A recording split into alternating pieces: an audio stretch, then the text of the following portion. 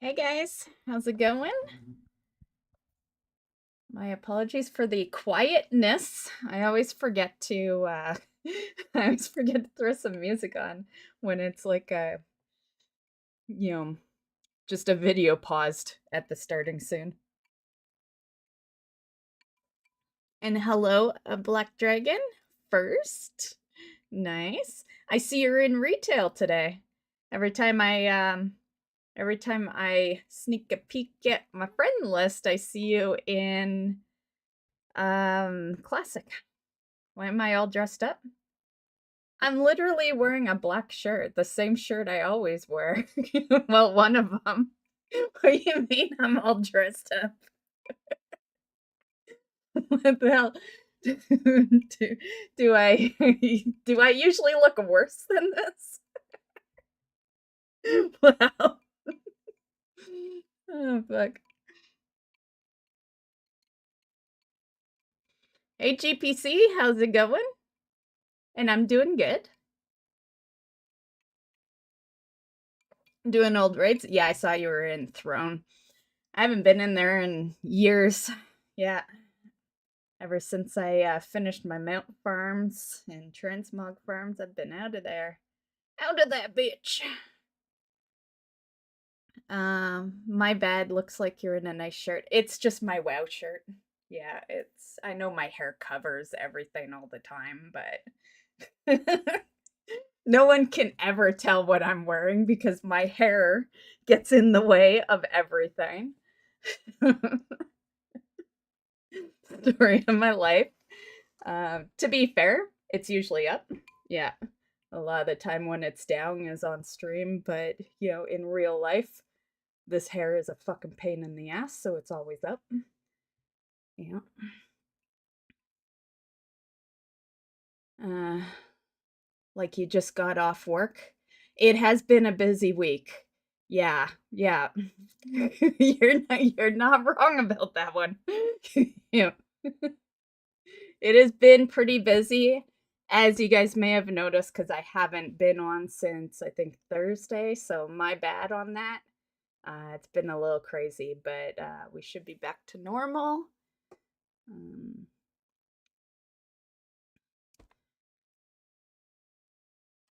I just got out of the first wing of Void Spire. The new raid's awful, just awful. Lagged out twice. Oh, yeah?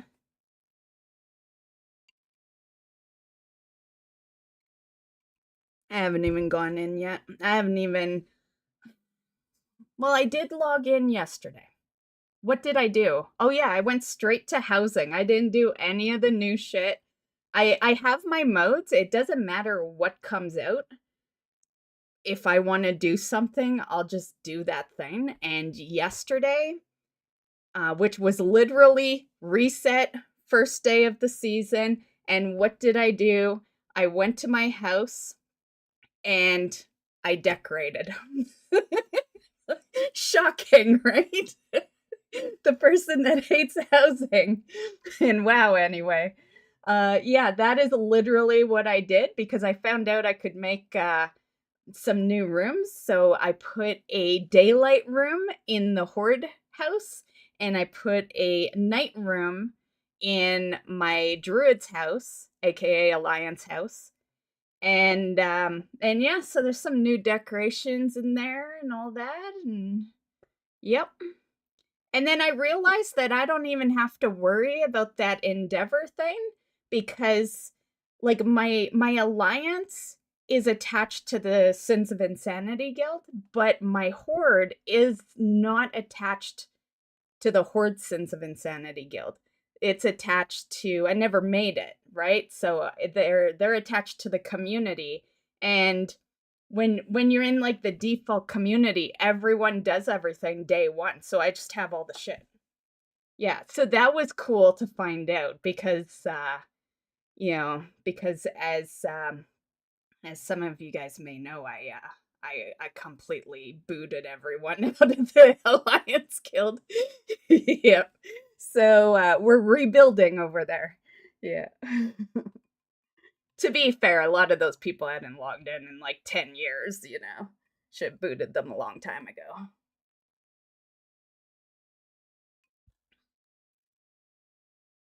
However, I met someone last week and they gave me some useful info, which I never thought about.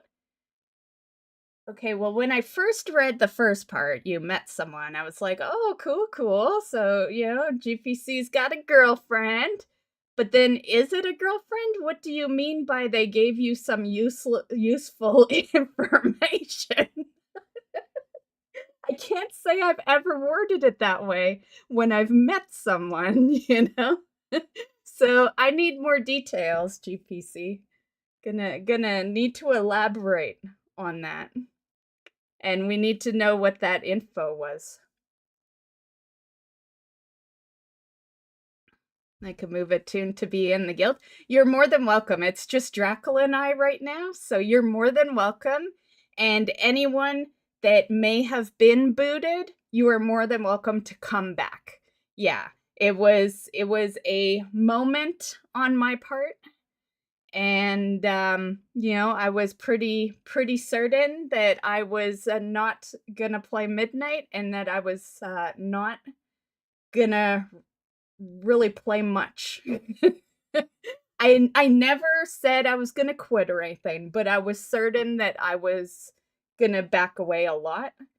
And then ultimately I decided, nah, like worst case scenario, I'll log in once a month, you know.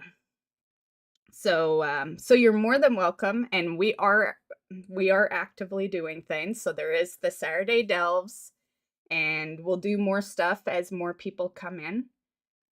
But yeah, think of it as an open invite, guys. Guild is called Sins of Insanity. You'll have no problems finding it. I did put it back up in the recruit. And it's hard to find if you're on Horde. I've noticed that with my own Horde characters. So you may need me to personally bring you in if you are a Horde character. But if you have an Alliance character, just join that way, and then you can bring your Horde characters in if you wanted to. Yeah. It's still a little iffy when it comes to the opposite side actually being able to find it in the guild recruit. So.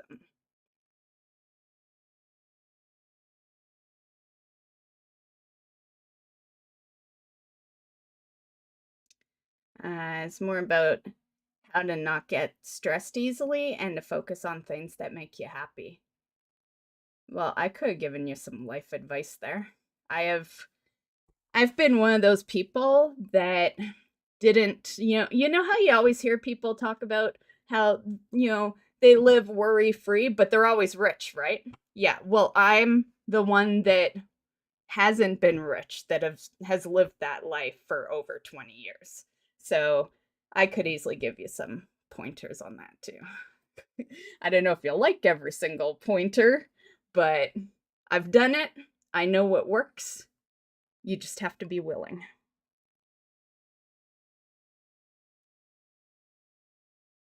And yes, lately I've been playing Classic because the pre-siege event is about to start in Mist. Oh, in Mist? My own expansion? No, just kidding. You missed out on the Mist? I don't know. I'm thinking on boosting a tune so I can get the titles. I should go over to what's the pre-siege event? Yeah, I should know. I played all this in when it originally released. What was the pre-siege?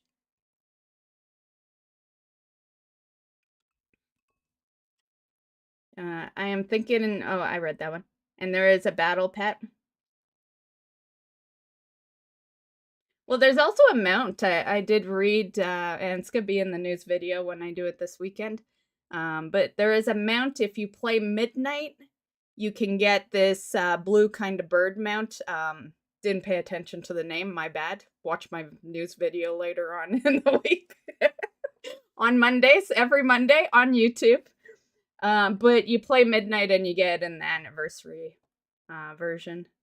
So, which only really, it's like, if you gotta do everything on retail, then I get it. But really, it's only good for people who play and the anniversary realms. So I wouldn't bother about it too much if you don't play those realms or classic at all. It was a talk at a place. Oh, almost like a what do they call those things? Inter what are those things when like someone in the family is addicted to something and then you all gather around and intervention? Yes, intervention. Was it like that? They also talked about relationship topics too. Oh, this sounds this is starting to sound bad. This is a whole this is starting to sound like counseling or something, GPC. But if it works for you, I've always been against counseling. Therapists can go fuck themselves. And yeah, never did it. Even through my 20-year depression, I was like, fuck you, not talking to no one. And it was the best thing I ever did. But with that said, everyone is different. Some people need a therapist, some people don't. Some people can do it on their own. So me, I'm the bury it deep and forget it fucking existed. Like that is the kind of person I am. I've had some really bad shit happen in my life, and I very much am the bury it fucking deep and move the fuck on. Yeah. And that is pretty much how I survived my very bad depression. Yeah.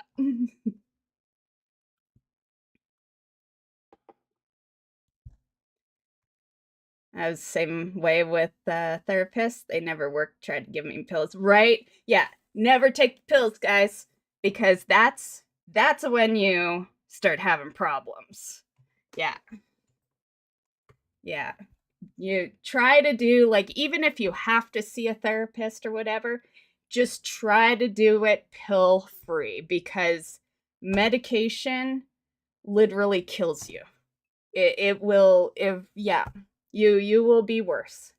So until you absolutely have to start taking medication for something, don't. Yeah. Yeah. That's why I don't even take fucking Advil for headaches. You guys have heard me say many times. I've literally sat here streaming with a pounding fucking headache. And I just wait it out. Yeah, I'm very much against medication. Doesn't matter how mellow or how severe it is. Nope. Nope. That's what I did, moved on. Yeah, you got to the thing that I've learned in life through my lovely years is that at the end of the day, the only person that the person that cares the most about you should be you. Like not even your spouse, you. And you got to take care of yourself and you got to make sure you're living the happiest life you can because while some people do believe that, you know, we come back as something else, I don't believe in that myself. I'm an atheist, um but I fully believe that you got one life and you know sometimes you might fuck up that life, but at the very least, you can end it happy. Yeah.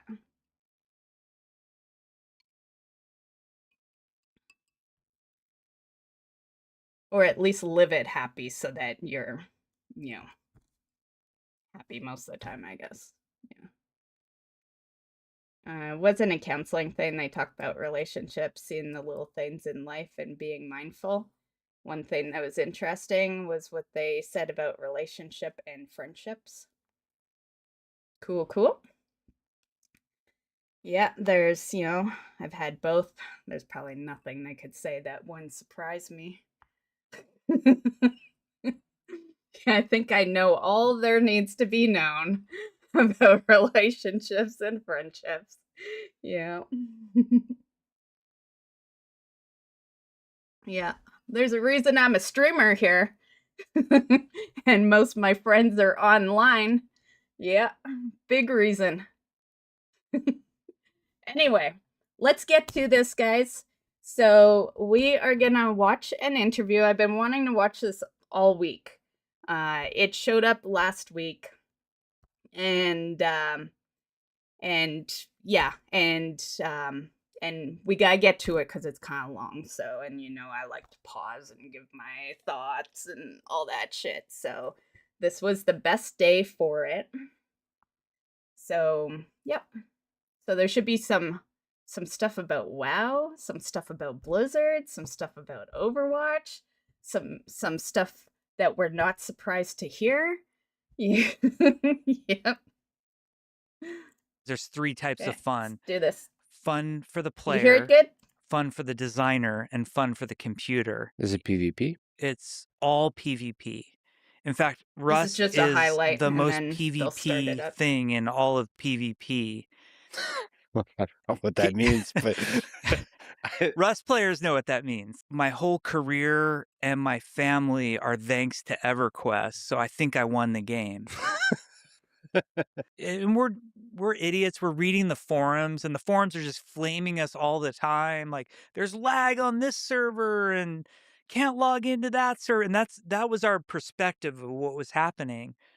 And when I showed up at that show, one of the most emotional things in my life, it was nothing but an outpouring of love. I had believed I would never work anyplace but Blizzard. I loved it. It was a part of who I was. And Yeah, I wanted to watch the whole thing because people have just been doing clips, and clips are okay, but no one clips everything. So yeah, I wanted to watch the whole thing to felt I was a get part of it. all the And I juice. literally thought I would retire from the place. I never thought the day would come. And that was it.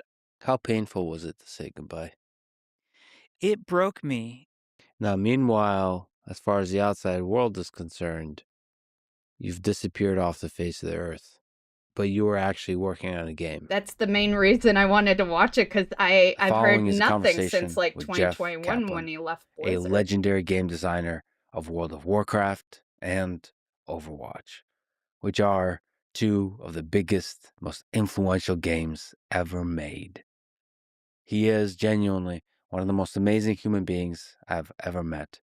In the many conversations I was fortunate enough to have with him, including while playing video games, he was always kind, thoughtful, hilarious, and still and forever a legit gamer through and through. Right. Of course, That's why he's always games quick were to so celebrate good the back incredible then. teams of creative minds he has gotten a chance to work with over the years. And they are truly incredible. Blizzard has created some of the greatest games ever made. Games that, to me personally, have brought me thousands of hours of fun, meaning, and happiness. From Warcraft to StarCraft to Diablo, WoW, Overwatch, and more. So for that, a big thank you to Jeff, to the entire Blizzard team, and to every creative... I heard a rumor that StarCraft is making a comeback. That could have been rumor. So I'm not confirming anything. But I did hear something regarding maybe StarCraft making a comeback. Yeah. So if it happens, then yeah. Then I wasn't completely full of shit. mind in the video game industry, given their heart and soul to build video game. I did hear about it. I didn't want to watch anything of it because I knew it's in here. So we will get to that, and I'll give my opinions once we get to that part. But yeah, I didn't want to. I saw a couple of clips, of course, which is what led me to wanting to watch the full thing. But nothing. I didn't watch anything on his new game. I wanted to be surprised Worlds that there. we fans get a chance to enjoy. This was a super fun, inspiring, whirlwind conversation, pun intended, with one of the most beloved gamers and Must game be because it's designers 5 hours, ever. buddy. Full of Must memes, be. lulls, wisdom, emotional roller I've coaster been trying moments, to and of fit it into course, my days for a Blizzard week video now, game buddy. lore. Like, Jeff left Blizzard in 2021 and has been secretly working on a new video game called The Legend of oh, California I didn't think that they'd I talk got about a it so chance to early. play with Jeff. It is incredibly beautiful. Set in the 1800s gold rush era of Like California. a Red Dead It's an open Redemption world type. online multiplayer game, part adventure and action, part survival, sometimes creating a feeling of loneliness and desperation, and sometimes just awe, watching the sun rise over a beautiful Oh, landscape. that looks nice. It's unlike any game that Jeff has ever worked on, and it's a game that I genuinely can't wait to play with all of you. You can wishlist it on Steam, join the alpha. I'm just gonna say, I think it looks great, and it'll probably do good if they, But does anything compare to the outcome of WoW? Right? Like nothing. I don't think any game out there being made in today's world is ever gonna have that kind of longevity on it. Like yeah.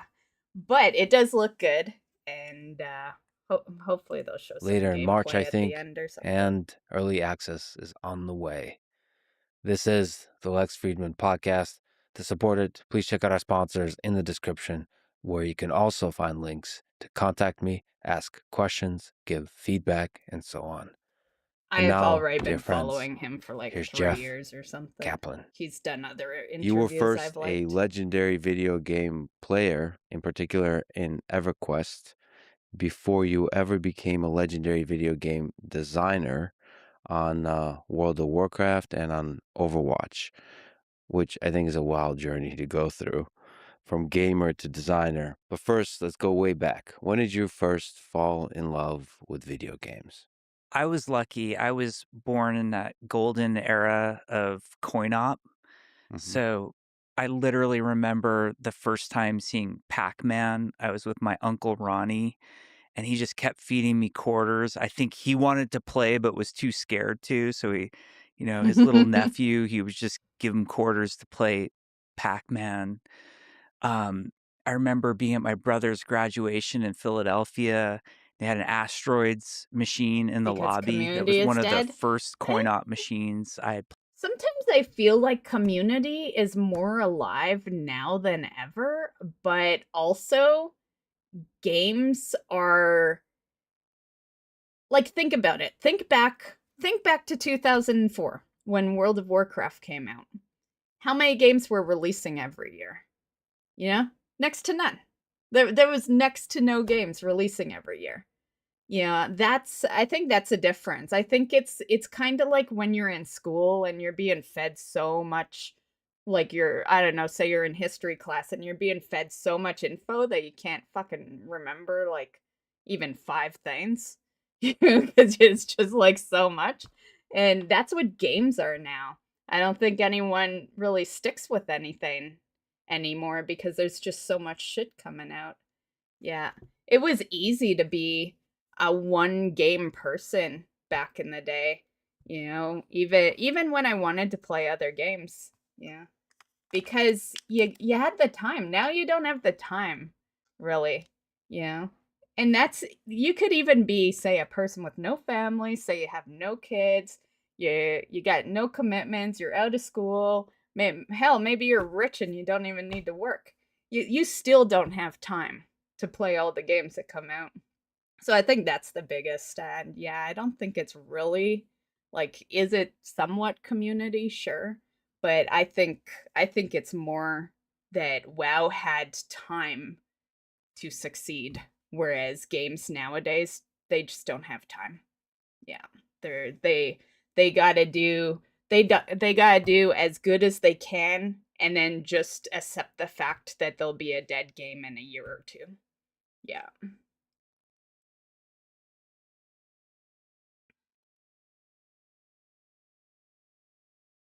Oh, and in the next 5 to 15 years, every video game and console will have the Blizzard model. You don't own it, and you have to pay a sub. See, that's why I like playing a lot of my older games. because, you know, I do own them. A lot of them are behind me, not attached to the computer whatsoever. Yep. So I very much buy physical still, and the shelf that you can't see that's right this direction, it's a more, physical DVDs, physical games, like, yeah, yeah, it's like not everything I have is physical, of course, but Drinking water is good for your body. Remember to oh hydrate. shit, that's a good Drackle just reminder. redeemed hydrate. Yeah, clearly alerts are not on here. Okay, I'll do your hydrate, but clearly hydrating. And hello, Drackle. Let me see where. Okay, where is. Okay, maybe it's not even on. Hold on, hold on.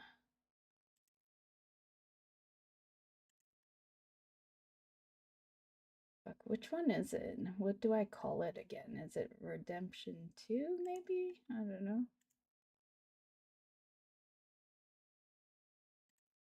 Okay, replay. It doesn't want to replay.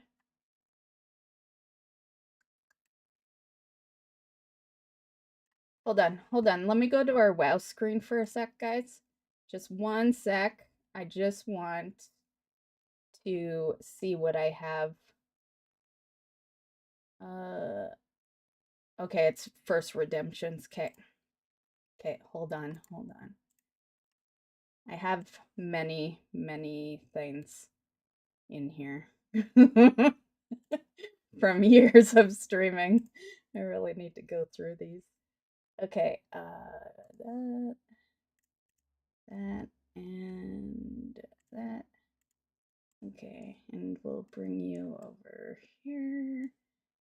Okay, see if we can replay that. Maybe it just doesn't want me to just do another hydrate, please, Drackle. So I don't have to go to my dashboard to replay. Clearly, they're not allowing it from my multi-stream panel. Drinking water. There we go. Remember Okay, to hydrate. could be bigger. Drackle just redeemed Okay. hydrate. There. Okay. Great. It's probably a little too big now, but at least it's visible. Okay. Hydrating, even although I technically got you to do that one. Okay. I know it's been starting, but even the free to play won't be. Well, we all knew that, right? Yeah. Especially with microtransactions. They've gotten so massive. Every game does that. That's why you gotta be leery of the free games. The free games are actually the worst ones, right? Because But WoW is really bad now because now we have housing, so heavy microtransactions, and you still pay to play the game. So, yeah. WoW used to not be one of the worst in my mind until they brought in the housing, because then that increased the microtransactions. Because before you'd pay to play, but there'd only be like a new mount or a new pet every few months. But now especially with the trading post, yeah, it's like 4 or 5 new items every month, and then now housing on top of that. Yeah, but back in the day, not like super back in the day like 2004, but like back, I don't know, maybe even 2020, it wasn't that bad, because you weren't seeing new stuff pop up consistently. Yeah. I didn't mind that way they were doing things. Yeah. Played as well. And my brother and we would try to get the high score, and we'd finally get it, but we had to go to bed early because we were little kids. And then in the morning, somebody else had like beat our high score.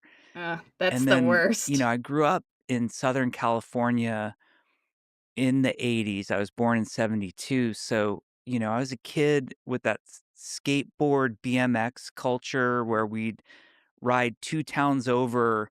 We knew all the pizza parlors and liquor stores and arcades, and we just lived in that coin op phase. That was where the love started. And then you started to see things like Pong. You go over to a friend's house, they'd have Pong, and it was just mind Right? blowing. Like we're playing this. Yeah, he's not that much. Yeah, me and you and I, proper English, you and I are born in the same year. So we are, yeah, we're, we can relate a lot to him, right? Like he's kind of, well, technically he's part of our same generation, but are you like me, Black Dragon, where you don't really feel like you kind of feel millennial, right? Do you?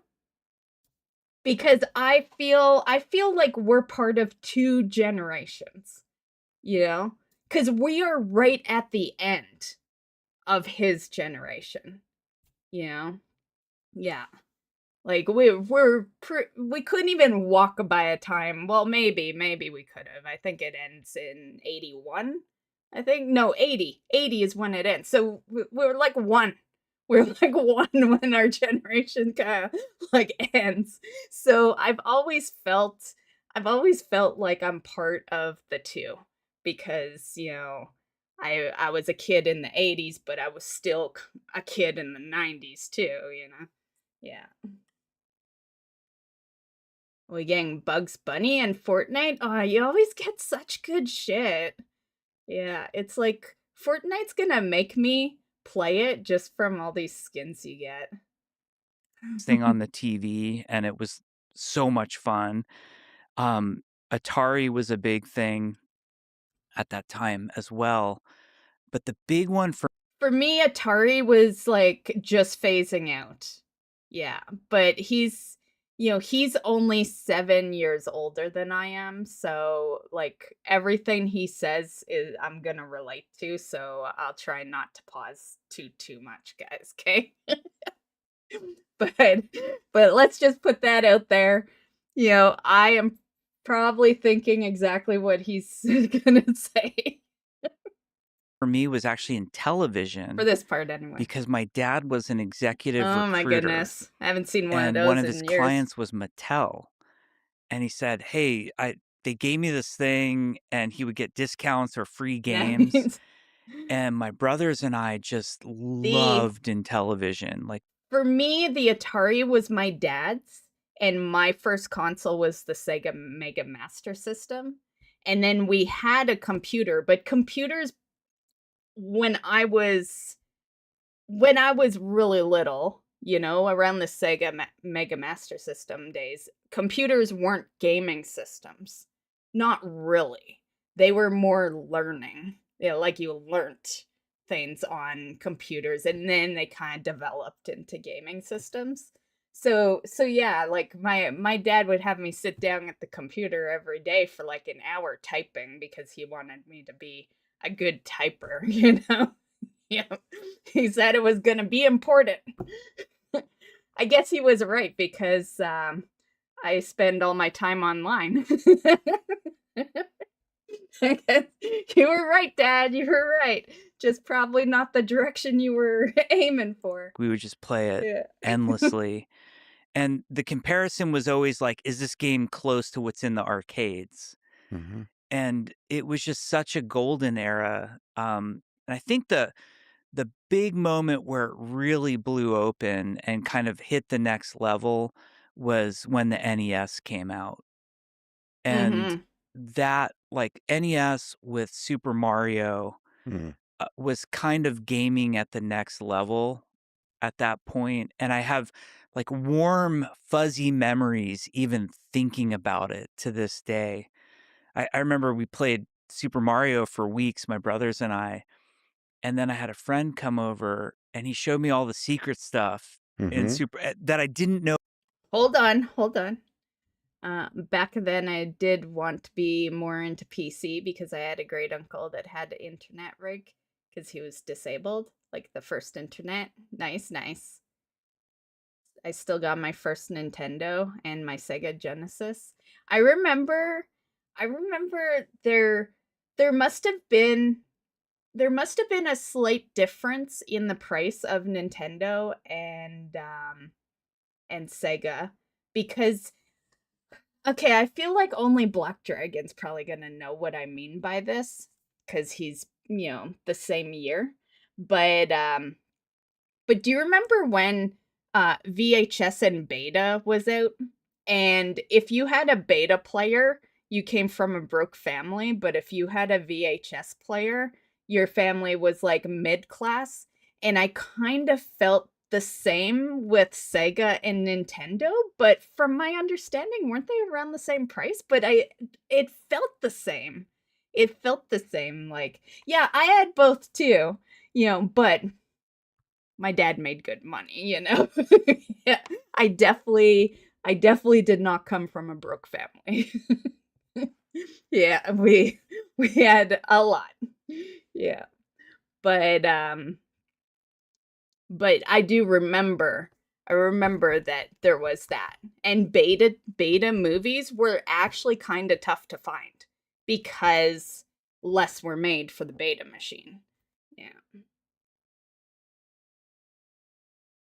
Nintendo games is cheaper than Sega. Oh, okay, yeah. That would do the difference then. The games, yeah, for sure. Existed at the time. And it was like suddenly the world opened up more and games could be more. Um, and then there was like a big PC gaming push that hit me. My parents ran their own business. Like I said, my dad was an executive recruiter, and they bought an IBM. And this is like when it was DOS before MS-DOS Mhm. Yeah. existed. And I was so disappointed because like other kids had the Amiga or the Commodore, Mhm. which, they were better for gaming than the IBM He's at the about to say what time. I just kind of And said. Yeah, just my in mom, another she aspect. really encouraged my brother and I. She bought us Zork. It was just Infocom word games, and where your imagination would take you. Like Zork holds a place in my heart I think few games will ever touch. It's a text-based game? Text-based game. You just type in "Go West," Yep. open Yeah, I mailbox, remember those and kind. but Okay. Yeah. it's that power of imagination. It's why the book is always better than the movie. Yeah, so you're starting to see these creations of worlds that you can navigate. Yes. You can step into this world and you can lose yourself in that world. Yeah, you're transported. You're living there. Was Zork popular? Zork was insanely popular. And then there was Zork 2 and Zork 3. The trilogy, Zork trilogy. I see it. And it was weird in like sometime in the 90s there was this era of what they called CD-ROM games. That's how they Yep. branded them.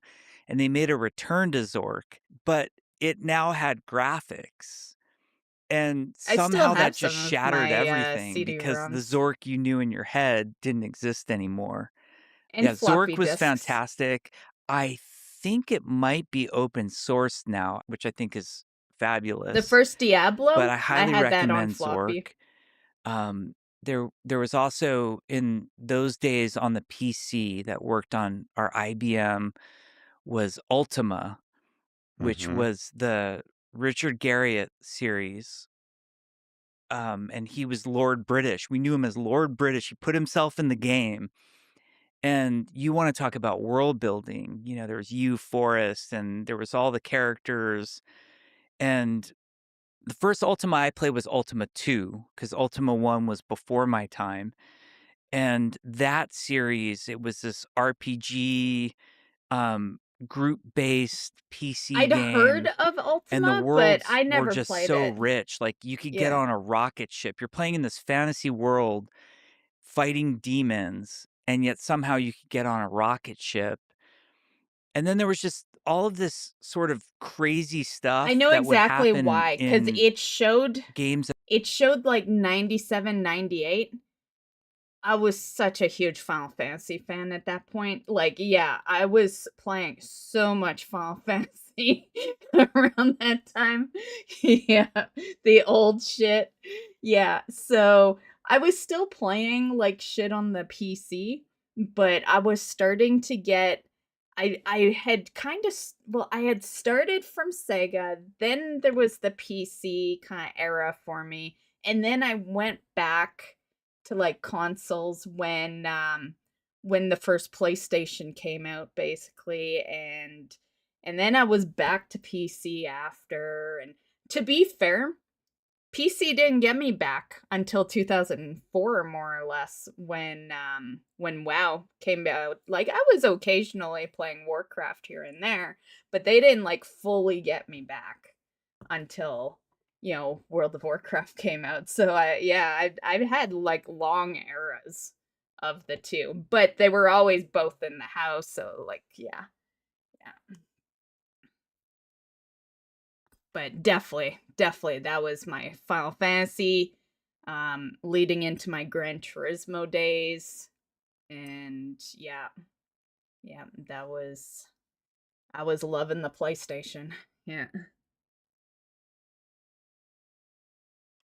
That are based in the world, like, there were bouncers in the towns and merchants, but if you really wanted to, you could try to rob these people or kill Lord British, that was Mhm. something that was super hard, and when you're just a jackass kid, you spend your time endlessly trying to do these things over and over, and Ultima was really a profound, kind of experience for me.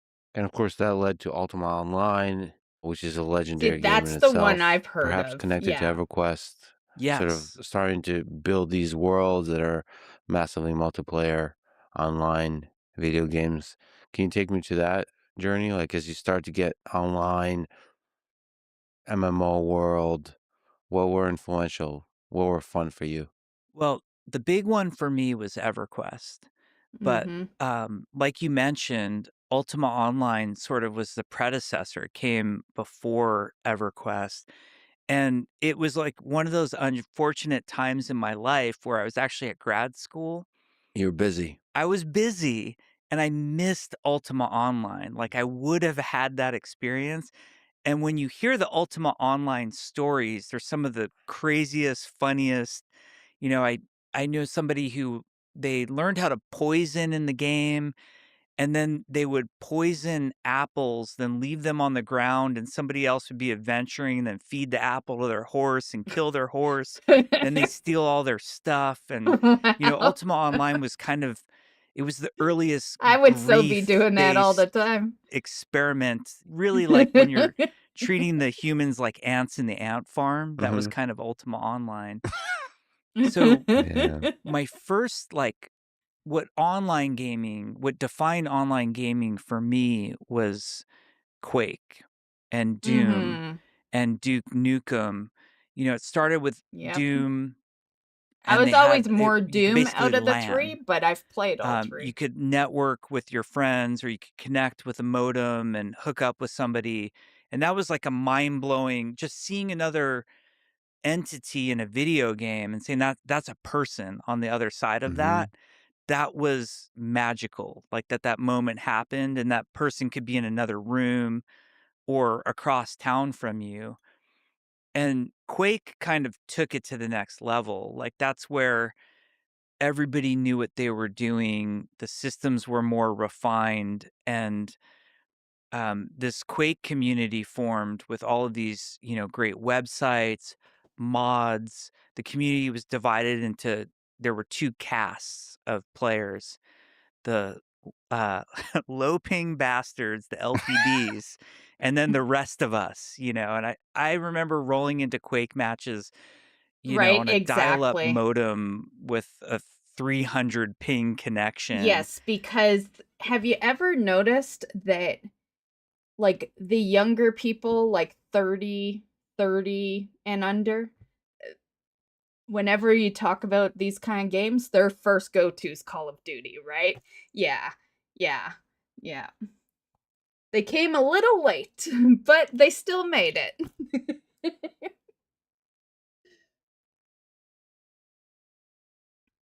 and I thought it was the greatest thing ever.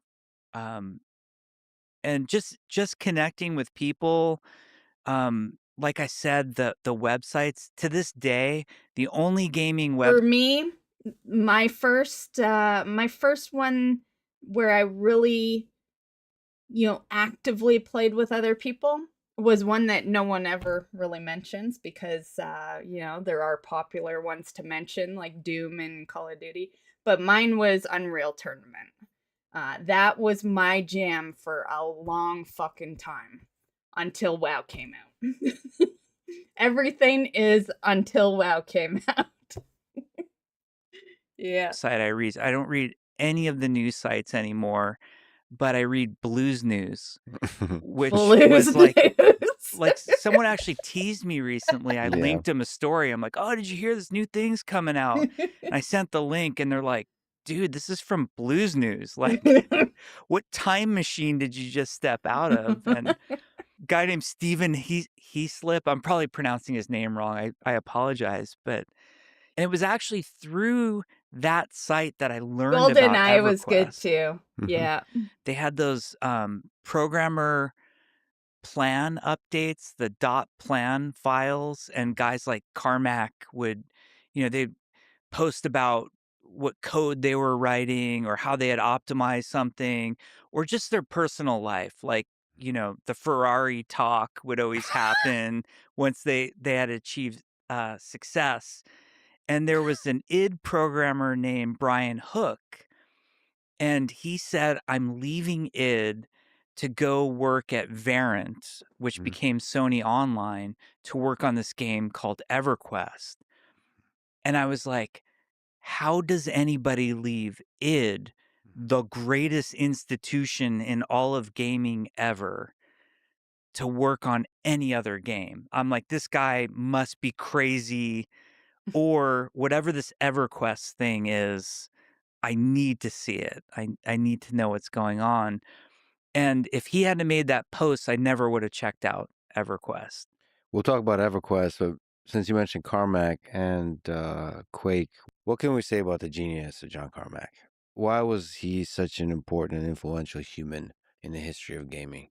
Those early geniuses at id, like I wouldn't be sitting here talking to you right now if they hadn't had the breakthroughs that they had at the time.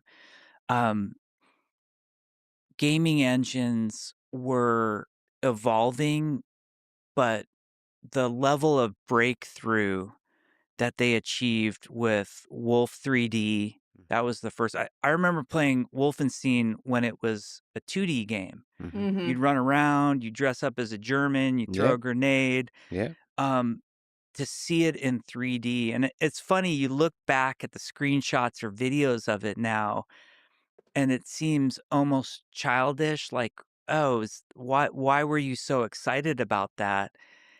I feel that so much because I have a hard time playing a lot of the games that, we played back in the day, but there is one that stays installed that I always return to, and that is the Doom 2 game. Yeah. Yeah. And I don't know how I'm able to still play that game because it's yeah. And you were transported. There was the Great game, don't intimacy get me of wrong, first person, but pretty putting old. the hands in front of you, holding the gun, being transported to Nazi Germany, but you're the hero fighting the Nazis. And then the evolution, like when Doom came out, I'm a Yeah. huge Army of Darkness fan, like one of my favorite movies of all time. And I was like, this is Army of Darkness, the video game, like give me the boomstick. Here we go. Yep, this is what I And the keep installed. graphical advances, but it wasn't just how the game looked, it was how it played. The Mm-hmm. smoothness kept getting better, the responsiveness, the sharpness of the gameplay. You have to credit id in those days and Carmack and Romero. Um, I as somebody who worked on an FPS, that wouldn't have existed without them. Credit where credit's due.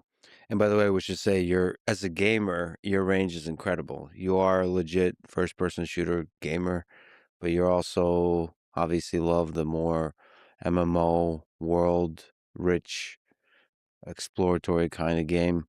So it's fascinating. But yeah, there's on the technology stack that brought something like Quake or Wolfenstein 3D to life.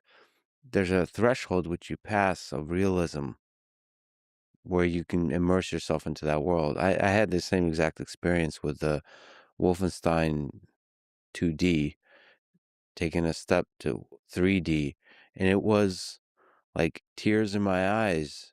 Like, this is incredible. Like, my memories of Wolfenstein 3D is it was like ultra realistic. It's silly to say now, but it Yeah. was a feeling like you're there.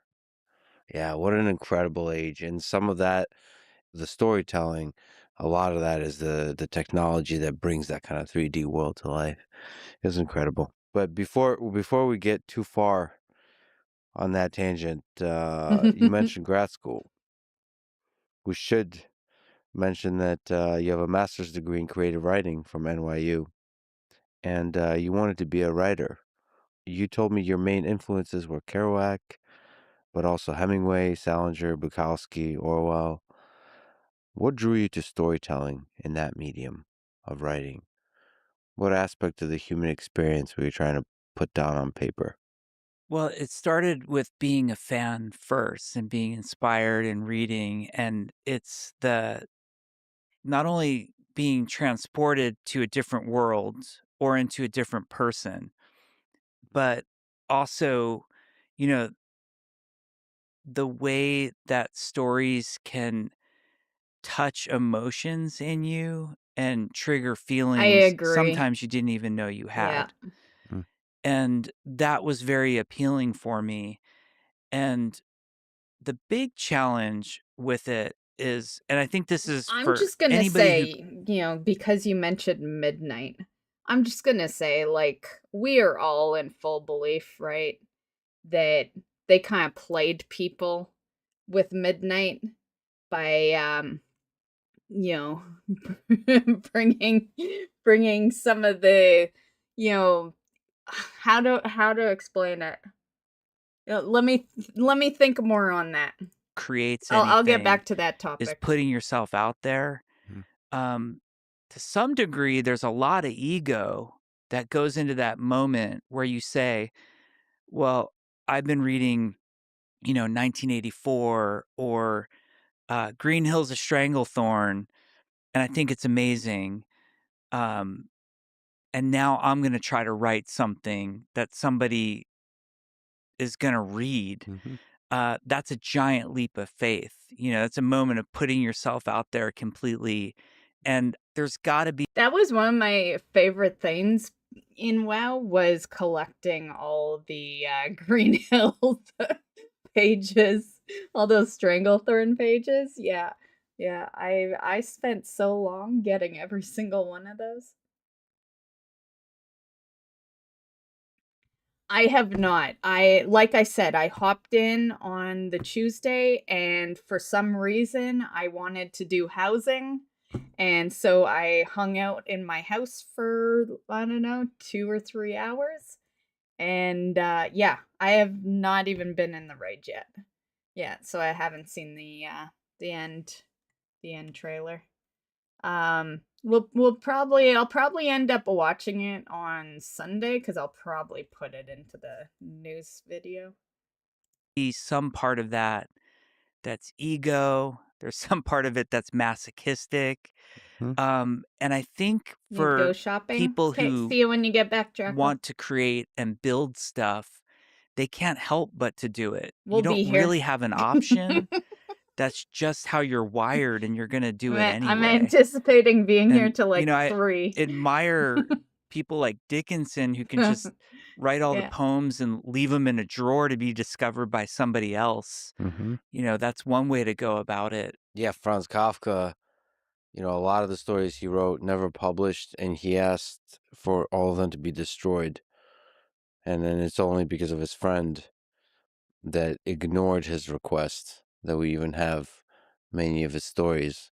So, like, to be that kinda, I mean, clearly there's some masochism there, some, tortured soul, Yeah. but then, there's also the ego, like you mentioned. I'm always entertained by the story of James Joyce, when he was, a young man, 18, 19, declared that he's going to be the greatest writer of the 20th century.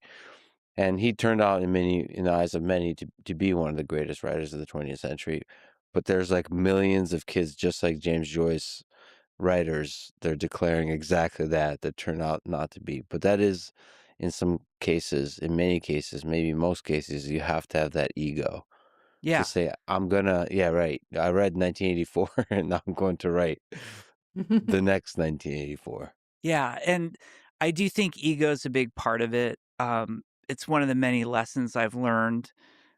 Hearing your Kafka story is funny because fast forwarding to how my writing career ended, Mhm. I literally threw away everything. I mean, in a dumpster. I used to keep copious notes, like journals, my writing journals, everything I ever read, every story idea.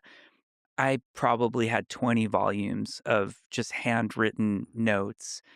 And then I also kept personal journals of just, to keep the writing habit up of just, what happened in my day, how I was feeling, all of I that. write in a journal. And then either digitally or typed, I had all of It my is to get my manuscripts anger out, but, and I threw it all in the dumpster. What was that decision? Do you remember that decision? What was that? What was that like to just take that part of your life and just put it in a dumpster? Yeah, it was I think it was necessary. It was necessary. This is like rationalizing it after the fact, which is easy to do. Yeah. But at the time, I think I was so broken and so defeated with failure that I needed the moment. It was like throwing in the towel for a boxer. It's that moment of like, I'm not going to win this fight and you need to move on from it.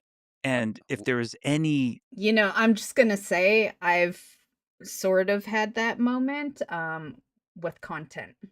Yeah, because it's been 10 years, I'll fully admit we haven't grown the way I intended, and I almost had that moment. Yeah, I had considered quitting it all once we hit the 10 year.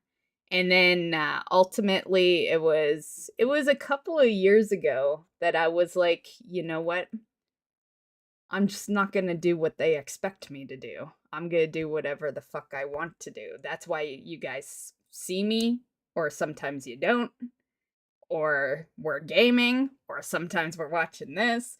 Yeah, that was ultimately, yeah, different because that's his career, right? But, kind of the same because, I was trying to build one off of YouTube and stuff.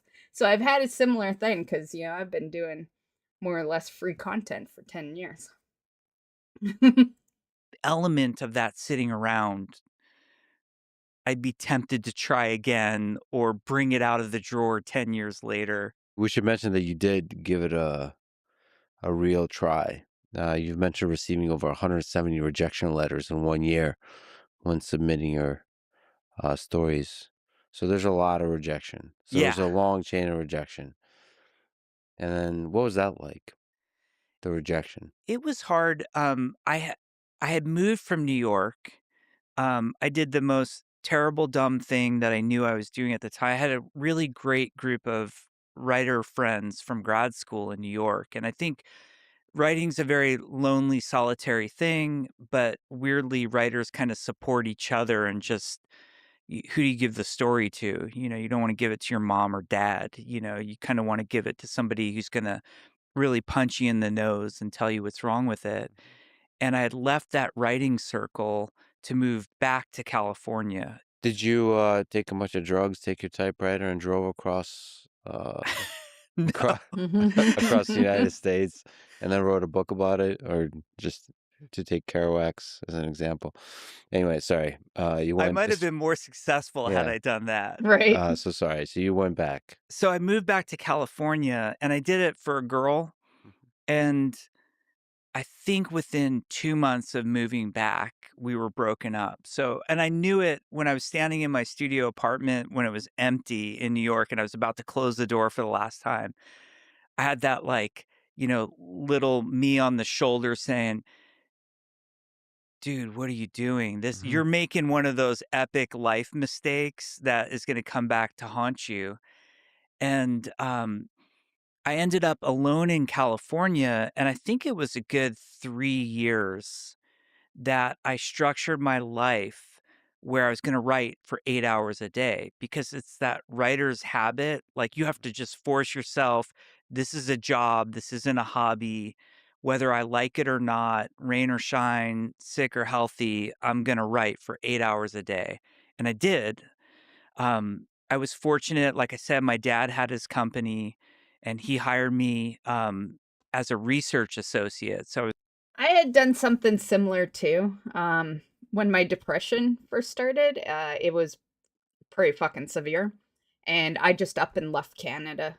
Yeah, that was when I moved to Colorado, and yeah, yeah. So I've, granted mine, I was not in any frame of mind to make decisions. Keep that in mind. I had a lot of bad shit hit me, and it was, like, right at the beginning of the depression, and, yeah, I had just, you know, just yeah, very very little notice. Yeah, one night I thought about it, and I was on the plane the next morning. I tossed my keys to a friend, I said, "Hold an open house, all my shit's up for for sale. Make some money if you want," and I was out. Yeah. And then, a couple of years later, I came back home and, rebuilt. Yeah. calling up generating name lists for a recruiting company. And I would take whenever there was East Coast assignments, I would take those so I could start at like 5 in the morning. And I created all of this space for me to write. And I had a dog named Jack Mhm. who was he was Jack Russell Terrier. And so everybody's like, "You're a writer. You named your Jack Russell Terrier Jack." I'm like, I named him after Jack Kerouac. It's Mhm. poetic and epic. And Yeah, of I just course. look like a dumbass. But Yeah. it was just me and this dog. And I was writing, all that time intensely, and this was, mid to late '90s, so even though internet existed, email was very primitive, and you had to send a manuscript off, like printed paper, Mhm. to all like, I was trying to get short stories published in literary magazines, and you had to send, envelope with return self-addressed stamp, so it was expensive too, like, if you didn't have money, you were just there was a cost to it, to Mhm. every single one of them. You had to pay for the rejection letter that you would eventually receive. Yeah, and the, like, Right? big thing that you were hoping for was that the editor would write you a note with the rejection letter, like, um Keep going. yeah, and you'd, like, cling on to this, like, it was like, "Oh, Glimmer Train said, showing promise," and you just hang on to that for like a week, pretending like that was but it was just soul crushing. And I really stuck and I became more and more isolated. Part of that was leaving that group of writing friends in New York. I'm prone to just introversion anyway, the type Yeah. of person I am. Breaking up with the girlfriend at the time, I just sort of fell into that world of, like, all I was doing was writing, and, And it failing. it broke me, like, I went into very deep and heavy Failing at depression, writing and I drank too relationships. much, I really had a problem with alcohol, and all of those things compounded into just deep, deep depression, and, I don't there wasn't like a magic rejection that broke me, that would have been epic if, Mhm. like, someone out there is like the dude who Right? I'm the dude who broke Jeff that one day. Right, the thing that breaks you is the thing you're not expecting, you know? It's yeah, you just have enough one day, that's the thing that breaks you. Yeah, it's not really anything that you predict. Yeah, that's how it was for me. Yeah, and it took over 20 years for it to happen. But Yeah. I just had a moment where I said, "This is gonna destroy me." Um, and, like, I don't wanna be discouraging to anybody because I really do believe, like, you hear it so much, like, you have to work for your dreams, never Yeah. give up, like, we're trained this way, like, never give up. Yeah, you know who says that? People who either 1, got their dream, or 2, in today's society, they lucked out, became rich off of next to nothing, and they're just living their dream because they lucked out. Like, those are the people that use that line. It's kinda like the line, you know, "You'll never work a day in your life if you're doing what you love." Love that line, don't get me wrong, but not everyone is fortunate enough to be able to survive off of the thing they love, you know? Like, a lot of the time, the thing you want to do is not the thing that pays well, you know? Or it's the thing that, you know, you have to hunt down each fucking gig, you know, to get your next source of payment, shit like that. Yeah. Yeah, I love that line, but it pisses me off at the same fucking time. The universe actually, maybe not the universe, a group of editors at literary magazines across the United States was telling me it was time to give up as a writer, like, I wasn't cut out for it, Never give up. and, I stopped. Sometimes, closing a door is required. Me, I wish, buddy. Like, it panned out for him in the end, but the reason we're still here is because I can't stop. I am so fucking persistent that it does not matter if we fail or win. I will continue to be here because that's my work ethic. That is me in a nutshell. Like, yeah. Yeah, that's why you guys continue to see YouTube videos and, like, legit, I don't make anywhere near the amount of money that I am putting in. Like, my time, everyone's time is valuable, and yeah, and I'm still here. Yeah. So, sometimes I wish I was kinda like Jeff and actually give up, For another door to open. That's one of the Yes. hardest things to do is to walk away. Yeah, and I right? think rightly so, our parents, our coaches, our mentors train us not to give up. Mhm. And I think a lot of us take pride in that I'm never going to give up. I'm going to do this come hell or high water. And sometimes there's that reality, especially when you're now in your mid 20s, where you have that moment of like, am I really going to be this? Like, am I ever going to sort of find the light here? And maybe, and it's so hard to have this moment. Maybe this isn't my calling in life, especially when you don't know what the next calling is going to be. God, it's so painful. It's because you've invested so much of yourself, of who you are, of the dreams you've had, of this just whole conception of yourself, Guys and you're watching yourself guys slide making me down in depressed. terms of becoming isolated, suffering more and more, and then you have to somehow figure out how to get out of that. And it is true. In that situation, the way to get out is the dumpster, is to Yeah. cut it off. Is there Mhm. advice you can extract from that? There's a lot of young folks who are in that same situation. Yeah, I this is one of those hindsight things where, having gone through it and ended up okay on the other side, which you don't know at the time, when you're a young person in your late teens or early 20s, there's so much pressure on you. And I really think adults don't help. Every time you run into the younger nephew or whoever and you start to say things like, "Oh, what's your major? What are you going to do with that? What do Yeah, you want to be?" It's such bullshit to do to a human being, yeah. you know? You're so lost in the world. I mean, most of us are lost our entire lives, but especially in your 20s, you're lost. So questions like, yeah, what are you doing? What's your major? What's the career and so on? That's not the point, man.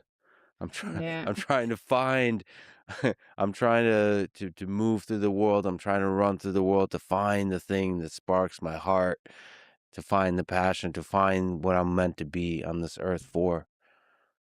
And they're really, I mean, that is a real hero's journey of searching as a young person. That's a real, like, all the adults with their wisdom, they've stopped searching often.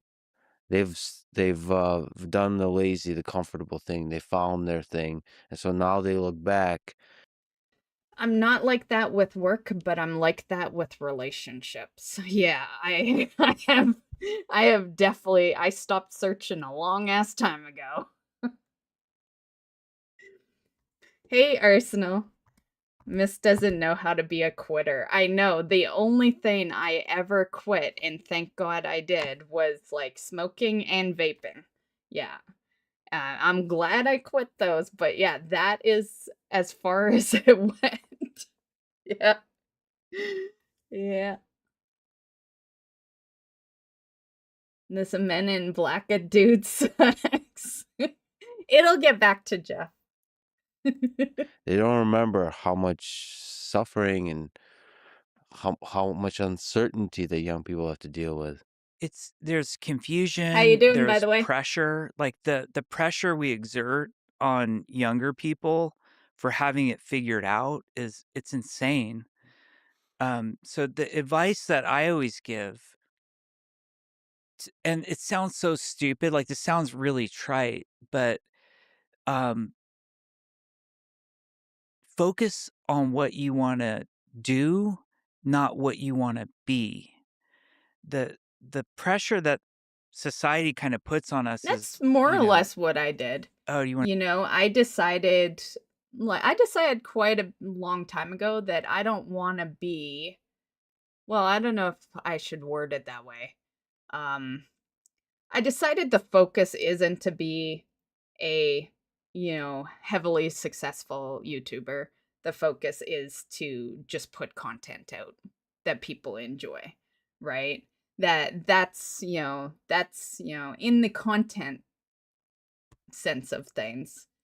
And yeah, that's how I've been. So similar, I have some, you know, other jobs that kind of were similar too, but they were when I was younger. to be an astronaut? Do you want to be I guess he's kind of mentioning off, yeah, because mine, my I went to college to be a nurse, and like I'm not a nurse anymore, right? So you make your, yeah. I don't know if anyone sticks with the first plan.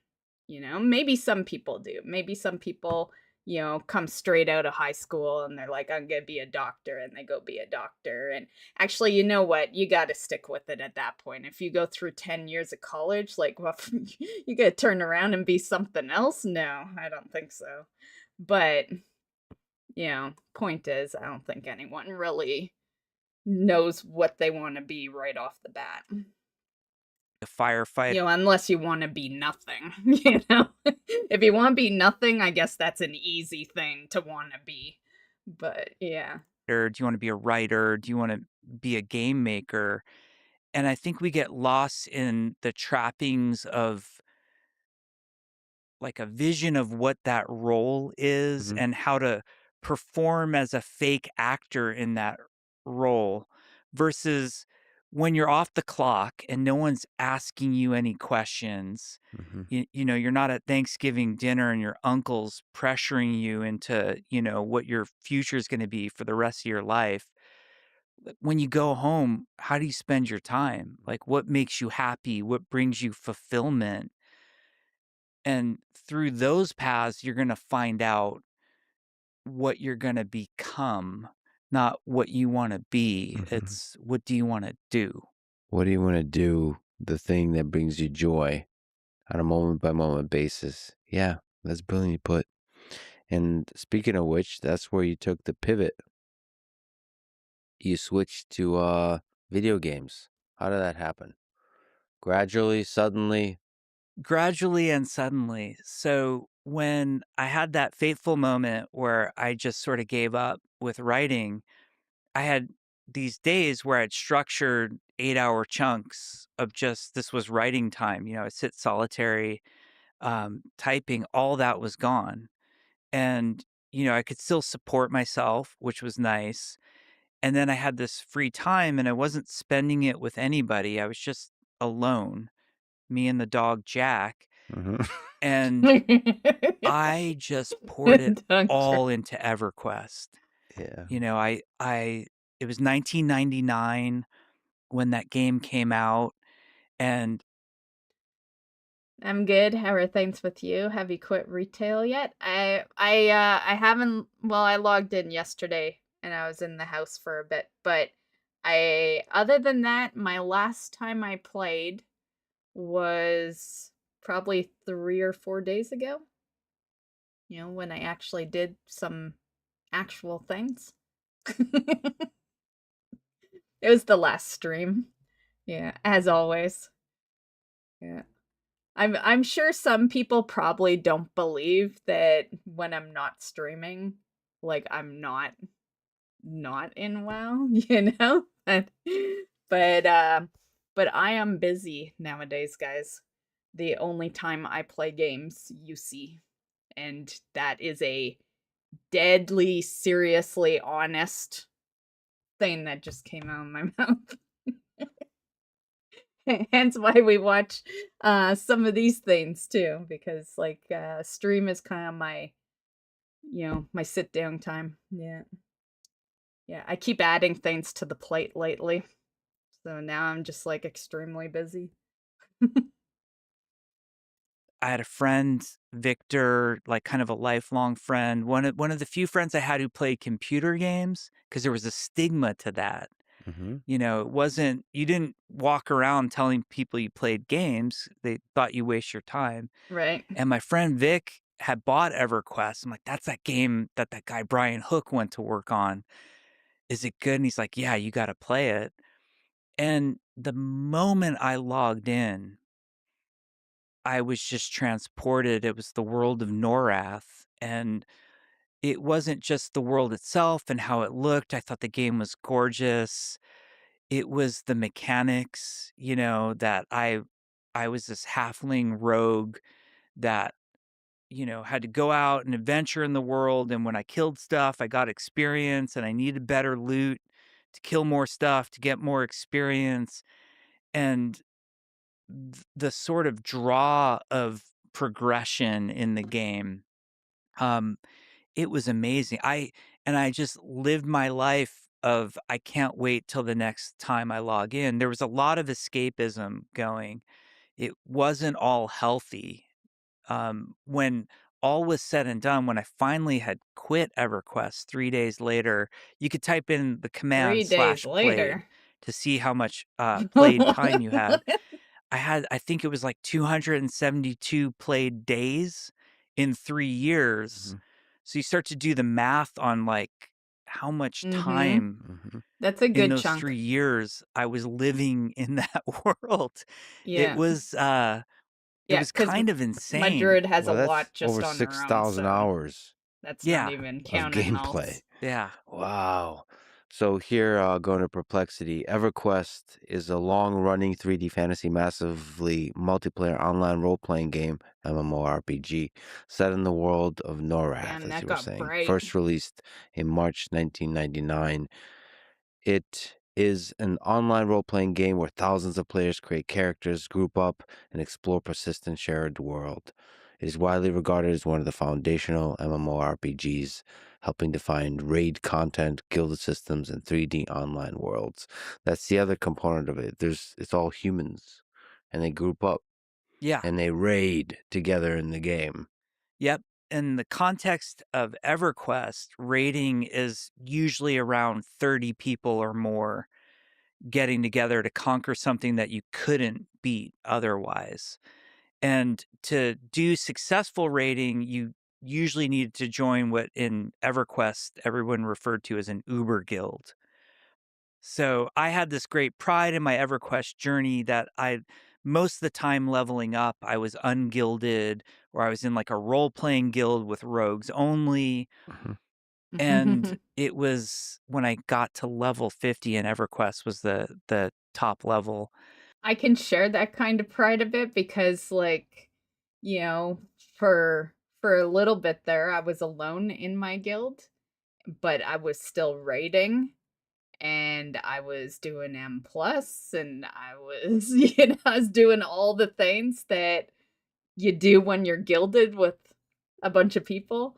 Yeah, so and I took great pride that I was, like, doing decently high keys and, rating at least heroic, without it was just me. It was just me in the guild finding people to raid with. Yeah, yeah. I got invited into this guild called Legacy of Steel, which on our server was the top. Every server had a top guild, Mhm. and I was on a server called the Nameless server, and the top guild was Legacy of Steel, and the thrill of getting 30 people together to go see if you could beat, Nagafin, who was the fire dragon, or Vox, who was the frost dragon, and needing perfect coordination to pull it off. It was insane how fun, like, you would literally scream out, you're alone in your room at home, Mhm. but you felt like you were there with these people, and you would audibly cheer out when you won, and you'd feel depressed when you lost, and it was a game of high highs and low lows, and it did everything right. It was amazing. So that was a big leap for you to go from the proud lone warrior to a member of a guild, Uber guild. And then there's that epic story of you rising to the top to become the leader of The this Uber leader. guild. Yeah. So organizing people in an online game like EverQuest is like herding cats Yeah. because everyone has their own will. Some people are loot motivated. Some people want the guild to do well. Some people are just lonely and want people to hang out with. And Mm. there was also a lot of depression in the EverQuest community. It was something I suffered with, but a lot of people, anytime you're feeling sad or down, you're looking for escape. And Mhm. one of the great things video games brings us is escapism. Mhm. Yeah. And escapism isn't always bad or negative, Mhm. but when you sort of abuse it to Yeah, I escape was your gonna real life say problem. I was gonna say I have definitely in my life taken gaming as an escape a little too far a lot of times. Gaming is great. I love it. I have spent my entire life gaming, but when you are in like a serious depression, it can be kind of a bad thing to go too far. I will just say that there's there's a border, There's a certain limit. Yeah. It's bad and negative. So there's a mix of pain and darkness that pain can manifest as all Yeah. part of this community. Yeah. And what's weird is you enter the cycle where being with the other people gives you camaraderie and relief and makes you feel like you're not doing so bad in life. But you can quickly enter a cycle of, but then you're withdrawing from life and it makes you feel that way more to where you can only get the fix from the game at that point. So It's psychologically, there's a lot going on there. And so you had to work with all of that. You have to get a bunch of people together to do a raid who are all human beings going through complicated psychological journeys of their own. Some are talking shit, some are just quietly lonely, just looking for some loot. In the late 90s, everyone was talking shit, you know what I Yeah. mean? Like, the gaming culture was just a different thing back then, Yeah. but it was a great group, it was super fun, it was people from all walks of life, and to coordinate these people.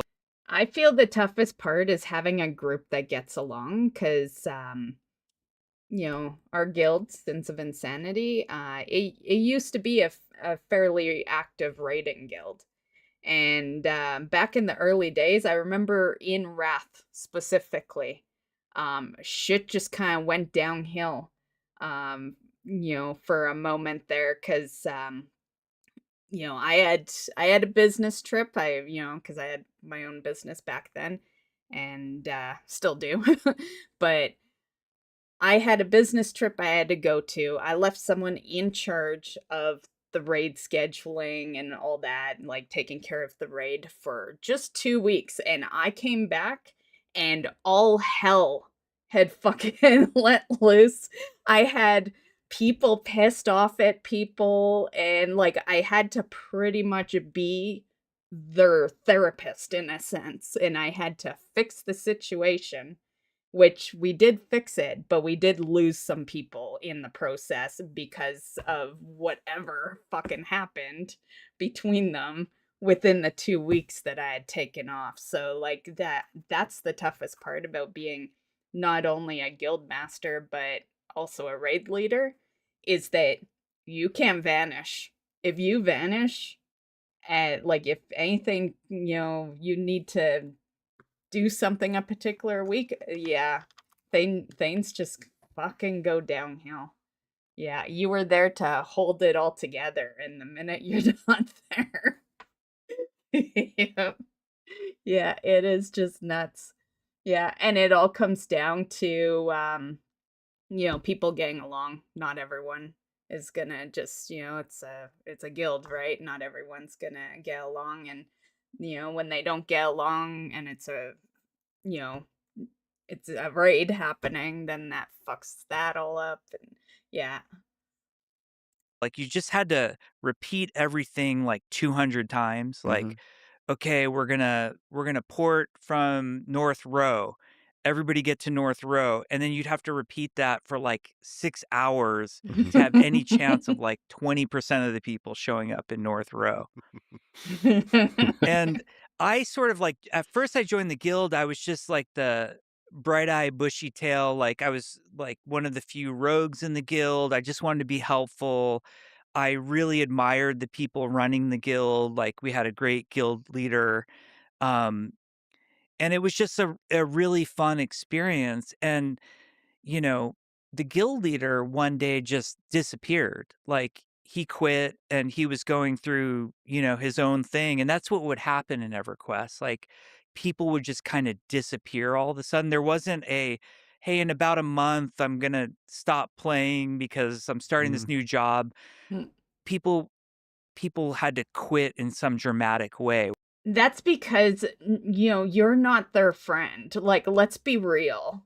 Like, that, I feel like that still happens today at there are some people that you do end up being more a friend basis with, but if you aren't one of those people, they don't give a fuck. If they don't want to raid that week, they're not going to show up, and if they don't want to do anything with the guild for like 2 months, they're not going to do it. That's another reason why I was a big fan of the GDKP system, because it filtered those people out. You knew who was committed and who wasn't. It was one of the biggest reasons I liked that system. Yeah. But at the end of the day, and I say this as someone who has been, basically, well, I've been a guild master since 2006, and raid leader's been kind of off and on. It's always depended on our guild activity. But you know, as one of those people, you just, you know, you're winging it half the time, you know? Yeah. Yeah, and you just can't expect people to be reporting in. Like, even you know, I schedule things because of being the guild master and stuff, but I I hate how much I schedule things. But I'm such a scheduler, right? Like, you guys know the upcoming streams, you know, you probably know roughly when a YouTube video is gonna upload. Like, yeah, I'm just definitely a scheduler, but not everyone works that way, right? Not everyone's gonna follow a schedule where they just in a video game, you know? disappear, and basically our guild leader stopped playing. Did you miss them when they disappeared? Like, we should say that. I think it's wrong for the guild leader to, you know, there's a reason that I had just booted everyone out of the guild. I didn't want to just vanish on people, right? So so that was my way of doing it, right? It was my way of saying, "Hey, go join another guild." But but yeah, to just up and leave and then the guild has no idea if you're coming back or not. Yeah, like I don't agree with that at all. WoW isn't a paid job. I'll show up when I want. Exactly. And you can't expect someone to not be like that because, you know, gaming is for fun. It's, you know, it's not supposed to be like a job. Unfortunately, rating and, well, not really M plus. You can just wing M plus for the most part. But rating specifically, it does require a schedule because you have to like set up a day so everyone knows to appear. But I feel like they've been doing a little better. It's easier to pug a raid nowadays. So they are starting to do better where you don't need, as bad as it sounds, the guild to do things, you know, unless you're doing mythic. If you're doing mythic raiding, you need a guild or at least a pug group that's in voice, you know, or a community guild or community raid or something. But for the most part, I think, you know, at least where World of Warcraft is concerned, I think they've understood that over the years. Yeah. It's like, it was fun back in the day, don't get me wrong, but doesn't mean you have to, you know, not everything has to stay the same. Most of the people, maybe all of them, were anonymous, so you just have a Yes, username and you don't really say who you are in real life. absolutely. In those days, there was a great stigma to mentioning your any real life info. You just kind of Mm. kept it all I'm really still close to like your that. chest, and you never knew who was male or female. Yeah. You kind of assumed everybody was male, Safe Mhm. and assumption. then it was a surprise if they were actually female. Yeah. Yeah. Like my wife, for example, that's how I met her. I always pretended, you know, because I wouldn't like intentionally pretend to be a guy, but I just would never tell them, right? I'd just be, you know, gender never came up, you know, and like he said, they would just assume you're a guy, and I would just never tell them any different. It was a while before people even realized I was a girl in the guild and stuff. A lot of people thought that was a guy running the guild for a while. It wasn't until we started raiding and stuff that, yeah. Although some people knew right away because I've been playing since 2004, so I was in voice in raids back in 2004. But yeah. WoW will always be a solo game to me. I operate off my own schedule. I think WoW's just solo now. Yeah. Like, of course there is some sort of content that you need a group for, but it's more like we got follower dungeons now. Yeah, they're building it up to be more and more soloable. Yeah. I think it's because they know they know they killed it. Yeah, they know they killed that game, and they know that the only people that play now are people that collect, and you don't need a game to be multiplayer to collect items. You know? Hello, Animal Crossing. Hello, Disney Dreamlight. That's pretty much what WoW has become.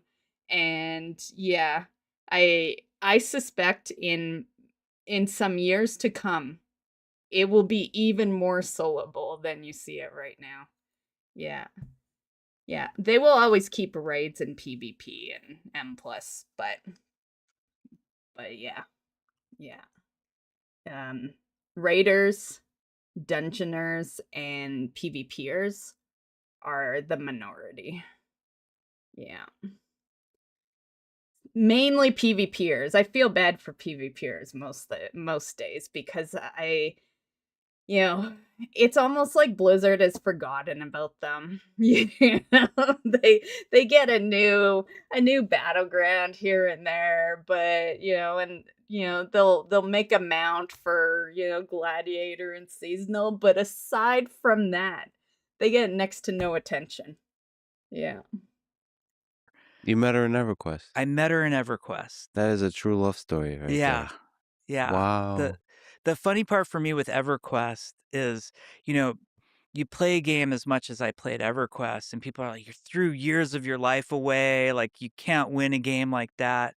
And I'm like, "I don't know, like, sitting here today, my whole career and my family are thanks to EverQuest, so I think I won the game."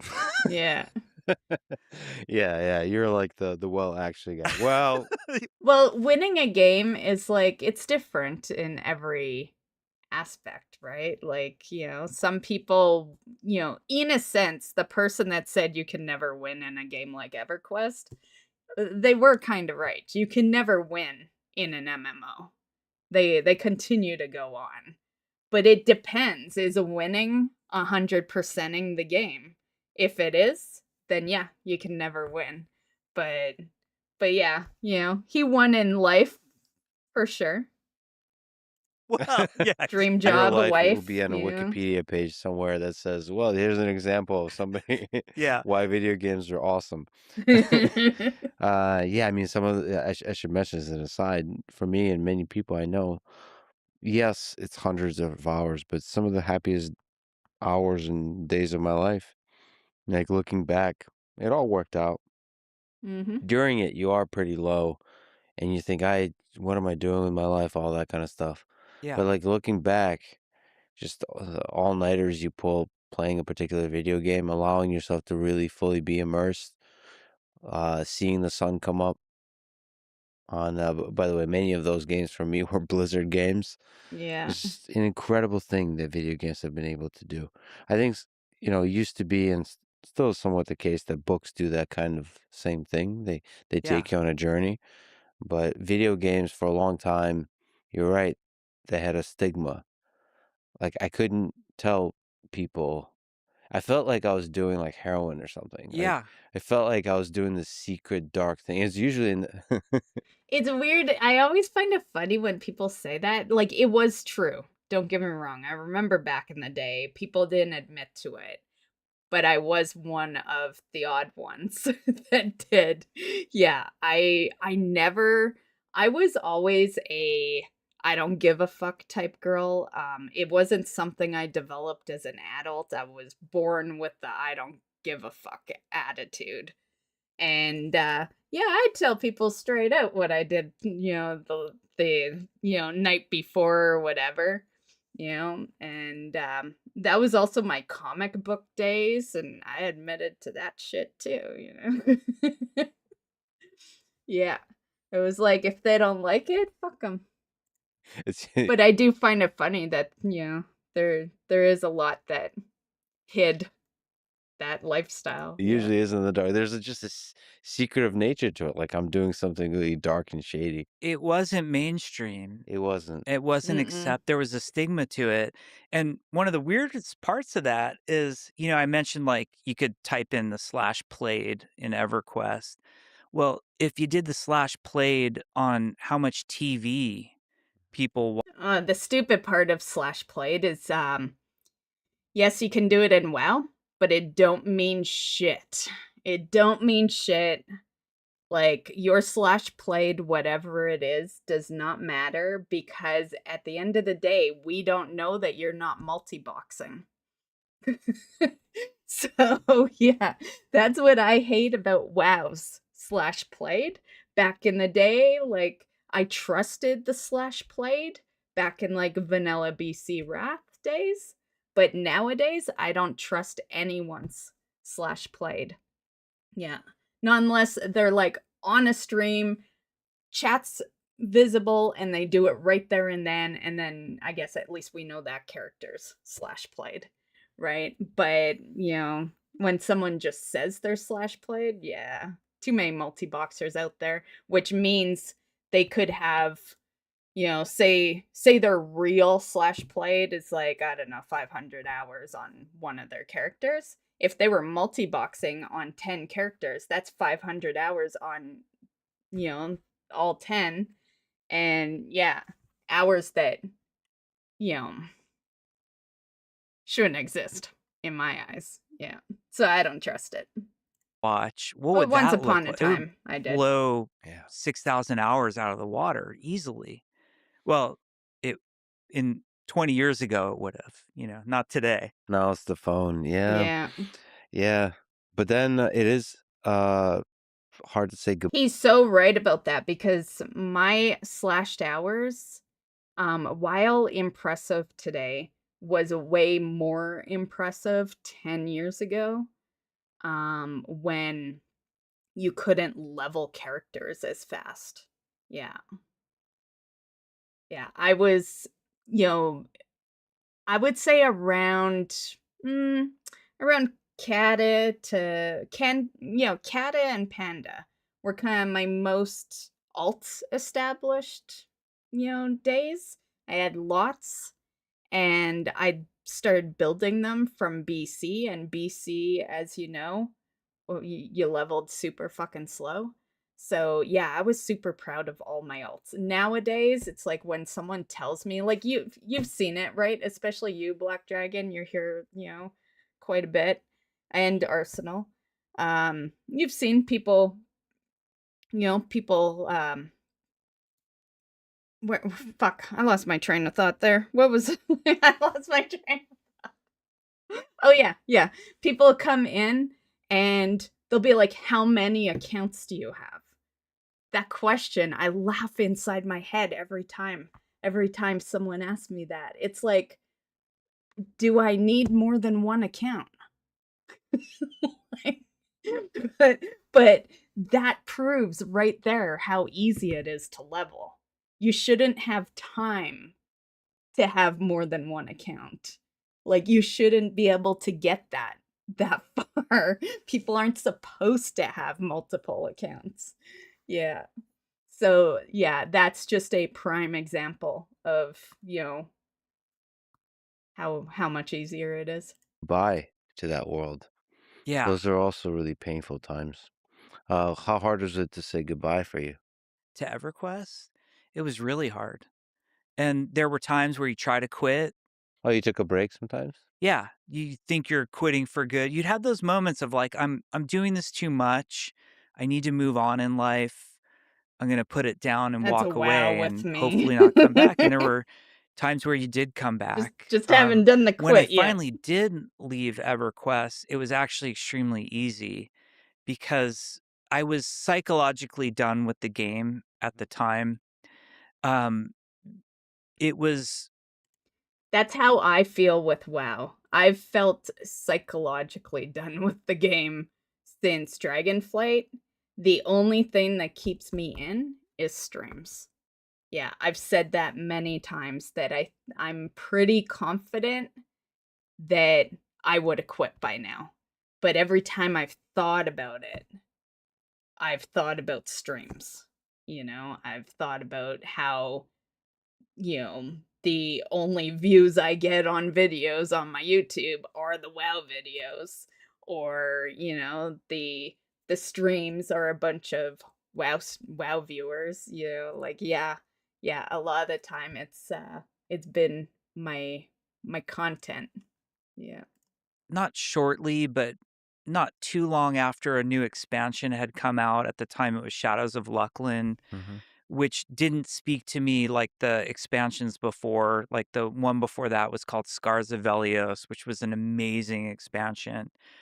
And I had gotten the job at Blizzard, and I guess I'm just an obsessive person.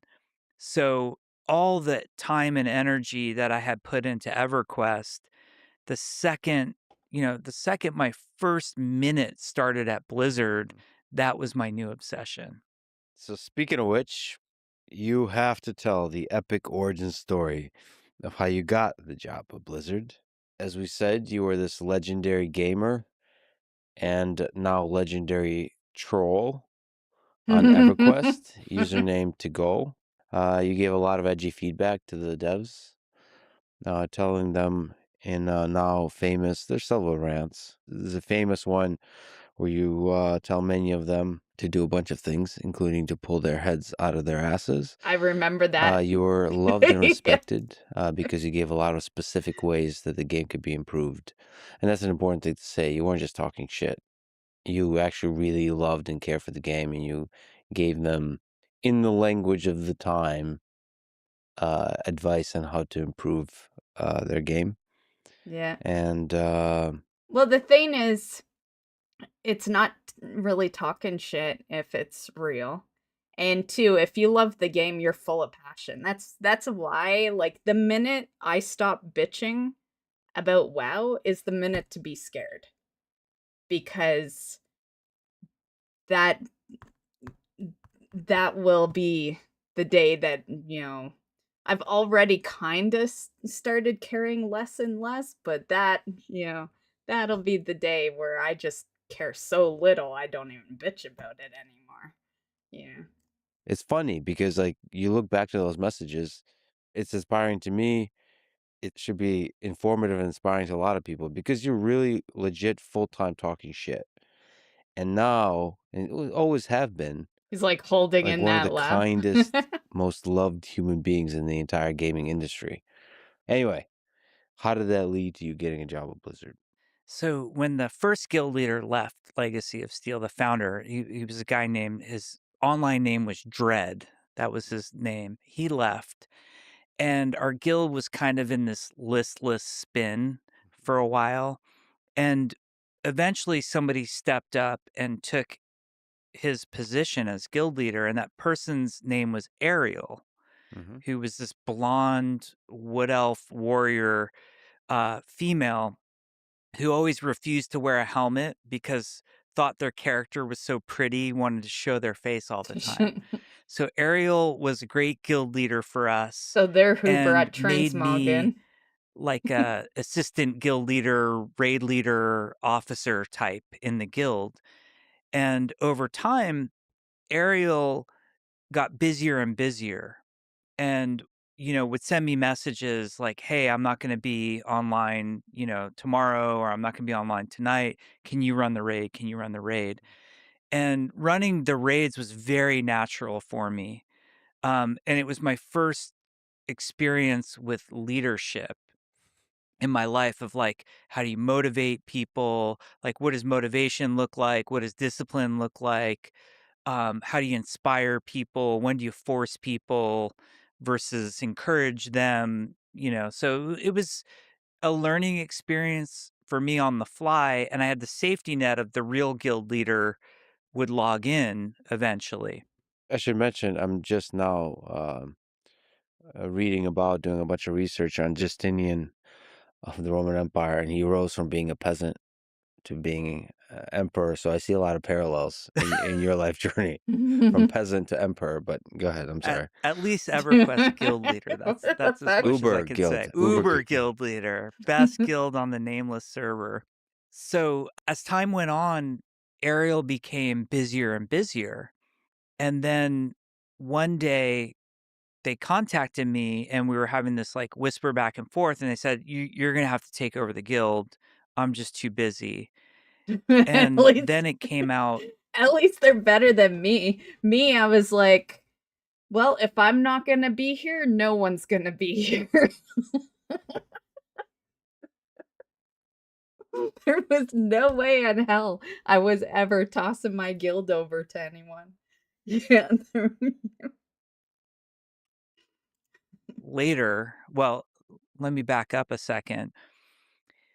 I started fooling around, like, around this time, Half-Life 1 had come out, and with both Duke Nukem and Half-Life 1, one of the incredible things that those companies did back in the day was when they shipped the game, they shipped the editor on the CD, Mm-hmm. and if you were curious enough, you could, like, fire up that editor and fool around with it. So I made a Duke Nukem level, and you'd send it off to, like, those UK programming magazines, and, you get excited because your level was in, some random magazine, and then I started making, like, Half-Life levels, and Ariel had stepped down as guild leader, I had become guild leader, Mm-hmm.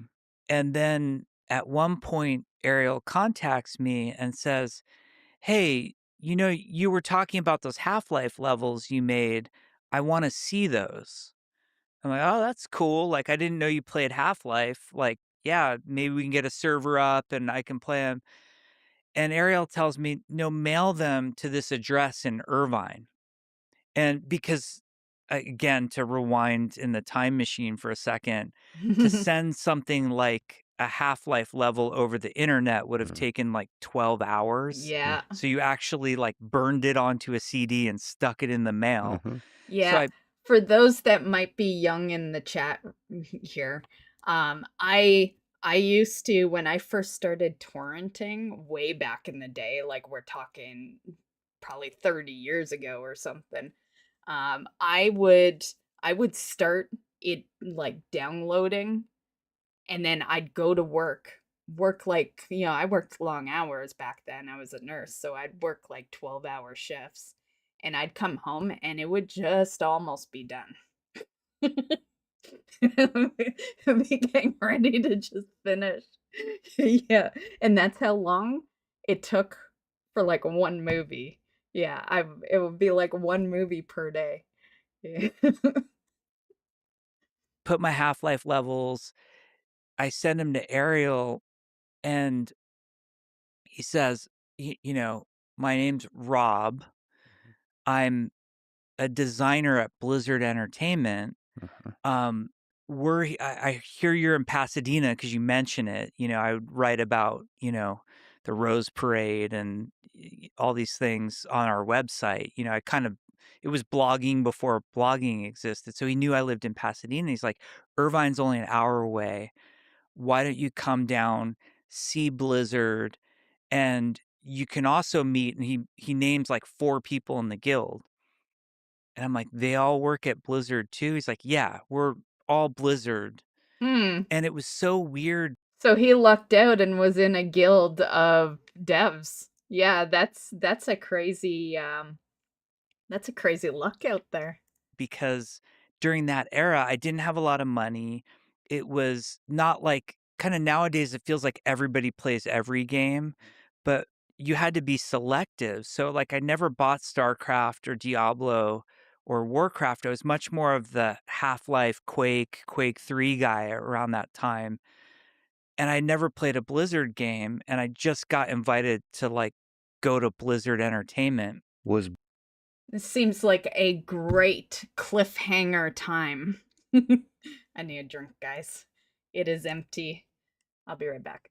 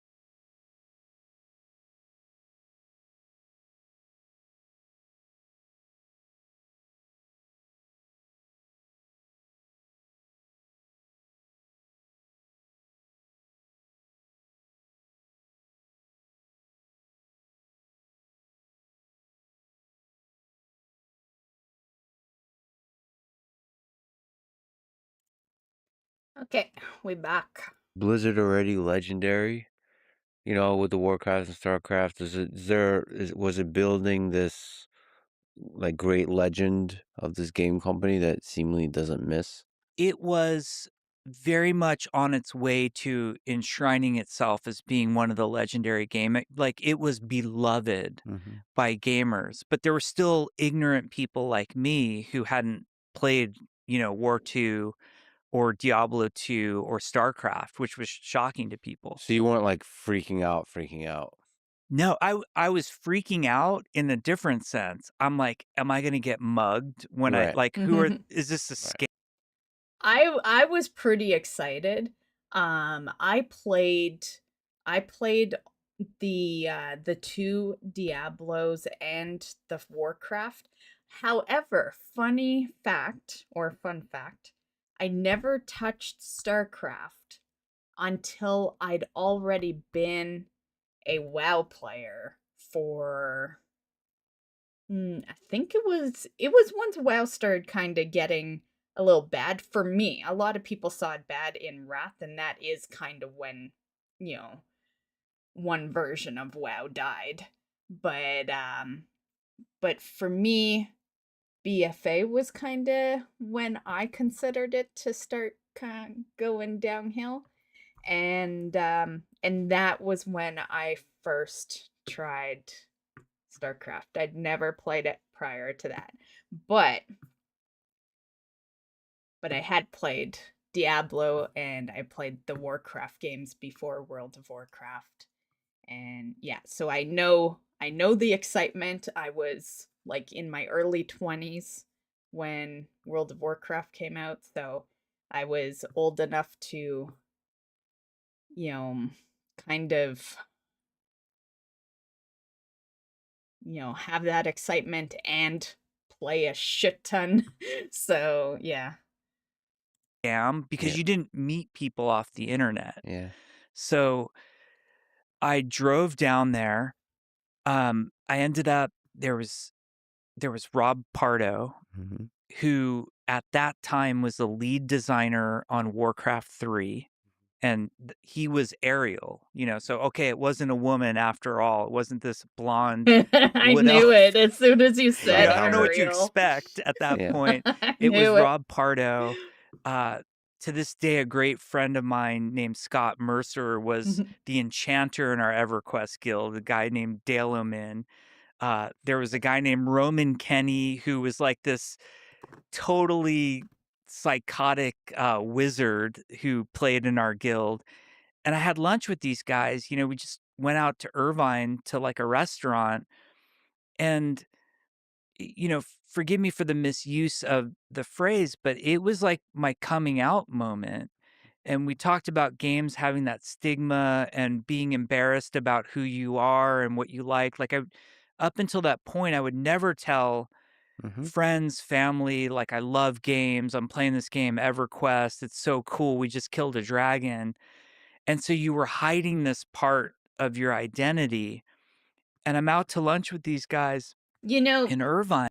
I feel really bad for people that felt they had to do that. I get it. I was in that same, you know, I'm 7 years younger than he is. So I can relate to a lot of what he's saying. But, I guess I feel bad for people that let society rule them, I guess, and I was never one of those people. So, yeah, anytime I was like, if I beat a dragon or something, like I'd be telling everyone, like yeah. And that's how I decided who was going to be my friend in, junior high, high school. Yeah, that is how I picked them, because if, like let's be real, who do you want to be friends with? People that you share similar hobbies with, you know? And like, why would I want to be friends with some girls that go shopping? Of course, I want to be friends with girls like myself that play video games and, you know.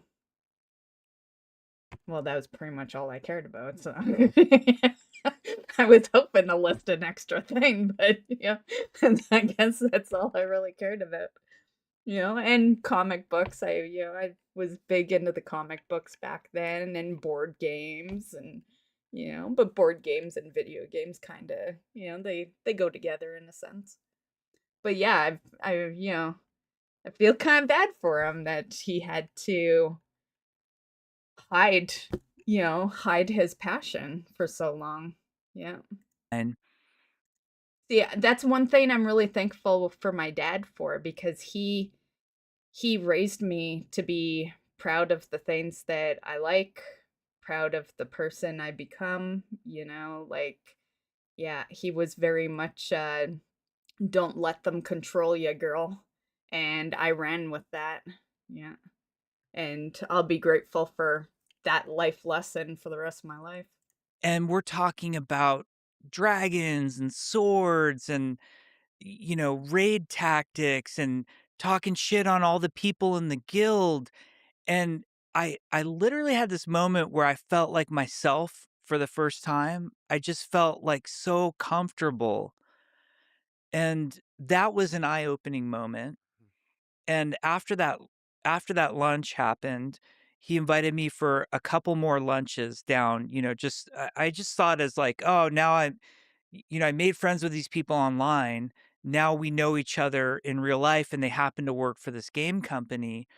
And another one of the lunches, they invite this troll warrior to have lunch with us, whose name in the game was Barfa, the troll warrior.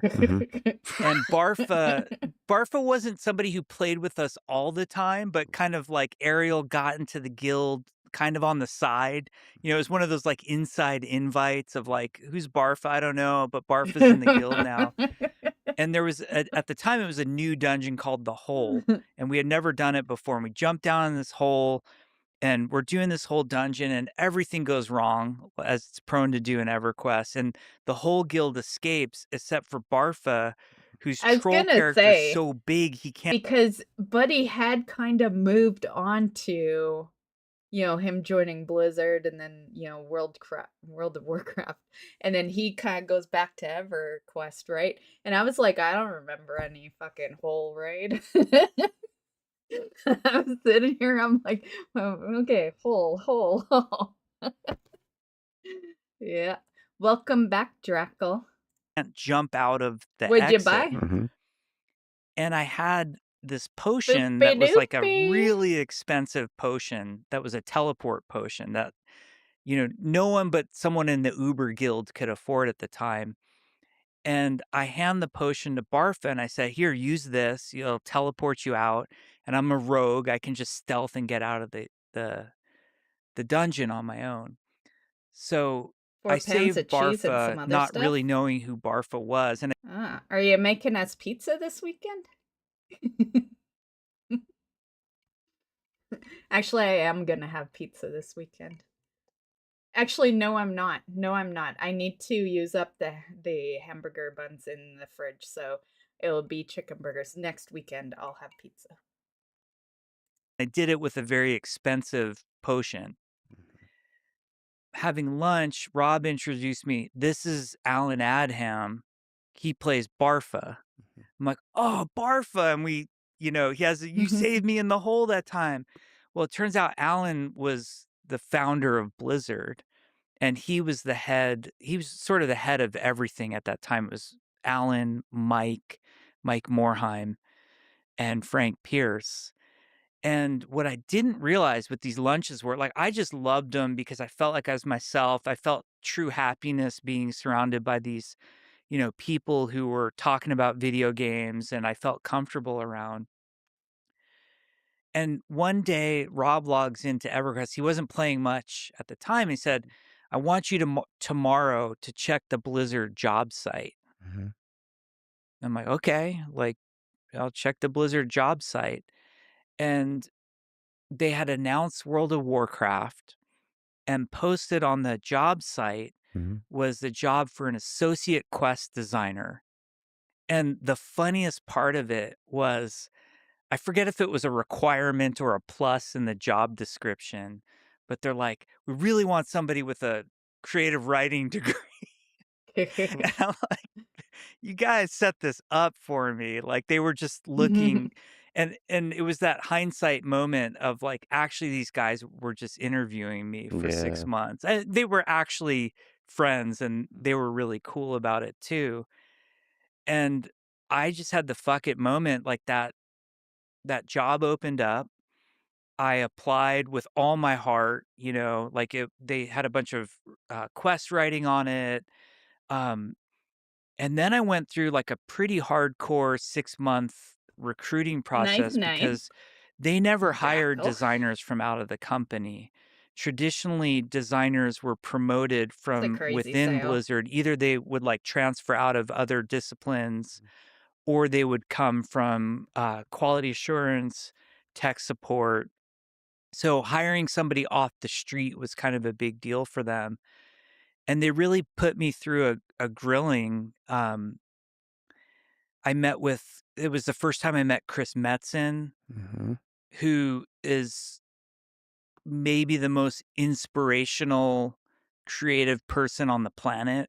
And you instantly they paired me they did this interview pairing. There were these 2 guys. It was Kevin Jordan, Hmm. who is one of the original designers on WoW. Really, he doesn't get enough credit for his contributions. He was one of the earliest class designers, PvP designers, but he's a really quiet guy. And they paired him with Chris, and Chris just owns the room. Chris, you could just sit and listen to him. He's so creative. He's so passionate. And the way he articulates things, like, you just instantly become a fan of Chris when you're around Chris. Yeah, speaking of that, I think that's why they brought him, back for the midnight reveal, and then, like, nothing's been super awesome, so far. I get that we're just starting, but I'm just gonna say, that was a ploy. Yeah, that was a ploy. They knew that everyone loves Chris, and they knew they could get people back just by giving off the impression he might be a little more involved, but I don't think he's as involved as they were claiming. Yeah, they used him to sell Midnight.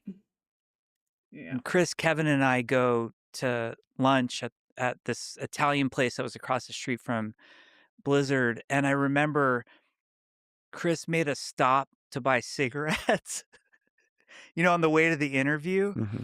And then every other word out of Chris's mouth was like, fuck and shit. Hmm. And I had come from this whole, like, corporate culture from my dad's recruiting business where I'd never imagined somebody would curse in an interview or stop to buy smokes. Right? And again, it was like, I'm around my people. Like, I never Hmm. smoked, but just, being around people who didn't care about Hmm. what the corporate norms were was so inspiring. And then my Mhm. last interview was with Alan and Rob and a great programmer named Bob Fitch. Like, I think he's one of the first 5 developers at Blizzard. Uh, and they took me to an Arco station that had a Jack in the Box. You know how, like, Hmm. sometimes they'll combo? Hmm. It was like Oh, Arco Jack in the I always Box. hated those Jack And in that the was my Boxes. final interview at Blizzard, was at the Arco Jack in the Box. And I remember thinking to myself, these guys just brought me to a Jack in the Box that's in an Arco station. I need to work here. Like, these I are think my you already people. This had is the where I job, Yeah. buddy. belong. Like, it was the Like, they greatest thing already ever. knew And what they were so, gonna yeah, do. that's my crazy journey to Blizzard. Start at the bottom and end up at the top in the Jack in the Box. Can you speak to, because you mentioned some of the low points in depression through that journey? How did you find your way out? So can you just? A lot of people are sitting in those low points right now, Well, I listening to this. imagine, What kind of wisdom the can you Blizzard draw thing about would finding take your them way out a out, bit. finding your people? there were a lot of, really low points. I'll give you the weirdest one. I I started drinking a lot, and alcohol was something that I really wrestled with until my early 30s. I will say that's something I'm grateful for. I've told you guys a few times that, about my depression, and never did I use booze for it. I've always been kind of a casual drinker, and I remained that way. Yeah. Yeah. So I can sit here and say that we sat in that depression without drinking, without doing drugs. I was always very much against drugs, and literally broke a relationship up because they did it. Yeah. And yeah, yeah, I just kind of waited out the depression, I guess. But I guess my drug was wow. Yeah, wow was what I used, but yeah, I didn't dig the hole deeper or anything. Yeah. And one of the things I'm most proud of today is sobriety and having been sober for such a long time now. And I remember I was just I would, like, buy a bottle of Old Grandad and, like, Mhm. drink the whole thing by myself and then watch the Oscars. And I remember I was of all things, I'm watching the Oscars, Right, that would be which is just horrible. such a fake bullshit environment, but Yeah. I was, like, I was really drunk and See, I don't like the Oscars, I don't watch it, but for him, he was trying to be a writer, and he failed at, that particular beginning part of being a writer. And then you're getting drunk and you're watching the Oscars where people are being congratulated on their successes. Like, I don't know about you, but one big thing I couldn't do when my depression was really bad was watch people succeed. I know it sounds horrible, but I needed people to be as miserable as I was. And if they couldn't be, then I couldn't be around you.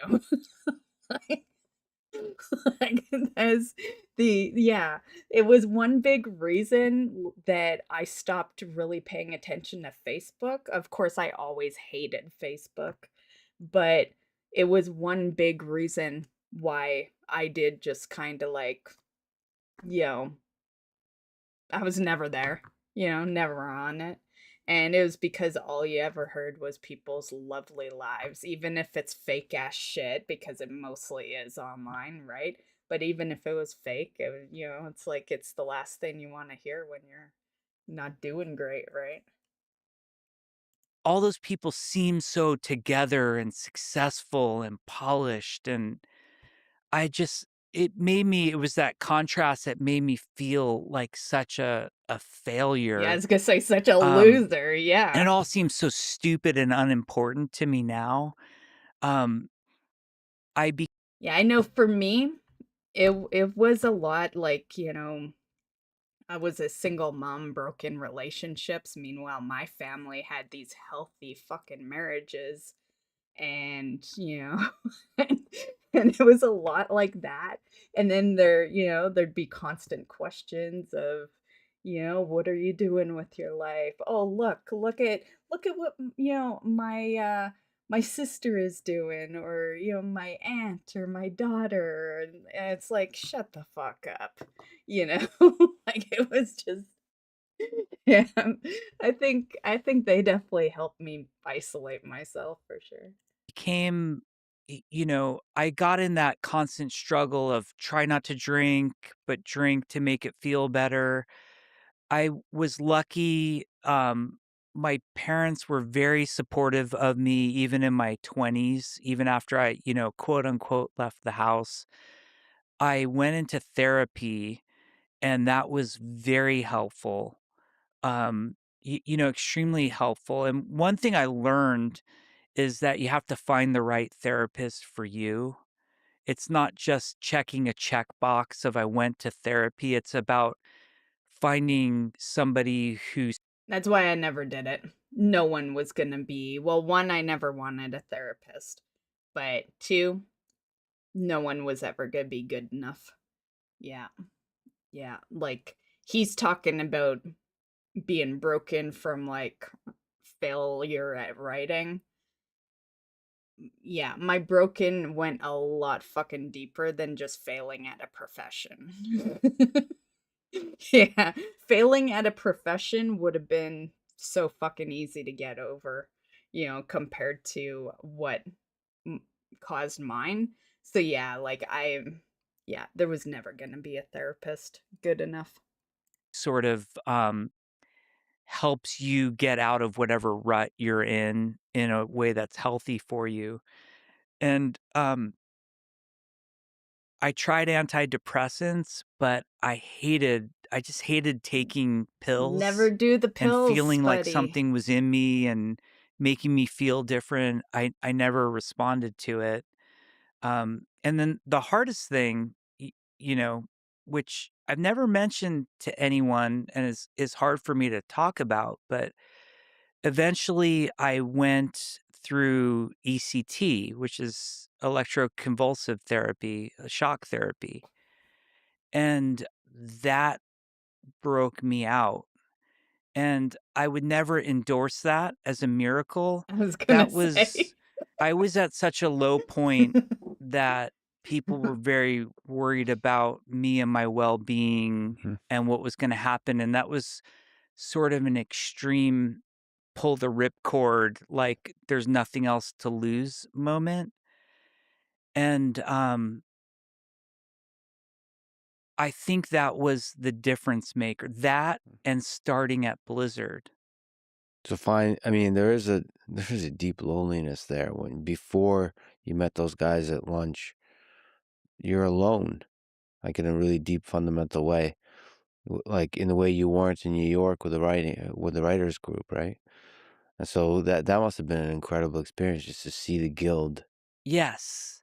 It was everything I need. I As such an introvert, you think that there are extroverts and introverts don't need anybody, but weirdly, I think introverts almost need people more, Mm-hmm. and we don't always know how to engage Mm-hmm. in the Mm, right, healthy way. speak for yourself, buddy. I'm an introvert and I don't need anyone. Just saying. And I have felt that way for a lot of years. You know? Yeah. My interaction is streams and I'm pretty much cool with that. Yeah. Not to say that like, if he's talking friends, everyone wants a friend here and there, but it sounds like he's talking like every day needing people in your life. Hell fucking no. Yeah. I get the whole, many people have said, people need people, but I think it depends on your level of introvert, People just say introvert or what's the other one? Extrovert. But but the reality is there's a degree, there like you're yeah, clearly you're kind of like it sounds like he might be midpoint of introvert, but there are some of us that are like, psh, we've been isolated for so fucking long that we just don't even give a fuck anymore, you know? And how to find people and how to connect with people. Um, and it was great. What the thing that had attracted me to creative writing was the solitude of it and the fact that you didn't have to collaborate and you could just write what you wanted to write and it was all you. And then You sent would it in. succeed on your own or you would fail on your own. And that was very attractive to me. And the thought of creative collaboration was actually off putting. I'd spent all 4 years of undergrad interning at Universal Pictures because I thought I wanted to. I think it would be tough to be an introvert working for Blizzard because of course you want to feel like you're part of the team, right? But at the same time, you're you, you know, and you also don't wanna be, around them all the time, but at the same point, what's even the point of working at Blizzard if you're just doing shit all by yourself? Like, yeah, of course, you gotta be part of that team. That's how you, succeed, excel, like in film. And it was such an unhealthy creative collaboration in the film industry. It's a very I look up unhealthily to the film industry and admire it and, grew up with all these legends, who had come from there, but it's like a caste system, Mhm. and I was on the bottom of the caste system as an intern, and I was seeing how the other people who were low caste in the film industry were treated, and it was just horrible, Um, but games was different. Games was very flat. It didn't matter if you were the CEO or the boss, like the way Mike and Alan carried themselves with, me who was an associate game designer, you felt like an equal. And I think it not just the camaraderie, but the part that shouldn't be overlooked is the work itself and the work ethic. That's what really pulled me out. Hard work on a thing you love. Yeah. you know, I have to.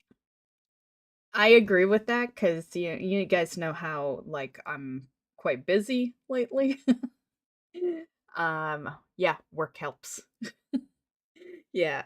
I feel I don't know if he was quite going to that extent there, but sometimes when you're, in a dark place and pretty deep into that dark place, you just pile shit onto your plate. There's some people that just like sit in their room and be depressed, and then there's some people that just add things, and I'm the add things girl. Like I fill my days up to not think of things.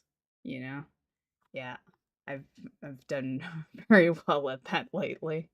If you may allow me, read the prophetic one of us quote one of us post you made on April Includes you 18th, guys. 2002, because in some deep sense you, I think, remained one of us. I apologize to bring up Justinian the emperor, Uh, but He must you like remained this a kind of peasant. Justinian. Gamer, a true It's the gamer second time he who pulled this happens up. to be also be designing the games. And so this post kind of speaks to that. It's fascinating to read because that was at the very beginning, right? You didn't know anything. You didn't know the games you would end up creating. Title of the post: If you want something done right. You wrote, "This week I accepted a position as associate game designer with Blizzard Entertainment.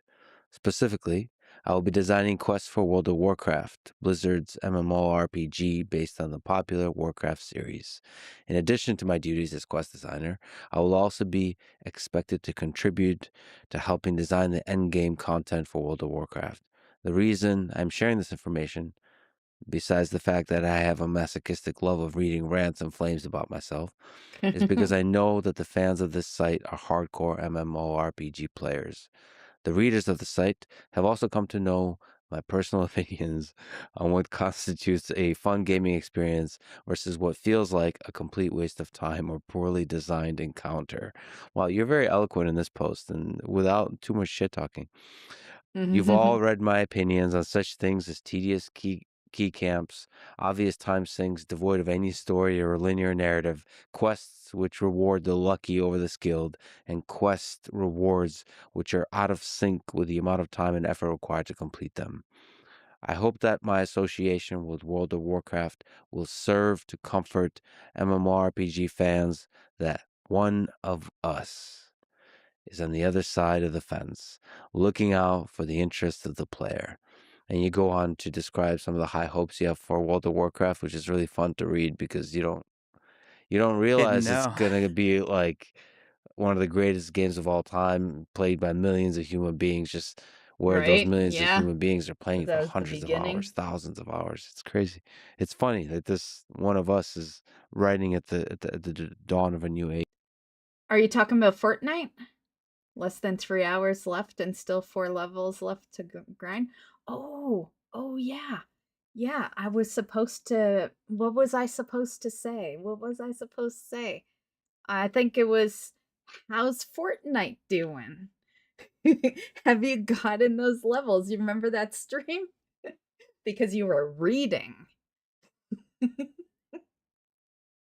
If you hadn't read that day, maybe you'd have more time. But yeah, you gotta get busy. Good thing we got a little might as well at this point, might as well call it a podcast, right?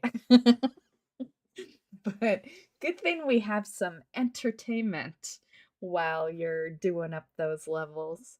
So good luck, and we'll both be here in 3 hours. So well, I imagine you will be. I imagine you're gonna go at least until that timer ends. Yeah. Is that the one for the Bugs Bunny? The Bugs Bunny skin? Or is that coming in the next I almost said Star Path, the next battle pass? Did they just call it a battle pass? Or is it called something fancy like, you know, Fort I wanted to say Fort Bucks. If that is not their currency, it should be Fort Bucks. That sounds great.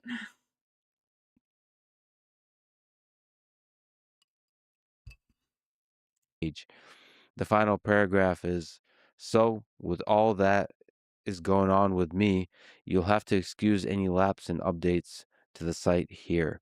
I will try my hardest to give you Slack or something to read while you should be working. But in the meantime, there's a whole world of NPCs. They need to learn the words Kak Sagur and Mo Fakir in quotes and the like, although something tells me I'm already in trouble with the boss." One of us, Jeff. One of us. That was a beautiful, beautiful post.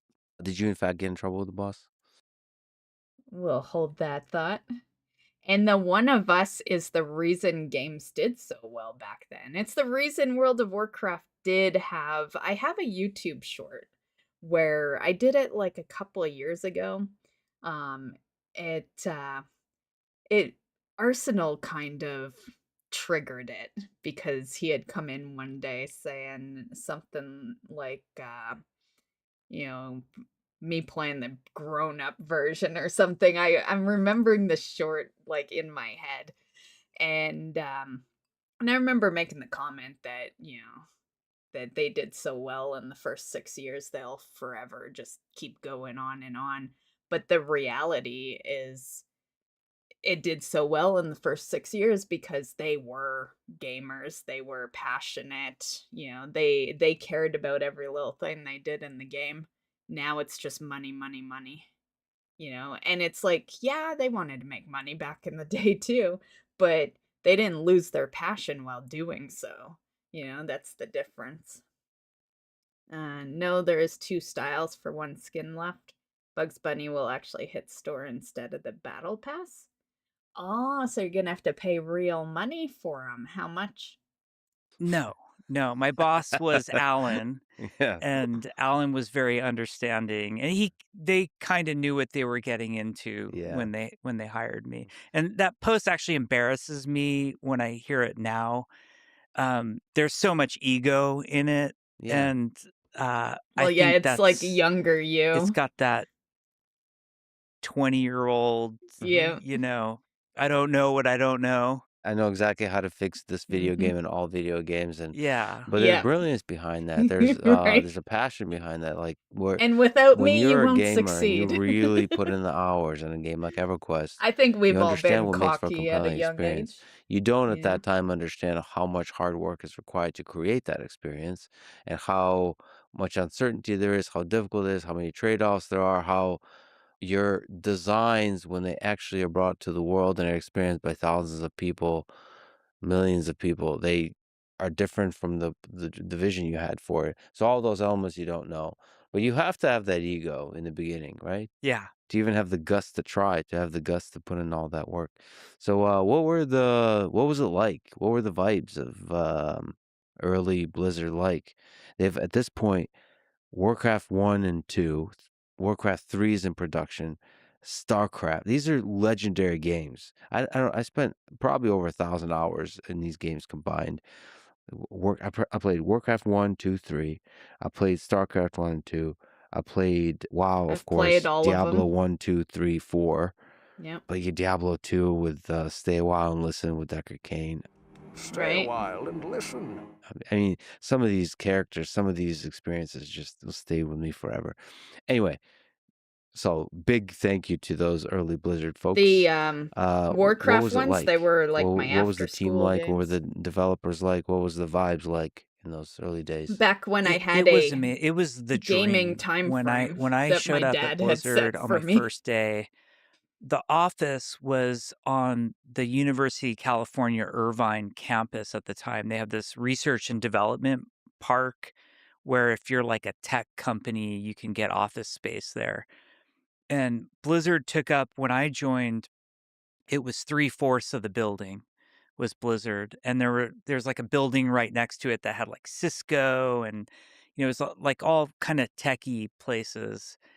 And it was so funny because you drive up and like everything was very serious and corporate, and then outside of the Blizzard offices, it's everybody's wearing black t-shirt and shorts and throwing frisbees and playing hacky sack and on scooters and skateboards, and you're like, okay, that's where Blizzard is. So it was that environment. I remember walking in the door and thinking like it feels like I'm walking into a dorm room Mhm. because it was just posters on the wall, and there were actually like people would have futons because they'd be sleeping because we would work so much back then.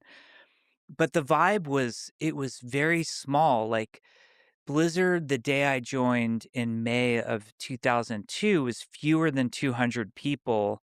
And that included, there was a whole group up in San Mateo called Blizzard North. Mhm. So Yeah. Blizzard South, the Irvine group, was responsible for StarCraft and Warcraft. And there were two development teams at Blizzard. It was called Team One and Team Two at Blizzard South. Um, Team One was revered. These are the RTS guys. They made, you know, StarCraft, Warcraft 2, and they were at that time they're working on Warcraft 3. Mhm. Team 2 was kind of the redheaded stepchild. Like apparently before I joined, they had tried to spin off a second team multiple times and failed. And then they finally decided they were going to make World of Warcraft. There was a game called Nomad. I don't know what that game was exactly, but that was what Team 2 was working on at first. That got scrapped, and Alan steered the team towards World of Warcraft. And there's amazing designer named Eric Dodds. He'd go on later in his career to be the game director of Hearthstone. Him and Ben Brode basically were the core designers behind that. But Eric and Kevin Jordan were these two key designers working on World of Warcraft for Team 2. And then you had this tech group that was headed up by John Cash. Mhm. And John Cash, the first day that I showed up to work on Team 2, they said, you have to go get your login from John Cash. I'm like, John Cash from id. Mhm. And you know, John Cash has a skin. You could be John Cash in Quake 3. So, and then he saw me and he was a huge EverQuest player. And you're like, he was like, "You're the guy who runs Legacy of Steel." I'm like, "You're John Cash." And we had that moment where we kind of fanboyed out on each other. And it was just the vibe was so cool there. Like there were very few producers. So a game team, there are 5 core disciplines that make a video game. You've got engineers or programmers who are writing the code. You've got the art team that's making all the visuals for the game, and that spans everything from, like, 3D modeling, characters, environments, to also animation, tech art, making it all work. You've got game design, which some companies don't have design. The artists and the engineers do it. Valve famously has very few designers because everybody there is a designer. But in companies where design is a discipline, which it very much is so at Blizzard, game designers are sort of the creating the game experience people, setting up all the systems and content in a way that gets the player to navigate through the game. So that's part of his story, part of this quest design, part of it is like how you move through the game world. Yes. So game designers, there's a spectrum, like same with art, same with engineering of roles within game design.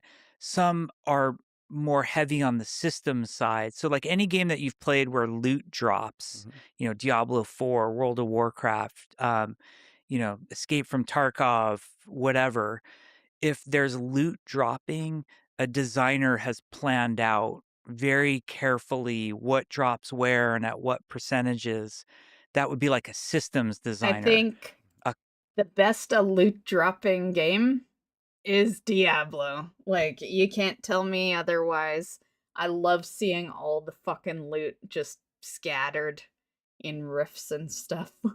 Yeah, more specifically, you know, I would say like D2 and D3 when I think of that. Yeah. Yeah, I think yeah, they're pretty even for loot, like the visuals. Yeah.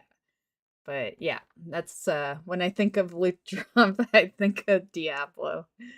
Yeah. content designer is somebody who's going to make quests or write storylines, or there might even be a narrative designer, which is even more focused on story.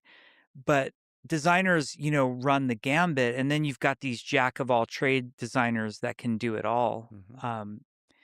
So that's the design group. There's production, which is project management.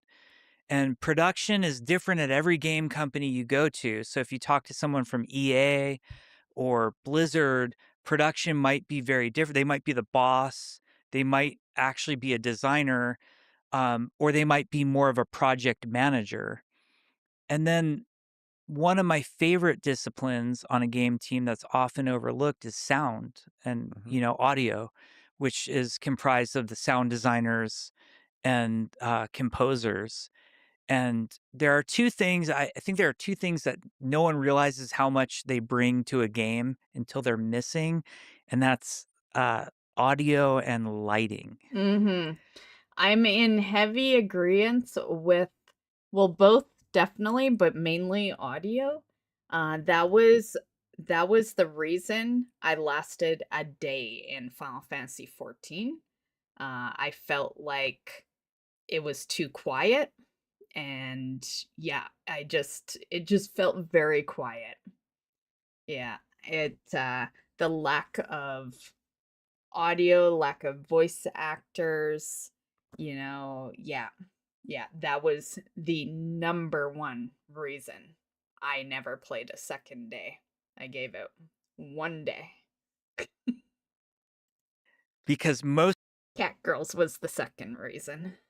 of the time we're playing without these things, and it just feels a little off and wrong.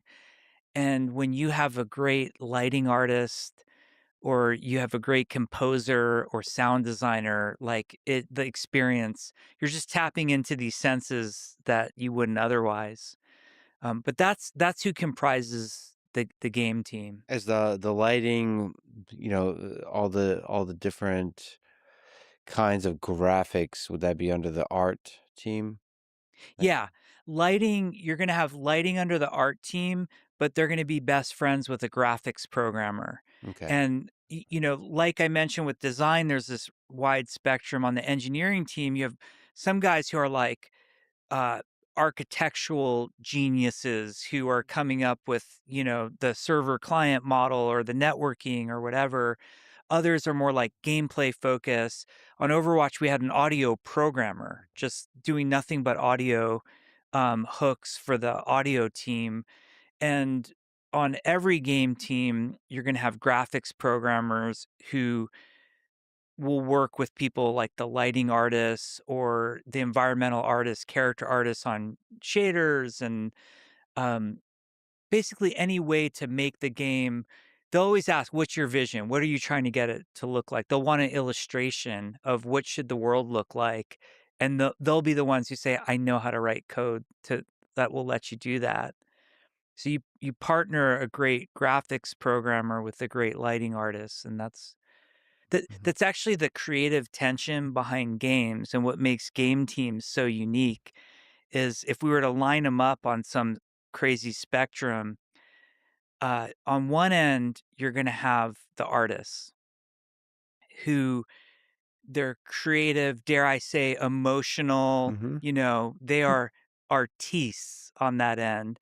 And on the other end, you have the most logical, brilliant programmers who their minds just work very differently from the most creative art. Like Mhm. artists could be sitting, you have a meeting with them and they'll just sit illustrating. If there's any piece of paper, they're Mhm. drawing on it. Um, and programmers, So not paying they're just attention so is what I brilliant heard. and organized in their thinking, and everything's so logical. And then in the middle are 'Cause people I like the used to sound doodle in designers, school. the game designers, and the producers. They're kind of a little bit in all those fields, but it's the brilliance of taking people who are so vastly different in their interests and talents, but aiming them at that shared goal or that shared vision of the game that like really makes something special. And there, I mean, you showed me the size of the team for World of Warcraft, but you've also are well known for working on quite small teams to create these incredibly huge games. What is the power of a small team in this kind of context where there's that creative tension? Is it because a small team avoids maybe the compartmentalization, like the modular, where the artists now have their own wing building where they never talk to the engineers, that kind of thing? Absolutely. I mean, you hit the nail on the head. The bigger the team, the more you become a cog in the machine. Mhm. And on a small team, the way I like to describe it is you get to have a loud voice. Mhm. If we're a small team, let's say we're going to make a game and it's at sort of the incubation period of a game and there's only 10 of us, all 10 of us are in the room for every decision. I'm not a server networking guy, but I'm in the room for that discussion. I'm not an illustrator, but I'm going to sit in the room when we decide what the art style looks like. As soon as the team starts to grow, we become compartmentalized. Mhm. It's exactly like you said. And there's a weird thing that happens. This is just kind of a human nature thing. The less you interact with somebody, the more you sort of become alienated from them and vilify their point of view. Mhm. You tend to look at what they do and say with skepticism Mhm. rather than trust and belief in them. And I find on smaller teams where we all know each other's names, I know what everybody's working on every day, they know what I'm working on, everybody can talk to each other. There's none of that stereotyping Mhm. of a discipline. On big unhealthy teams, you start to say things like, well, the artists just don't get it. They Mhm. don't understand what we're trying to make. And when you back up and you think about the statement that you just said, it's like such an asshole statement. Like, really, all the artists don't get it? Like, that's A, that's not true. B, that's sort of demeaning to them. Like, they signed up for this is their life's work too. Mhm. This game is going to be as much theirs as it is mine. It reminds So who am me I to say a statement like, it reminds me of when I used to work for some big companies and I would just blame everything on management. And now I'm the manager. Yep. But it makes me laugh. Yeah. But I agree. I've worked for big companies and I've worked for small companies, and I prefer small companies. Yeah, for sure. like that. Things things get things get forgotten when you're in a big company. Lack of communication can fuck up everything. It's harmful to discipline to think that you understand the world, no silly other folks don't, and you have nothing to learn from them really, and they're deluded in some kind of way. That's so powerful. Fast forwarding a little bit, when we formed Team 4, and which went on to make Titan and ultimately fail, and then Yeah, I was that got gonna say. rebooted as the Overwatch team. The idea that I tried to get through to the team was to make an assumption. And really, like, Blizzard is one of the top game developers in the world. And we were very fortunate when I was there. And I imagine it's this way today, that we could recruit whatever talent we wanted. The best of the best wanted to come work at Blizzard. And if you sort of go through the paces of that and say, okay, when we recruit somebody, let's say we're recruiting an artist to make props, Mhm. boxes, chairs, whatever. That is the best prop artist in the industry. That's who's going to show up on our doorstep. So when they show up here, we should treat them like the best prop artists in the industry instead of starting from a place of doubt and cynicism. So when that person speaks up and says, I think, like with Overwatch, for example, I think we should do this, we should do X instead of Y. Instead of saying, well, I'm a believer in Y. Why are you against my idea X? You should take a moment, have a deep breath, and say, man, the best prop artist in the industry is suggesting something. Why don't I listen to it?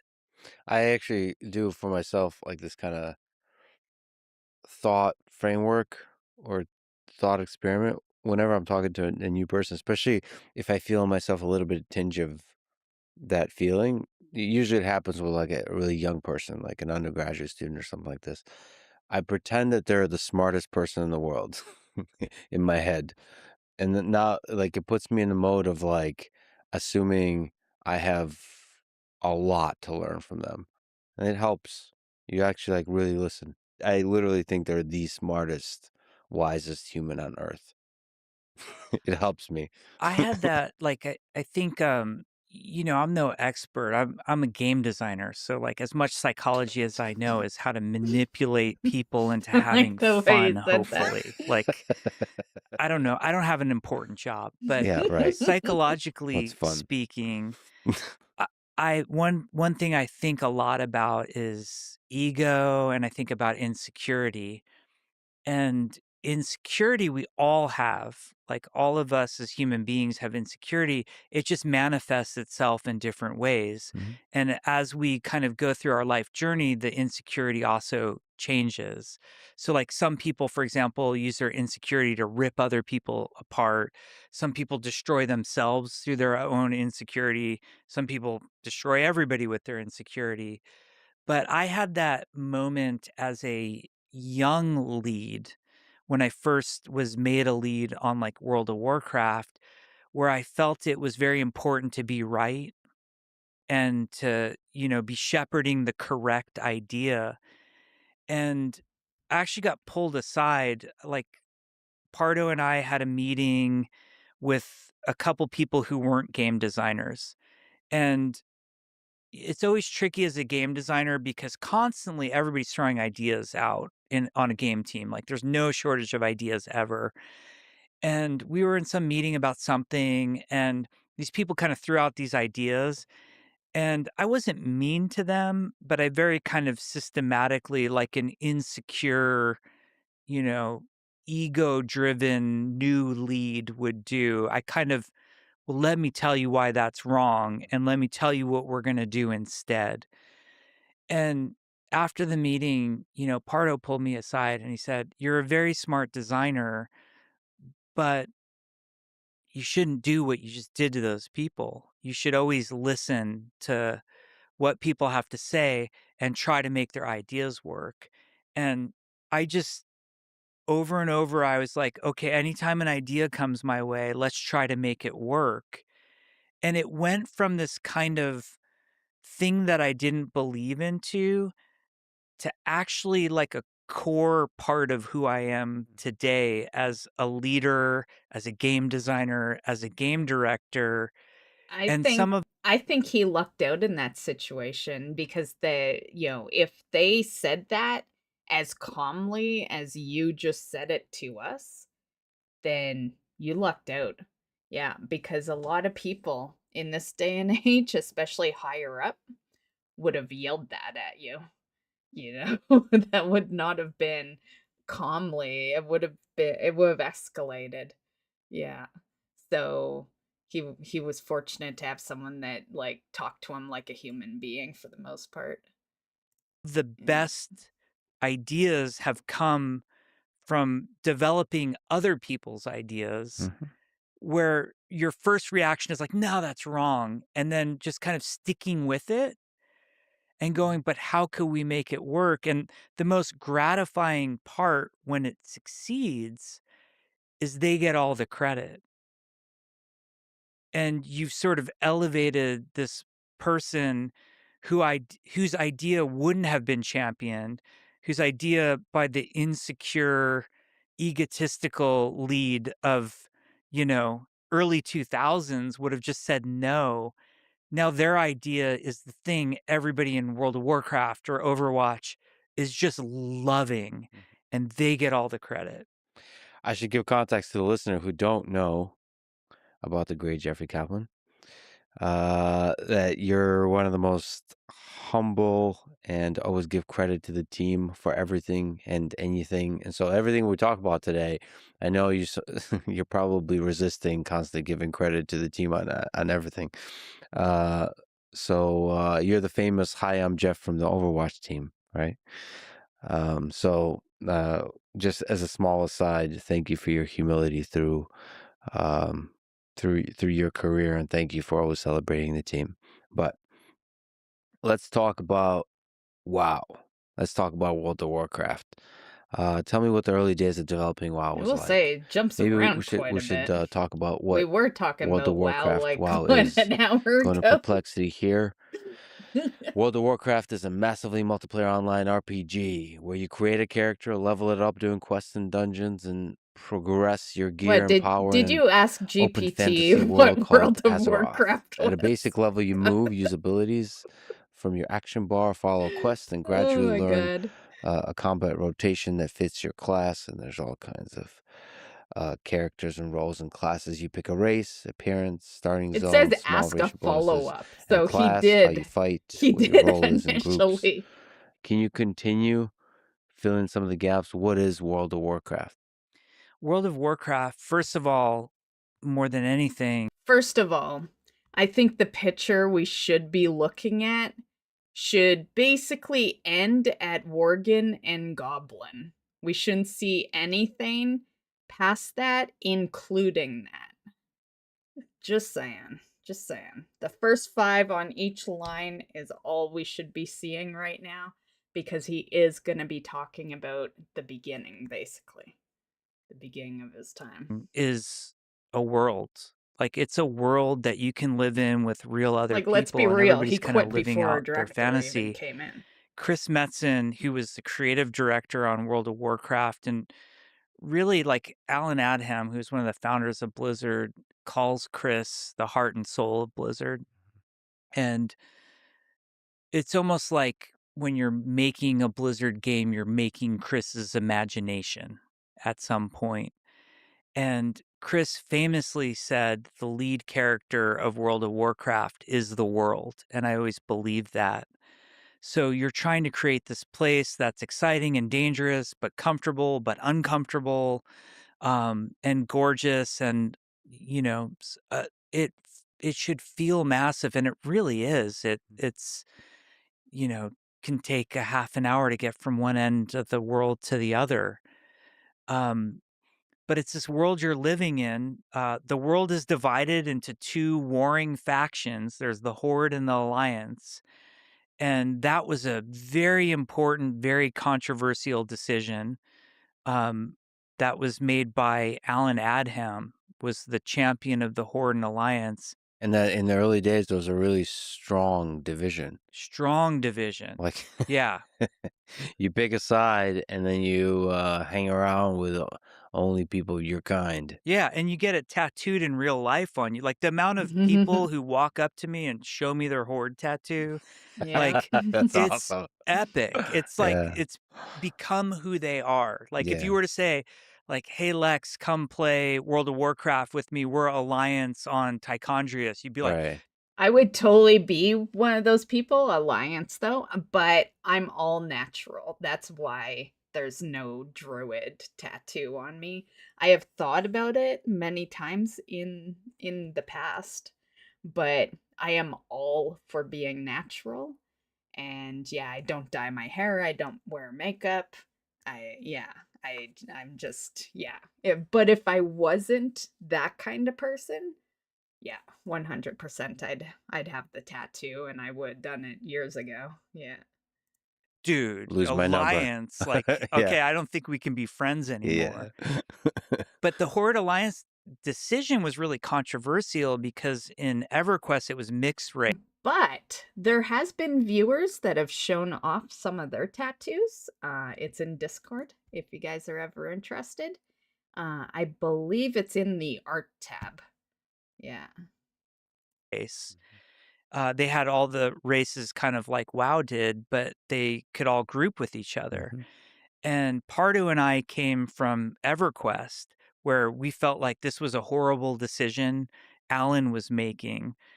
And we argued, Alan, Rob, Bob Fitch, and I would have lunch every single day. And we would just talk about WoW and the core design of WoW. Rob wasn't even on WoW at that time. He Mhm. was finishing Warcraft 3. And we would fight over the Horde Alliance split if it was a good idea or not. And he came from more of the Dark Age of Camelot community, which was another massively multiplayer online game that was more PvP based. Mhm. And he said the magic of that game was they had 3 factions, and he liked the fact that you were instantly on a team. You weren't a loner in the world, and whether you liked it or not, you had people on your side. And Rob and I just argued and argued against it, and then sometime before beta, Alan retired. He went on to run a hedge fund of all things, like, Mhm. got super into poker, got super into finance, left, and retires, like, I think it was 9 months to a year before WoW shipped, which is kinda nuts. And Rob takes over as lead designer in Alan's stead, and to Rob's credit, the first thing he did was go, speaking to what we were speaking about earlier, he said, "Alan's a smart guy. The fact that he was fighting so hard for Mhm. Horde Alliance, we gotta do it." And, Rob and I sort of changed our point of view and got on board with Horde Alliance and went all in. And, so, the early days of WoW it was a great team. It was a mix of Before he says anymore, I just want to say the expansion, and I believe it might have been, was it Dragonflight? Shadowlands or Dragonflight? But the expansion, when they decided that the Horde and the Alliance worked more together, could be in the same guild, could, play together. Yeah, I was pissed about that change. Yeah. Yeah, I'd already felt like Alliance was like helping the Horde way too much already for quite a few years. And then they went and did that to where the Horde versus Alliance means nothing anymore. And yeah, I was pissed about that change. these veterans that we all looked up to. You know, we had Mark Kern running the team. Shane DeBerry was, you know, legendary Blizzard developer. Bill Petrus was the art director. And then we had Metzen, who was sort of like, Metzen was the cool big brother we all, you know, aspired to Mhm. be. I'm older than Metzen, but I looked up to him like a big brother. And then there were a lot of us who had never done it before, or they had also pulled a lot of people from other teams and other game types. Like, for example, the guys building the dungeons, they hired out of the Quake community. And because they didn't have any hardcore MMO designer on the staff at that time, it was, you know, Kevin and Eric and Alan were sort of the only designers. They started building Quake dungeons Mhm. as like Quake levels as the dungeons. At one point, WoW was even made in QE Radiant, which was the Quake engine. And then Mhm. they later, you know, retooled to where they were using a proprietary engine. So we were like this hodgepodge, like the Bad News Bears is how Mhm. I would describe the WoW team, of this mix of veterans and then people like me. Like, I'm just some fucking idiot, you know, who played a lot of EverQuest, and I end up at Designing Blizzard. quests. Yeah, like, okay, we're gonna design World of Warcraft now. Um, and I've said this later with hindsight. I think a huge part of WoW's success, with especially with the early WoW team, Team 2 in its earliest formation, was that we didn't know what we were doing. You kind of like, it's that Titan was the example for me. Titan was the attempt at making an MMO after World of Warcraft at Mhm. Blizzard, and we failed horribly, and we had the best of the best on that team. And it's because everybody was too much of an expert on how to make a groundbreaking phenomenon Yeah, MM. pausing him there. I don't think anyone will ever make a groundbreaking, like, World of Warcraft was it. Yeah. Not to sound like a downer, but World of Warcraft was it. 2004 to, like, 2010 was prime fucking time for MMOs, and, like, people can't design a good MMO now because the crowd that is, like, for example, retail. The crowd that is the majority now in retail is not the crowd that would have liked WoW back in 2004. Most of those people didn't play back then, and they probably would have quit back then. Leveling was slower, and that's what made WoW so great.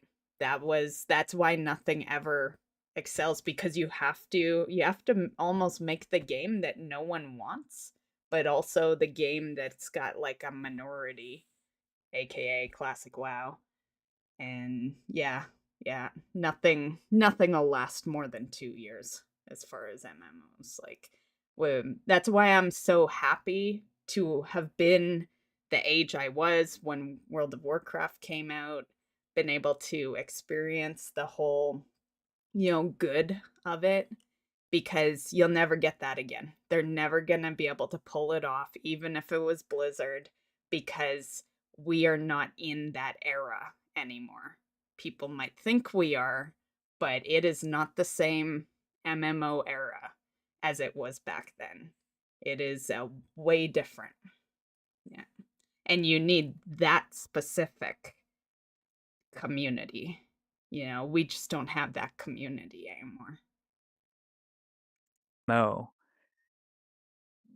World of Warcraft was a bunch of people, like a very successful, sure of itself company who had made StarCraft, Diablo, Warcraft, with a bunch of yahoos, basically, who was like, yeah, we can compete with Sony Online. Yeah. At the time, they were making EverQuest 2. Like, if we go back in the time machine, EverQuest 2 had been announced, and EverQuest fans we were just drooling for EverQuest 2. It wasn't, "Oh, cool, World of Warcraft." It was EQ2 was gonna take, the chalice and run with. Yeah, I'm gonna pause them again just to say that Blizzard and, well, World of Warcraft specifically, but also Blizzard, has a really good origin story. Mainly because WoW's like 21 years now, right? Because if you think about it, they're not alone. They're like all the games that were made back then were made by passionate gamers for the most part. A lot of those a lot of those companies have great origin stories because they were made by people who were passionate about making games, right? Unlike today. Where there's stockholders and, all these other people involved that are just after the money, right? But, but yeah, I think what makes the Blizzard origin story so impressive to a lot of people that don't know it is that WoW is 21. Yeah, if WoW had died in 2010, let's say, I don't think it would have been as impressive to people. It would still be impressive, don't get me wrong, but I don't think it would have been as impressive because, the MMO would have lasted 6 years instead of 21. Yeah. Yeah, it is the length of WoW's running that makes it impressive to a lot of people. With it. And then, of all things, they announced Star Wars Galaxies. And they had a brilliant designer on that, a guy named Raph Koster, who had come from that Ultima Online. And he's just a really smart game designer. If you can ever watch one of his lectures, like he lectured a lot at GDC, and we're like, oh my God, they're making EverQuest 2 Was and it Star posted Wars today? Galaxies, and they have the Star Wars intellectual property. It's like we're already on the We're WoW topic. I'll fucked. bring it Like, up. how are we gonna compete? And everybody had seen the success How of long we EQ, got it? Man, EverQuest, we're at the and beginning still, everybody was kind gonna of. make an MMO, and it was just a question of Almost at the who was gonna 2-hour mark. win. So you're feeling this immense pressure. You have this You have to take a piss small soon. team of just this hodgepodge I of almost should just drink. this unlikely team that kind of looks fast forward into Overwatch, the heroes in Overwatch, but working extremely hard. Now you told me about crazy work hours, and not because you were forced to. Crazy work hours sounds like a great cliffhanger point, guys. Great cliffhanger. I will be back.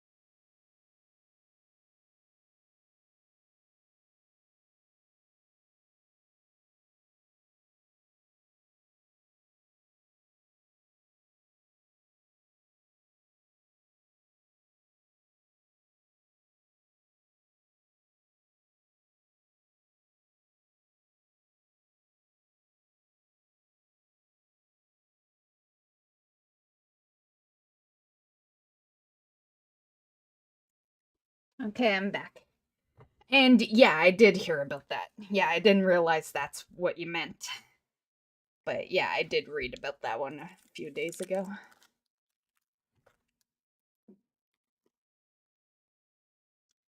Yeah, because that promo went all like they always, for anyone watching later or whatever, it was because a promo in Germany went so bad the scalpers got a hold of all of them. Yeah, that's the reasoning for it.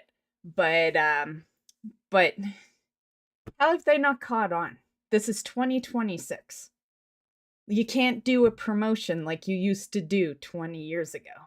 And I made that exact comment on that article when they first, because there was like two articles that posted. The first one that posted regarding that, I made a comment on it saying that you can't do these promos like you could back 20 years ago. Scalpers take everything. You know, like that shit, they'll have it all in their hands before the fans even know it exists. You know, like they need to stop doing these promotions that are in physical stores and stop like just do in-game shit. Like WoW is so bad for it. There's like promotions over here, over there. Like I've stopped even paying attention, like I pay attention enough to report on it, but yeah, I'm not going to every fucking little website just to get a fucking WoW mount.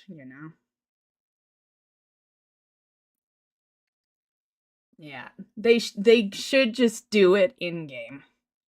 Yeah. because you wanted to, We because don't your heart need was in it, because promotions. you're like, this is Like everything. Like, you loved it. there is Yeah, no the need the for it. games industry has a terrible reputation for insane amounts of overtime. It's just called crunch. Like, do you crunch or not?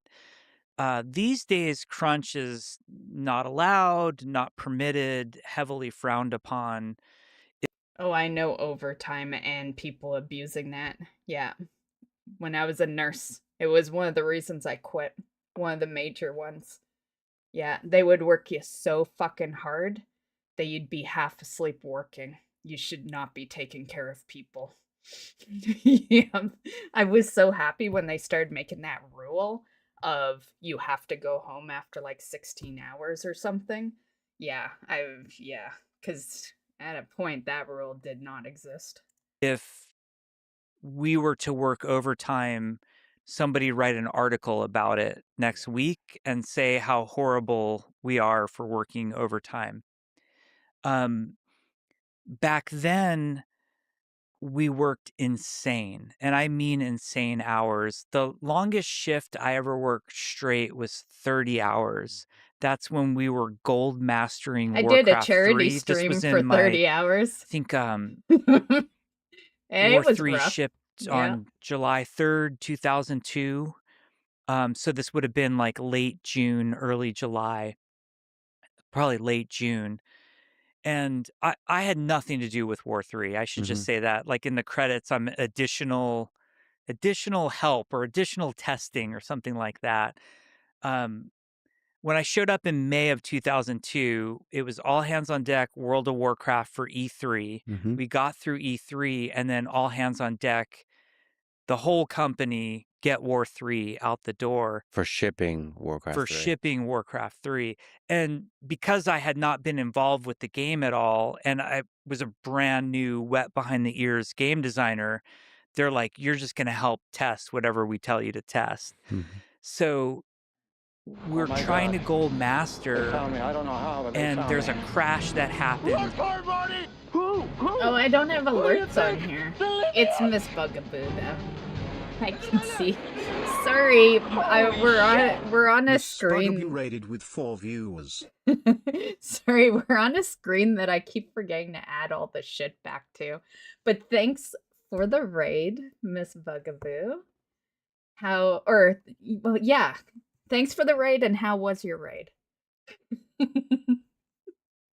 How'd everything go?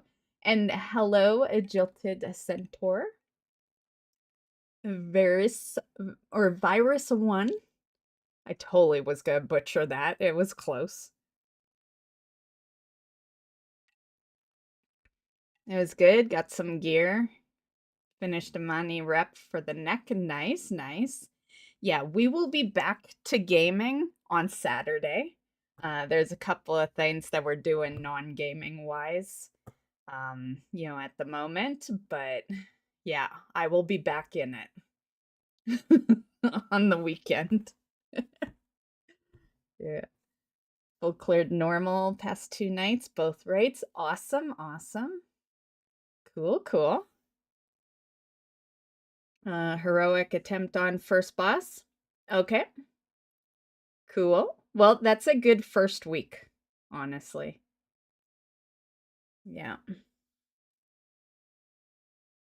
Well, welcome in, guys. We're just watching the Jeff Kaplan interview. It's pretty long. Feel free to stay as long as you want, but I don't expect anyone to watch the whole thing with us. But it's been pretty interesting so far. Yeah.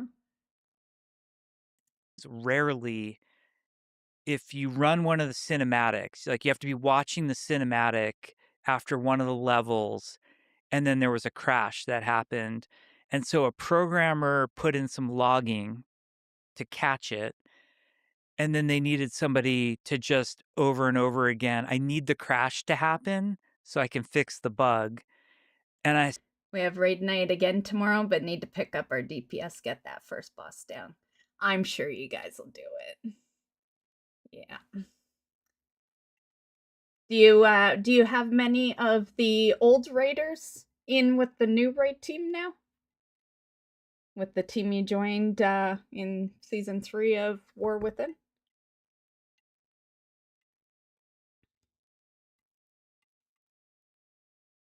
And for any of you guys that did raid with her, I used to raid with her in the season 2.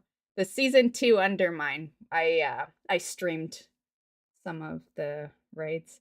And then it was after that that you joined the other raid team. Yeah. I was really surprised in you actually, Miss Bugaboo, because I saw that you and the husband like dinged 90 like shortly before the season started. Yeah, I thought you guys would have been 90 so early in. Yeah, but I'm glad you guys and clearly you took your time and enjoyed it. So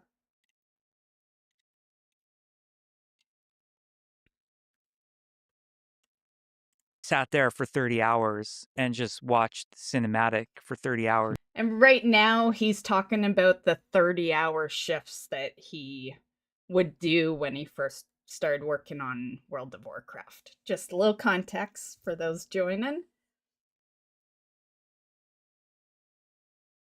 I know, just couldn't get into it. Well, it was a little slow day 1 for me as well. Silver Moon just was slow levels, and then once I got out of Silver Moon, we were just sailing from there. So yeah, I get it. Straight. And it was the funniest thing, like, it was almost surreal watching everybody leave at the which was a trickle out, like, everybody kinda trickles out, like, at different hours, the family guys go much earlier than the single guys. And then watching everybody show up again the next morning, and they're all, like, dressed different, they look all refreshed, and I'm just, like, in the same position, Yeah. like, eyes are beet red. To the soundtrack of the cinematic. Yeah. Yeah. But we crunched World of Warcraft, we crunched the date slipped, so you do this thing. I remember Mark Kern standing the team up and saying, "We're gonna crunch early so we don't have to crunch later in the project." And I really believe he wasn't manipulating us. Like, I really genuinely believe that he believed in that. But with games, anything can happen, and we slip uncontrollably all the time. And we slipped, and it sort of created just this death march endless death march that, like, to this day, members of the WoW team will remember, like, Newport Rib. If I say that, they'll have, like, twitches because, like, they would cater the dinner. They'd bring it in at, like, 6 or 7 at Mhm. night, and everybody was eating Newport Rib or Panda Express. It was, like, the worst diet ever. I actually like Newport The Rib, no ribs shade don't on sound them, that bad. but you can only eat so Of much course, of I it. don't know what Yeah. And the Newport Rib carpets are is. stained So and, like, dudes are falling asleep on the I'm couches, guessing and a fast it food was an rib place. unhealthy work environment. It gets pinned on, 'cause at a lot of places it is executive driven, Mhm. and it is mandated from the top, but the hours that I worked, I never blamed on anyone but myself. I just wanted to. I Mhm. I remember, coming in on Memorial Day, like, with sound. Congrats, Drackle. Finished all 200 levels. Time to jump to WoW. Nice. Nice. What was that ding that I just heard? It must have been. Let me look at my other chats. It must have been your message. Yeah, sometimes I see that ding or hear it. See it. Yes, I can see sounds, guys. I am special that way. From the beach on my feet because I really wanted to get some Regrets. work done that day and Get to working that WoW through shit, Drackle. Christmas, and You're so those were things behind. I wanted to do. I never felt like somebody, held my feet to. I'd say you should go check out my house because I decorated it a bit the other day. On Tuesday of all days. Everyone else logs in to check out the new content, and I log in, and finally, like after 2 months of not wanting to do housing, I finally want to do it on the day season drops. I don't know, but I think I have to be online for you to check it out. So, so scrap that idea.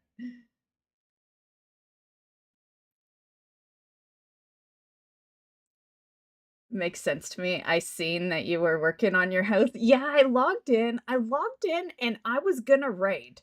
That is why I logged in. I was like, okay, I'm gonna log in. I'm gonna check out the new raid.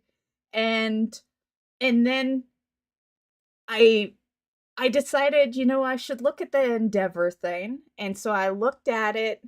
I saw that my level was 4,000 over like 3,700 or something. So they wanted me to go upgrade the house. And then we were in it at that point. And once I upgraded the house and went in, I had all these extra rooms I could build. And yeah, so yeah, I was in it. And that shot raid day. Yep, that was good. Goodbye, raid. So we'll give it another shot this weekend. I'd say tomorrow, but tomorrow we're gonna watch the future games. I didn't have a chance to watch that yet, so we're gonna do that tomorrow. But yeah, it says that you're in your home right now. I'm not on. Yeah. Yeah, I'm not on at all. Like, I'm online in Battle.net, but I'm not logged into the game, so that's interesting. Yeah. Unless you're talking just in guild. Yeah, because you know what happened? I would have played even longer, but the game disconnected me, and when it did, I'm like, yeah, I was decorating for a bit. I probably should go to bed. Yeah. And so I took the disconnect as WoW telling me to get my ass to bed because I had to work the next morning. Yeah.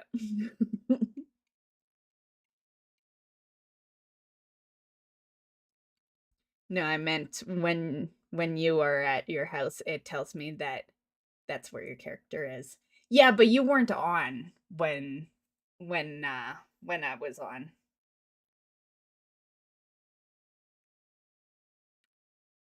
But yeah, it probably is showing me they're in the guild. Yeah. because it is the last place I was at. Because, like I said, I took the disconnect as them telling me to go to bed, so. The coals. Yeah, it's such a complicated thing because, yeah, okay, you could Not say that that's WoW knows my unhealthy, bedtime. but I know a large number of people, especially in their 20s, I barely know it. but actually throughout their career, that have been in companies that do crunch for a thing they believe in, for a thing they love, and it's some of the most fulfilling years of their life, months and years of their life. And they also, it's Hi, not just guys. fulfilling, they grow from it, they learn That's from it. like streams and YouTube And for it, me. and Yeah. when they, especially when they talk back about it, about that time, they can see how incredible it was. Of course, when you're going through it, sometimes it's extremely difficult. You don't know. And then the crunch, like you mentioned, it's supposed to be a month or two, and then it turns out to be a half a year, and then maybe it turns out to be something like a Titan type game where you never actually ship it, and it's heartbreaking. See, me, I technically work a lot because I work the job that funds the streams, but then I refuse to quit on the streams that doesn't generate enough money to live off of. And I refuse to quit the YouTube that doesn't generate enough to live off of. So I work to fund the other jobs I do for free. Yeah. So yeah, it's tough being a small-time content creator, guys. Yeah. Cause if you make it, it becomes your job, and then you're good. But if you don't, then you gotta do the job to fund the jobs that you refuse to quit. Yeah. Welcome to my life. Breaking and the pain that's all, but then you look back and you realize how incredible that journey was. I think, like, my reflections on it many years later and having gone through, like, pretty crazy levels of crunch to more controlled, I think where crunch is problematic and people are good to be vocal about being opposed to it is when it's forced and unnecessary. There's a lot of like, hey, if anybody on the team stays, we all stay, Hmm. kind of, Yeah. which I think is not necessary. I don't think executives who take off and work 40-hour weeks should be telling anybody to stay late. I Hmm. think that's Right. wrong and immoral. But to me, as an individual, as long as I'm not telling other people to do it, my life's work is my passion. And I want to do it as much as possible. I find myself, I don't think I've ever worked less than 10 hours in a day. Like that, 10 Right. hours is like a normalish day to Yeah, me. yeah. Um, and I enjoy lots of weekends working because I enjoy it. It brings me pleasure and fulfillment. And all of that said from a place of caution, especially in this era when people are very touchy about it. I don't try to impose that on anybody else. I don't want anybody to feel like they're obligated to, but please understand it's what makes me who I am, that work ethic. I Hmm. enjoy it. I actually, some of my fondest memories are from those WoW crunches. And then looking back and reading some of these stories is pretty cool because me as a fan on the receiving end of some of those video games, you bring joy to millions of people. It's awesome. Uh, Let me ask you about quests, but first, quick bathroom break, if it's okay. Yeah. I just Quick took 30-second mine. thank you to our sponsors. Check them out in the description. It really is the best way to support this podcast. Go to lexfriedman.com/sponsors.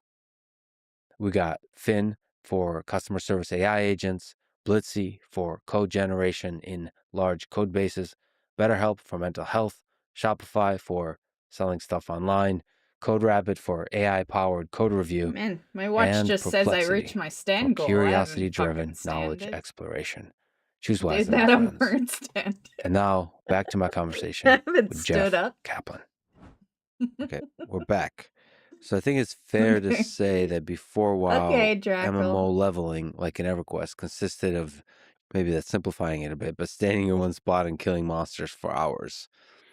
You helped develop with WoW, I would say a revolutionary idea of quest-driven leveling, where there's a story-driven, quest-driven Fighting guide through the skeletons is world, just and hilarious it to so me. happens that as part of doing that, you're also leveling the character. Just So the saying. leveling is both fun and is the engine that drives the story that then also immerses you into the world and then pulls you in more and more and more and more. So take me through this process of developing that idea of quest driven design. Sure. Yeah, there were actually a lot of people involved in it, and they all kind of contributed in their own unique ways. Alan Adham was the lead designer on WoW when we first sort of decided we were going to have a quest-based game. We used to joke that like EverQuest barely had any quests in it. Yeah. It did have quests. They weren't really in front of the player in an obvious way. You And kind of now had to WoW seek has them out way on a too many website. quests. And Alan knew that he wanted quests to be a big part of World of Warcraft. And so he hired me. That was my entry level position at Blizzard.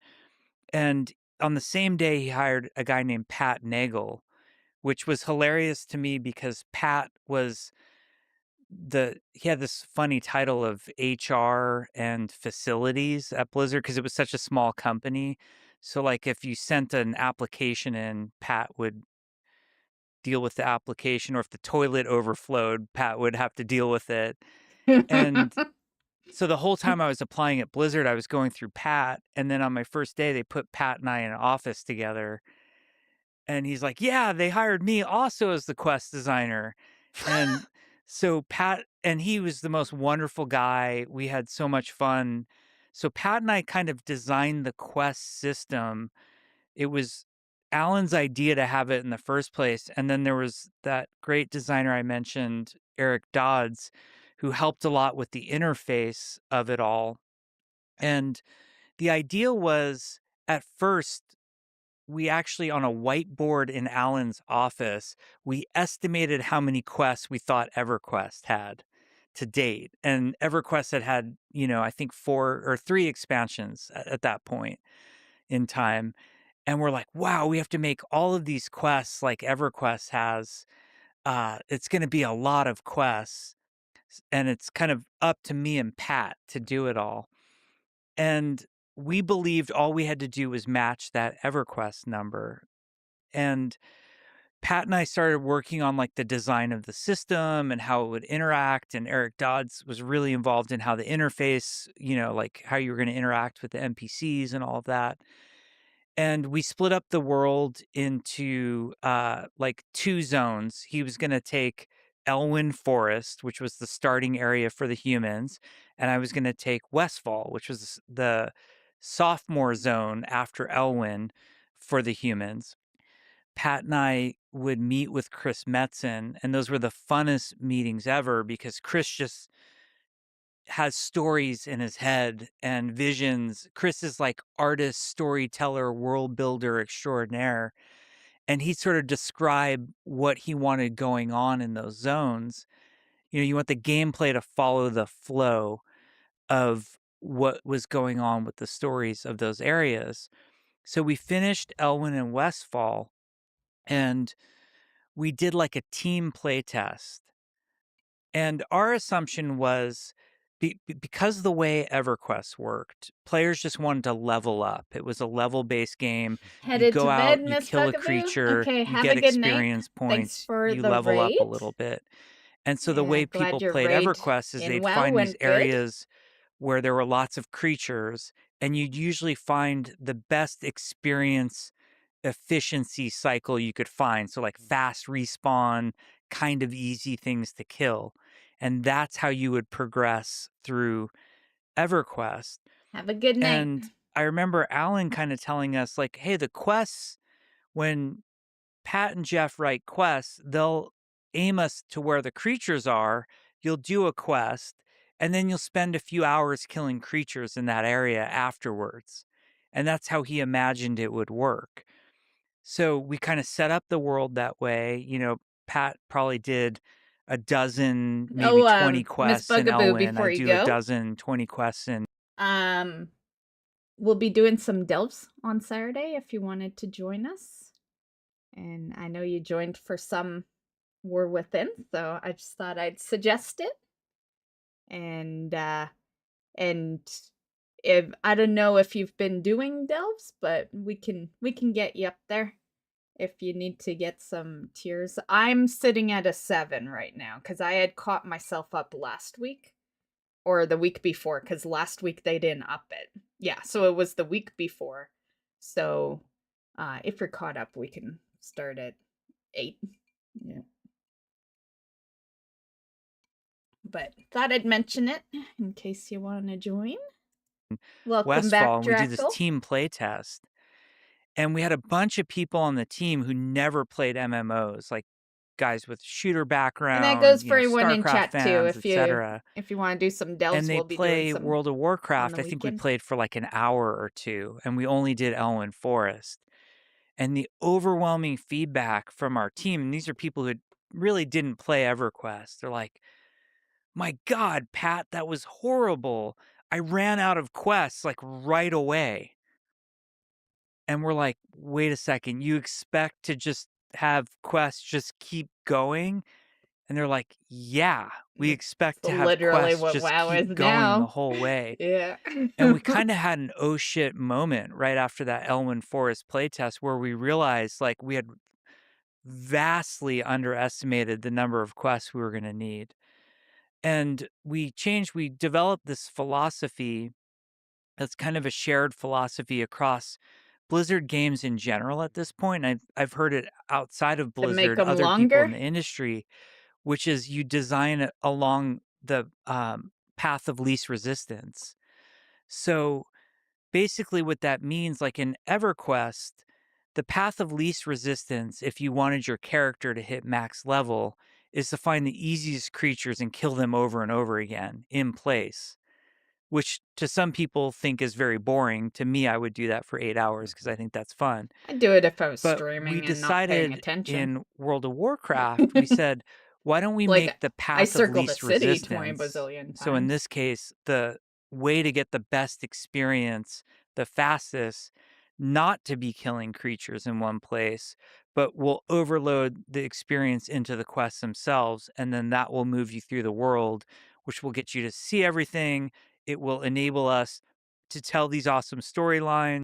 You know, me, I would do the boar farm that, has been done many times in the past, but they are a quest-based game, right? Like, yeah, so I have always done the quest route, and even more so after they put achievements in Wrath because it's going to be needed anyway, right? That's always been my logic. It's my logic to this day, more so to this day because there's, quest achievements, metas that they reward you of stuff.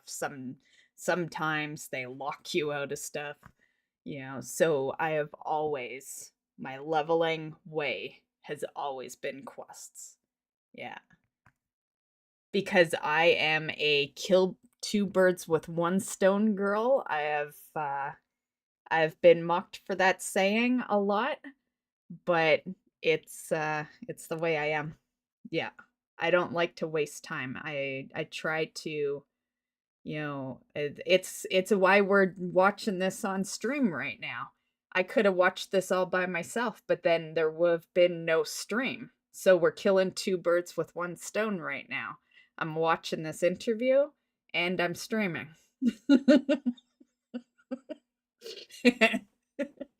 And, it goes for many aspects of my life. I am generally always doing at least two things because I gotta kill two birds with one fucking stone, okay? Not geared enough for tier 9?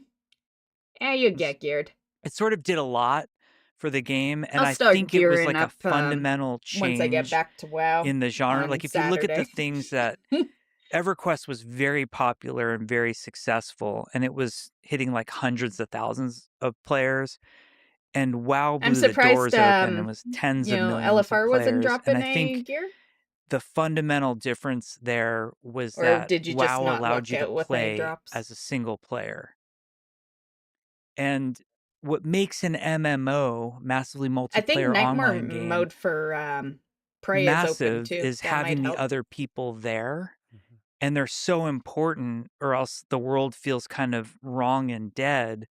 But the concept that we have to force you to interact with them to do anything is very off-putting to a lot of people. And the fact that people could come into WoW and just kind of the game design way of describing it is directed gameplay. Mhm.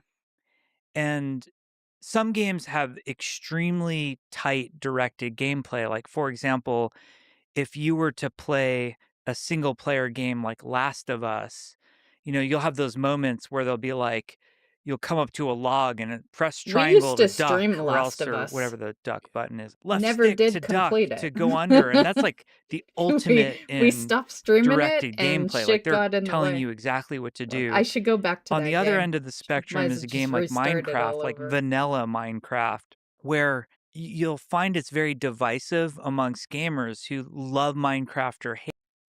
Minecraft was the first game ever that when I played it, I lost track of time. It was not World of Warcraft that did that. World of Warcraft was the second one, but Minecraft was the first. I remember having because I was playing Minecraft before WoW existed, right? And I remember I was playing one night, looked at the clock. It was like 6 in the morning, like the sun was, coming up and everything. And yeah, I totally lost track of time. That I feel like Minecraft is worse than WoW for it. Yes, you can with WoW, but in WoW, people start logging off, so you're reminded of time, right? But in Minecraft, it's just you. Like, yeah, there is nothing to remind you that you've been on for way too long. Yeah, I had so many days. I had my era of Minecraft where I was like super hooked to it. Yeah. Did LFR and not one piece of gear. It's a good thing Tristan isn't here. He'd be like, you got oh, what is it again? You you got fuck, how's he worded again?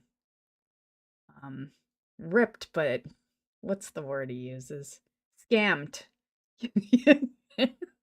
Jackal got scammed. It. The ones who hate it are like, I don't know what I'm supposed to do. Like, you drop me in this world, I'm supposed to dig or something. And that's the type of player that needs directed gameplay, or they're going to cycle out.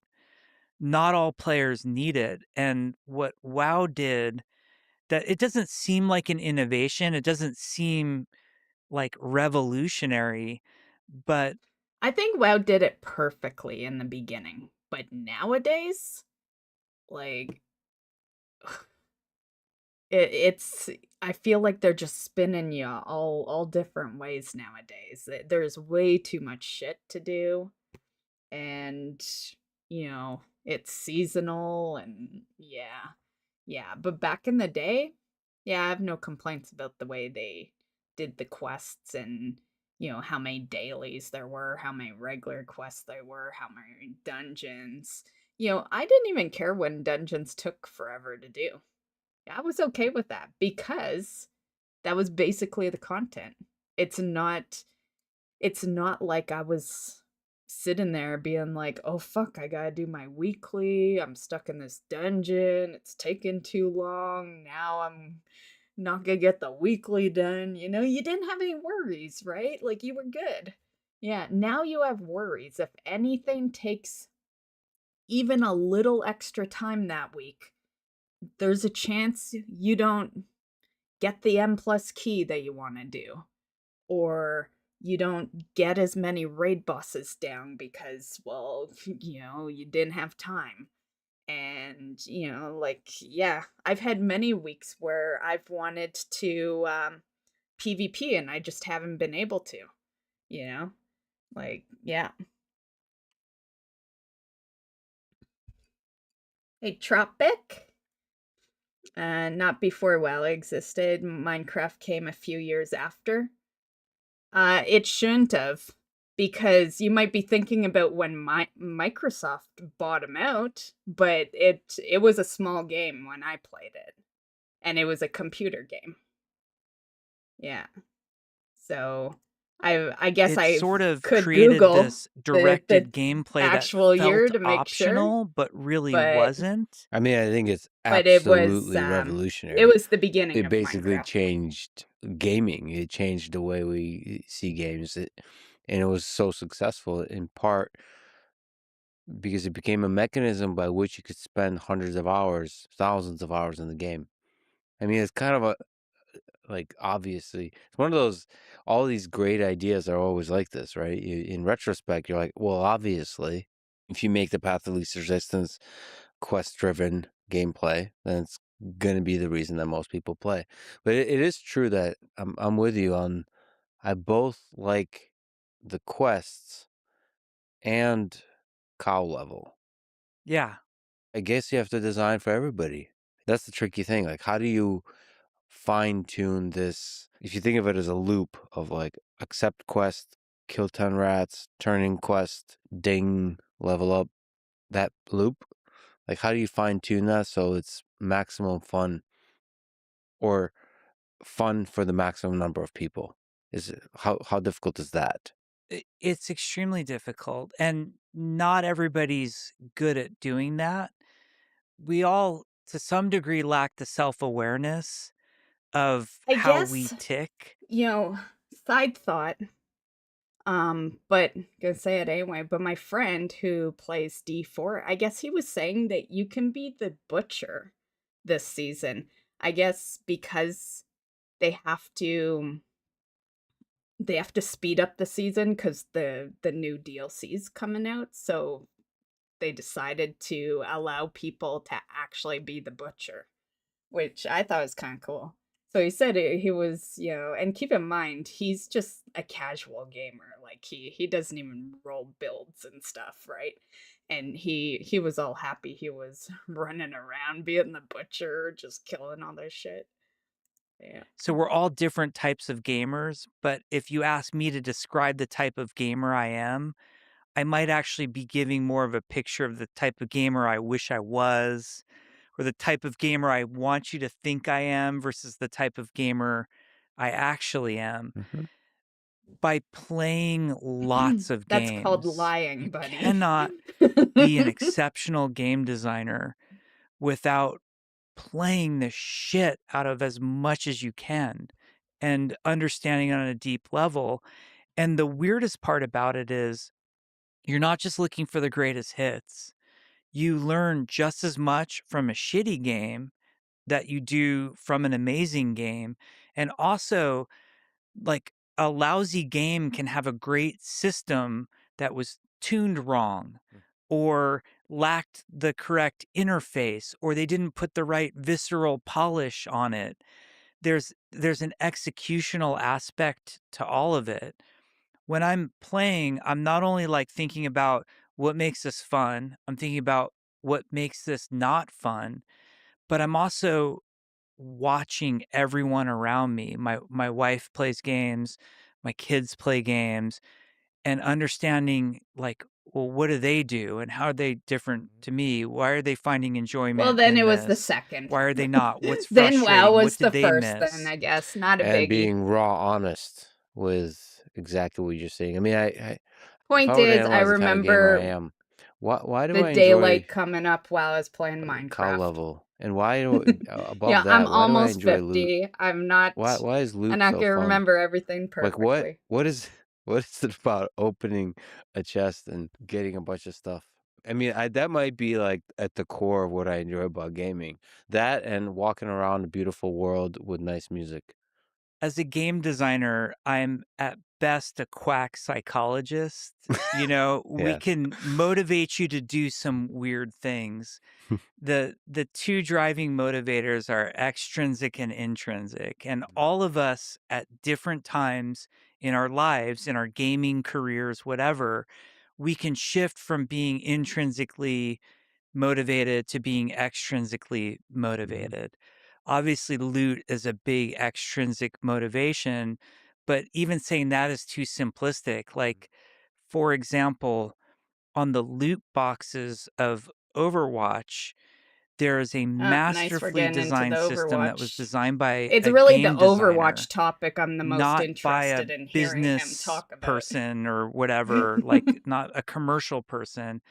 But beyond that, we also had a really good team who said the visceral opening of the box, the sound it Mhm. makes, the Yeah, it's graphics, like like I'm the not a way things Minecraft spill player, out and so, like, I animate, just played all Minecraft, of that is as so, satisfying as you what. know, I can tell you WoW came out in 2004, but, like, I'm guessing when it comes to Minecraft, like, I was never hooked. I played, few times and the daylight came up, like, yeah. Yeah, Well, I and can definitely give more info on WoW than I can Minecraft. Yeah. I just remember it being one of the ones where, you know, you could lose time in. Yeah. you're trying to, like, there's the lizard brain part of it of like how does it, like, I see chest, I know it's gonna feel good, it's gonna feel And I good. did play it And then there's the before spreadsheety part of it Microsoft of took it over. what does it have? Is it an upgrade? And I think great game designers know how to tap into both of those things, Mhm. tap into the intrinsic and extrinsic. There's like It's when funny I how was studying Microsoft just writing, takes all our you would games, study right? the elements of fiction, and these are just like basic things like plot and character development and setting and theme and whatever. And there's no like textbook that exists for game design, at least none that has been introduced to me yet. But I think about like elements of fun. Mhm. What are the things that create fun for players? And they're not the same.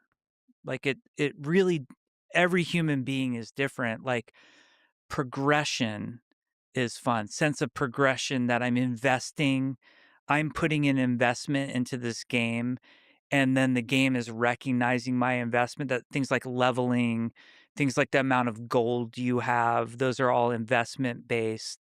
There's mastery. Progression's a need for MMOs. Without progression, people could quit easily. Let's be real. I stick around because of my progression. Yeah. If I didn't care about progression, I would have been gone years ago. There's just pure raw skill. Creativity is one. And hand in hand with creativity is customization. And some of those can be aesthetic, like look at my customized character and I have the black curly hair and I put an earring in my character and I'm customizing in that way. The other is customizing my build. I'm going You to know, come up with the. do you guys like the old WoW characters better than the new for design? See, I like the old, but I like some of the new upgrades. Like Night Elf is my main character, right? Night Elf Druid. And the Night Elf I loved back in the day for design, you know. I gotta specify, so people don't think I stopped loving my Night Elf Druid. But for design back in the day, I loved it. But I'm not mad that they updated it. You know, yeah.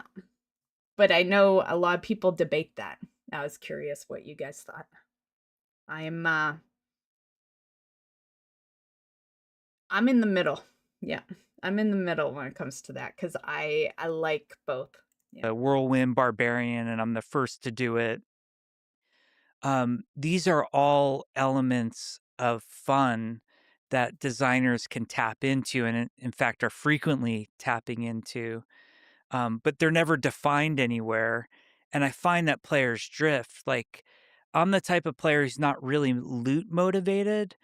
I'm more motivated by seeing the content the world has to offer. And often that takes me on a detour of being loot motivated because there might be a dragon or a demon somewhere that I can't beat without this level of armor and sword. So now I'm loot motivated for some period of time to get back to being content motivated. Yeah. Or if I'm having trouble defeating a boss, I might have to go back and look at the You know what he reminds me of? He reminds me of the mount farmers that bitch about PvP but do PvP because they want the mount. It's exactly what he reminds me of. Yeah. skills and Or at abilities that least my what he character's said using, and I have to reminds go into me of. creativity mode. Oh, he has that one AE where area of effect, where he puts a curse on me. And, if I had this counter ability to the curse, I could beat the boss to get the loot, to get to the next boss. These are all cycles that are tapping into all those different elements of fun. And ultimately enjoying and discovering what the world gives you, Yeah. has to offer to you. And you have a lot of hats as a gamer. So you love the RPG, MMORPG world, but you're also a big shooter guy. Can you explain to me what fun in a shooter context is? And we'll talk about Overwatch as a specific kind of fun. Maybe you're also a huge fan of the ultra realistic shooters, Call of Duty. What is the definition of fun there? There's a lot of skill and mastery. Uh, Off the cuff, flippant comment would be clicking heads. Yeah, I I'm was just gonna trying to say click for heads. me Okay. There's an for me, it was all the headshot kills. Yeah, that's what made shooter games fun for me and still do. Yeah. intimacy I'm also all about to the number. first person camera. And now, not all shooters are first person. There's a large In trend case these days to some of you that have been around for a while, you remember the add-on that I had that had like all the fucking numbers just all over the screen when I would play WoW. Yeah. I miss that add-on. I should bring it back. third person. I really think PUBG It and annoyed some Fortnite people, sort of but I loved opened it. that third person shooter door. And you're seeing games like Arc Raiders are third person, but to me, nothing is as pure as first person. Like, you're Mm. literally living in the world as that being. You can look at your hands, and it's that pure, visceral test of skill of, can you click on the thing fast enough? And when it's PvP based, that's coming at you. Could you lay out for people who don't necessarily know what PvP and PvE is, and single player, Absolutely. multiplayer, massively online multiplayer? So Let's be real. This is a 5-hour interview, guys. No one watching this doesn't know what PvP versus PvE is. Like, anyone that is like that has not even made it this far into the interview. Like, buddy, come on. PvP is player versus player. So that means a combative, if Lex I and I are did up see against that. each other, Yeah. we're I'm attacking not each gonna other. We'd use call that it. PvP. You can get Yeah. killed by another player. Mhm. Player versus It's like environment I is need more anytime you're add-ons. shooting computer controlled opponents. So if it's a game about dragons, the dragon is the environment in PvE. And we should say that PvP and PvE, the P might be multiple players. So it could be Can't you just say player versus everyone versus player versus player? Like, can't we just make it easy like that, guys? Like, what the fuck? Making things 5 versus complicated 5, here. 6 versus 6 for PvP, and for PvE it could be like raids where it's multiple people, large groups of people going against the AI. Yep. So single player, that's a game that you play totally by yourself. Like, you don't play with anybody else. You can't play with anybody else. It's not networked to play with other people. For example, I'm playing a game called Story of Seasons right now Yeah, I on can't the imagine Switch, him playing which Story I of just play by Seasons. myself. I have my farm. Yeah, there's a town. I'm meeting people in the town, and no one can come and join me and interact with that. So it's a very controlled experience. Single player games are very difficult, or they I'm can be very surprised that difficult Story and of Seasons wouldn't expensive have in terms of multiplayer. production Even my to Disney create. Dreamlight Like, if you has think that. of a game like Uncharted or Last of Us that's made by Naughty Dog, like those are kind of the preeminent best single player games you could talk about. They're very handcrafted. Every experience is made just for you. One up from that is what I call co-op. Um, and these terms become interchangeable, so I'm using some semantics here. But co-op is any cooperative experience that we can play together, but we're sharing an exact same experience very intentionally. And it's me sharing that experience only with other people that I know. So, a great example of a cooperative game, maybe one of the best of all times, was Left 4 Dead, which is a game where you and 3 other people go in and you fight like hordes of zombies and you try to progress through to the end safe room. It's a very cooperative experience. A game like Diablo 4, you can play cooperatively with other people. You know what Now, game one up You know what game I've been wanting to play? And I'm saying this out loud, specifically directed at Drackle to see if he would ever want to play it with me. But I kind of want to play Dead by Daylight again. I haven't played since like 2016. And yeah, but I don't like playing alone. Yeah, I'm a group player when it comes to that game. Yeah. So let me know. from that is multiplayer. And that's when you're engaging with strangers who are in the same world that you might I not can't have the remember same if you ever cooperative goals as. mentioned playing that one. You might have very opposed goals to them. You might PvP them, or they might just be random strangers that you It's just so that you can figure out if you would want to. It's a PvP type game. One person's the killer, and then there's generally like 4 survivors. And yeah, so you can pick to be the killer or the survivor, but yeah, it's PvP. Yeah. pass in a town or city and never see again. And then massively multiplayer, which is what the MMO online sort of stands for, massively multiplayer online game. That's when you're When I played, I would play the killer a lot. I'd play the survivor sometimes too, but the reason I even own the game is because Mike Myers is in it. Yeah, so that's why I would play the killer a lot because I'd always pick him. Yeah. And I got that game for free because back in it was around 2016, I was doing a charity stream and one of my friends decided to kind of in a sense egg me on for how long I was going to last through the charity stream, and we made a deal that if I lasted at least 24 hours for the charity stream he would gift it to me, and I was like, you're on.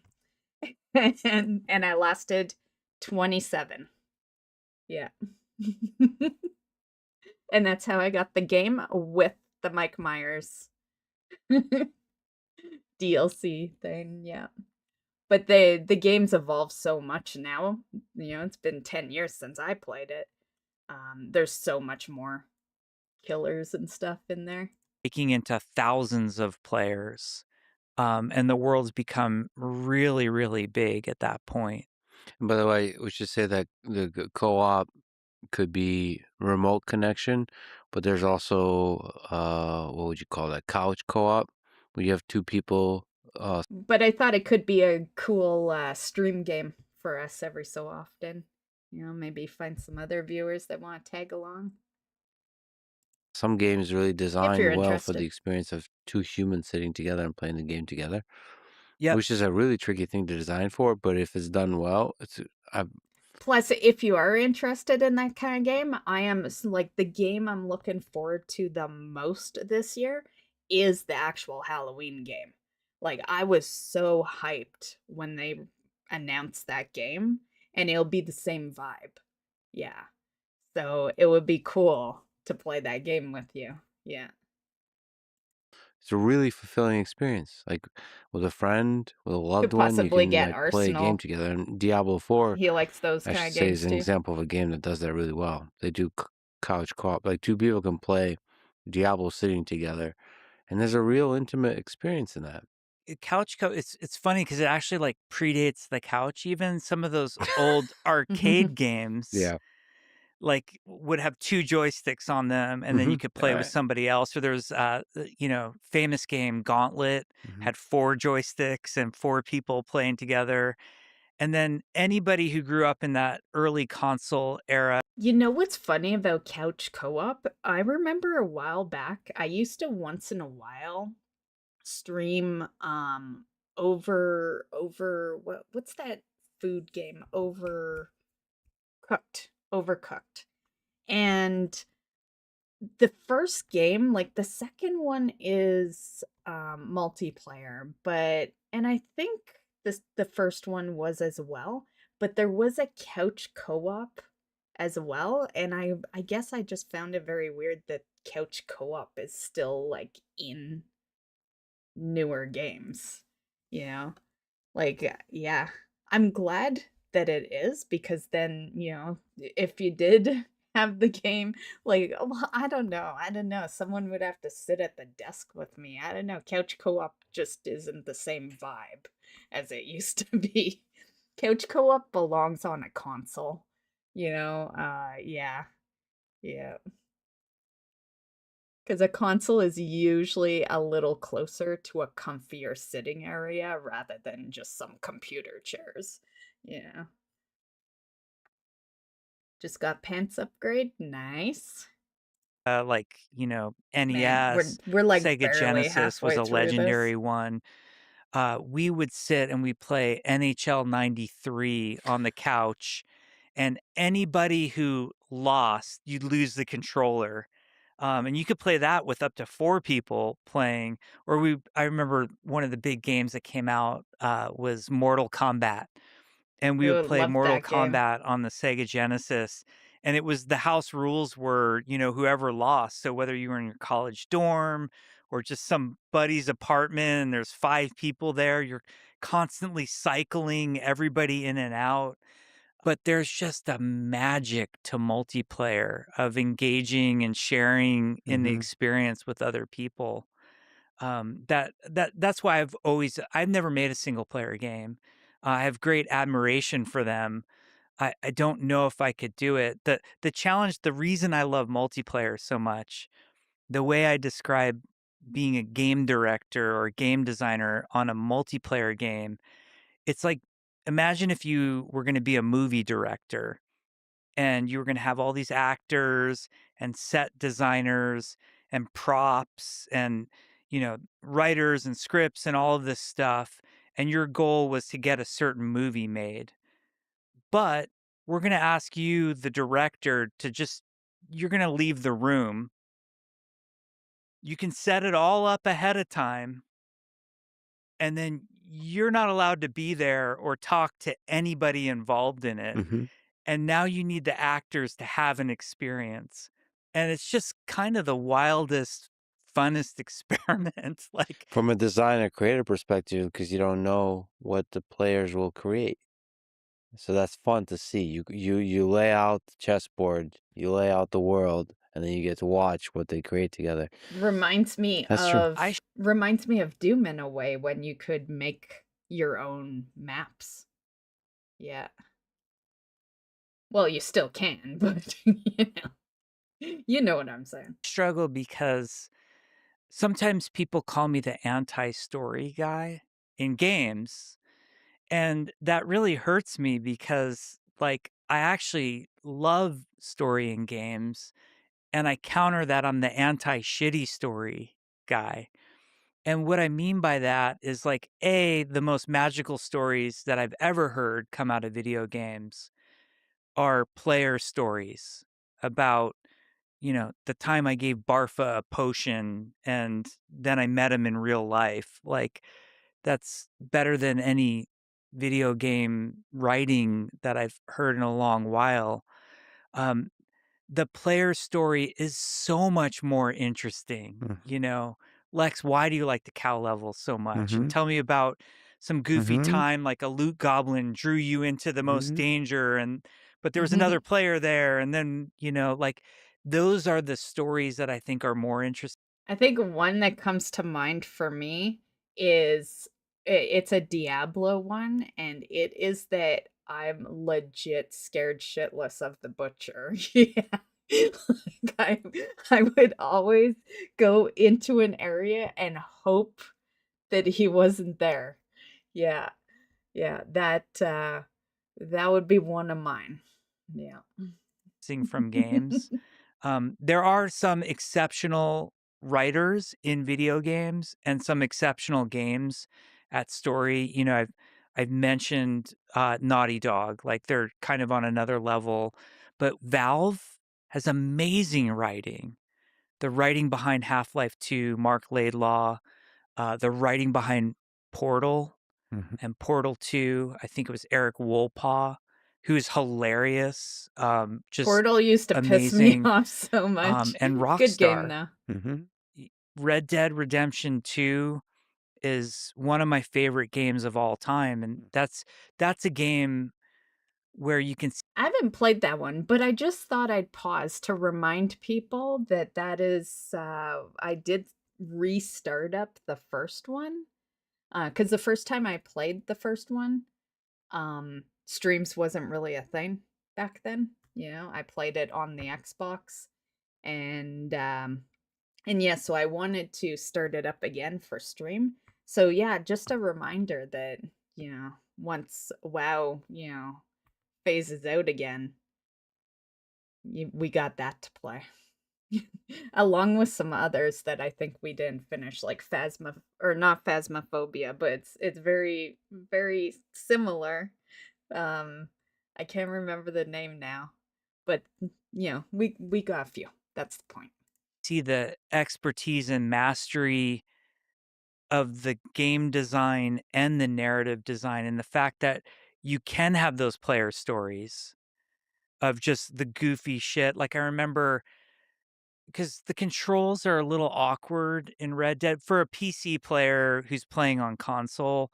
Like, I always get confused about, like, taking out my gun and putting it away and what's, the L1 and L2. Like, as a PC gamer, I'm just like, "Let me bind this stuff to where I want it." And so, like, a guy in town rides by and he's like, "Howdy, partner." And I go to, like, give him the Arthur Morgan, "Hey, what's up?" back. And I just whip out my sawed-off shotgun and, like, Right. blow his fucking head off. And then the whole town is like, Yep. suddenly I'm wanted and I'm being chased. And then there's a train that, like, takes out the posse. And That is why I it's like Yeah. stopped those stories playing and the fact Elder that Red Dead can Scrolls. have, this like touching, heartbreaking story of Arthur Morgan and his journey, but you can also have, the Or player not Elder story of Scrolls, blowing off Skyrim. the poor Yeah, guy that's nice just trying to, combination. yeah. And then Rockstar does a really good Yeah, job because with, that exact even in Grand Theft situation, Auto with the more or radio, less. Well, it could be it kind of a wasn't a shotgun. I side stole a book. aspect of the game. That great writing there can But same outcome. help create the world Yeah. with humor, with color, with depth, with heartbreak, all that kind of stuff. There was a moment in Red Dead where there's the Daniel Lanois song. Hmm. That's the way it is. I love Daniel Lanois. So the fact that somehow Rockstar landed him and like was able to get that song out of him. And there's this moment where you're like riding back and they start that Mm, song and yeah. everything up to then had been and gorgeous, like more of a score. There's Woody Jackson, who's like a really amazing game composer. He had done the score for that, and so nothing had been, like, lyrical with words, and then they play the Daniel We would probably hear the song, but Lex would have a rip of a 5-hour interview if he played it, yeah. So if you're wondering why it's not playing, yeah, yeah, copyright would have totally ripped him. And that, this is a pretty long interview. You wanna make sure that you're gonna make money off of it. Yep, yeah. Lenoir song, and there's, like, the quotes are coming back from, Mhm. like, Dutch and Arthur Morgan, and I I'm just like, "God damn, this is art," This is like I know it's supposed to be entertainment, I know it's a business, but the top of the pyramid is art, and Mhm. it just hit me emotionally. Yeah, there's certain games where, I mean, that moment, and you just imagine the number of people who shed a tear during that moment. Then that's just a reflection of how much you're invested into this world, into these characters. That's a beautiful thing. I have to ask you about this image that you sent me. It's super cool. So yeah, I would love it if we could nerd out about it a little bit. The zone flow for the original World of Warcraft. There's a bunch of zones. It'd be awesome if you kind of talk through how like this world is built. Take me to that time when you're designing this before anyone else got a chance to play it. All WoW stuff, it would start from that inspiration of Chris and the world, and it's so fun hanging out with Chris because we had whiteboards all over the place. And, hey, Chris, we should make Eastern Kingdoms. What do you think it should be? And he would just tell you the story of each of these as he's just drawing. And Chris is a really talented artist. So the map would be gorgeous. I have lots of like photographs of Chris maps that he would just kind of whiteboard up. He's like, here's the dwarven lands, there's wetlands with Cosmodon up there, and that's where this, tribe of dwarves were from. And then the, humans are going to be down with Elwyn Forest, and in Westfall, there's, this group called the Defias Brotherhood, and they have a place called Dead Mines. So I would talk to Chris because you want to capture the spirit. Like as a game designer, you want to capture the experience that's in people's heads. So, like, take Burning Steps, for example, supposed to be Hmm. one of the scariest places with lava and dragons and, all this kind of stuff.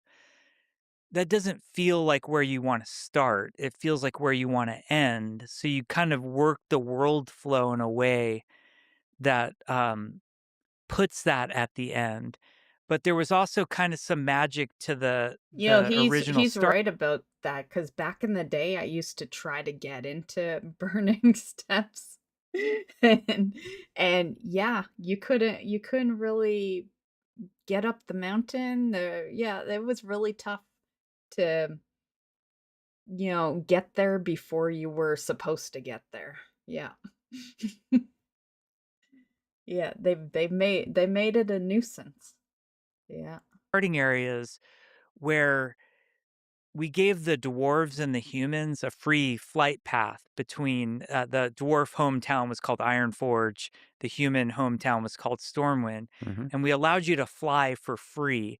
So like these little newbies who were level 5 or something. If you played a dwarf and I played a human, I'm like, "Oh, Lex, don't worry, I'll come, I'll come to Ironforge and we'll hook up and I'll just fly out to you," which is the magic of World of Warcraft.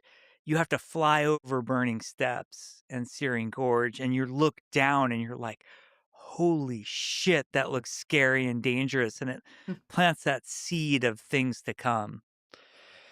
So you've designed some incredible quests. Is there any that stand out that you're proud of, ashamed of? I mean, you are famously have designed the Green Hills of Stranglethorn quest, Great one of the quests. most infamous quests in the history of WoW of gaming, where you had to collect a bunch Yeah, of I can't pages even of imagine there'd be Green one Hills better of than that. Stranglethorn. Maybe can you comment on that one or any quest that you just springs to mind? Green Hills of Stranglethorn holds a lot of emotional value for me because amongst WoW players back in the day, it was unanimously hated as Mhm. one of the shittiest, most annoying quests. I loved it. But It it just holds a took really long. special place in my heart. First of all, it's one of the few times that I just like wrote a short story that's actually in the game. It's me paying homage to Hemingway. And the guy who gives you the quest, his name is Hemet Nessingwary, which is just me rearranging the letters of Hemingway. There's another quest giver there that's Kerouac's name, Mhm. also mixed up. Um, and then it was the typical So hubris he of a started junior that. game designer He who started the thinks whole he's clever mixing but up is actually a names. dipshit. That's the Green Hills of Stranglethorn, like, summed up. Although, So, I like, I imagine the wrote the biggest reason story is over, like, copyright. it was, I think, winter break, like, everybody was gone, and I just was so happy to be in the office, I'm at Blizzard by myself, writing late at night, and the whole idea, and this is very much, what I call ant farm designer, which is bad, which is, you're the game designer who's playing God, and players are the ants in your ant farm, and you want to see what they're going to do, which is not the correct way to be a good multiplayer designer. But I hadn't learned that yet. And there's a really great famous Sid Meier quote, um, where it says there's three types of fun: fun for the player, fun for the designer, and fun for the computer. And we catch ourselves. We're like, we got to be really careful. It has to be fun for the player, not fun for us. So this Green Hills of Stranglethorn quest was like an ant farm design of, I'm going to write this, honestly, probably pretty shitty story. I haven't read it since 2003, so God only knows if it's any good. But I wrote the story and then I divided it up into all of these different pages. And the quest giver, Hemet Nessingwary, wants you to put together, like, the story's like he wrote this book, but then the pages got scattered across Stranglethorn Vale. And when you're doing quest design, you're really thinking about the player flow and you're directing them from quest giver hubs. I think that is, now knowing a bit of his early story, for anyone that didn't catch it, um, he was trying to be a writer and failed, and, so this seems like the perfect, quest to have, because it's based on a book being kind of scattered, needing to be, fixed up. And yeah, yeah, I always loved that quest. I always loved collecting those pages, but it does give you a little more meaning knowing his, his early story. Out until these destinations, and you want them to do all the destinations, but sometimes we would do these bridging quests where you could do anything in the zone and it sort of had this overlap. And so the pages of Green Hills of Stranglethorn could be looted off of any creature anywhere in Stranglethorn Vale. And it was kind of like that McDonald's Monopoly game where you have to have all the pieces or else you're not going to win. But where I really went south, I don't think the idea in a Right. vacuum is I know horrible, sometimes but you just couldn't where find it. this really fell apart was the interface of World of Warcraft wasn't set up. Like, the pages didn't stack. There wasn't a dedicated container to put.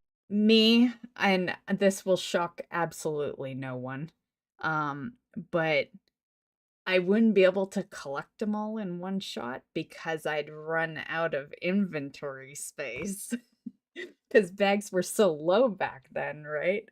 Yeah, so yeah. Yeah, that was my issue because, as you know, it's not like once you collect one, you don't get the other, and they weren't stacking back then.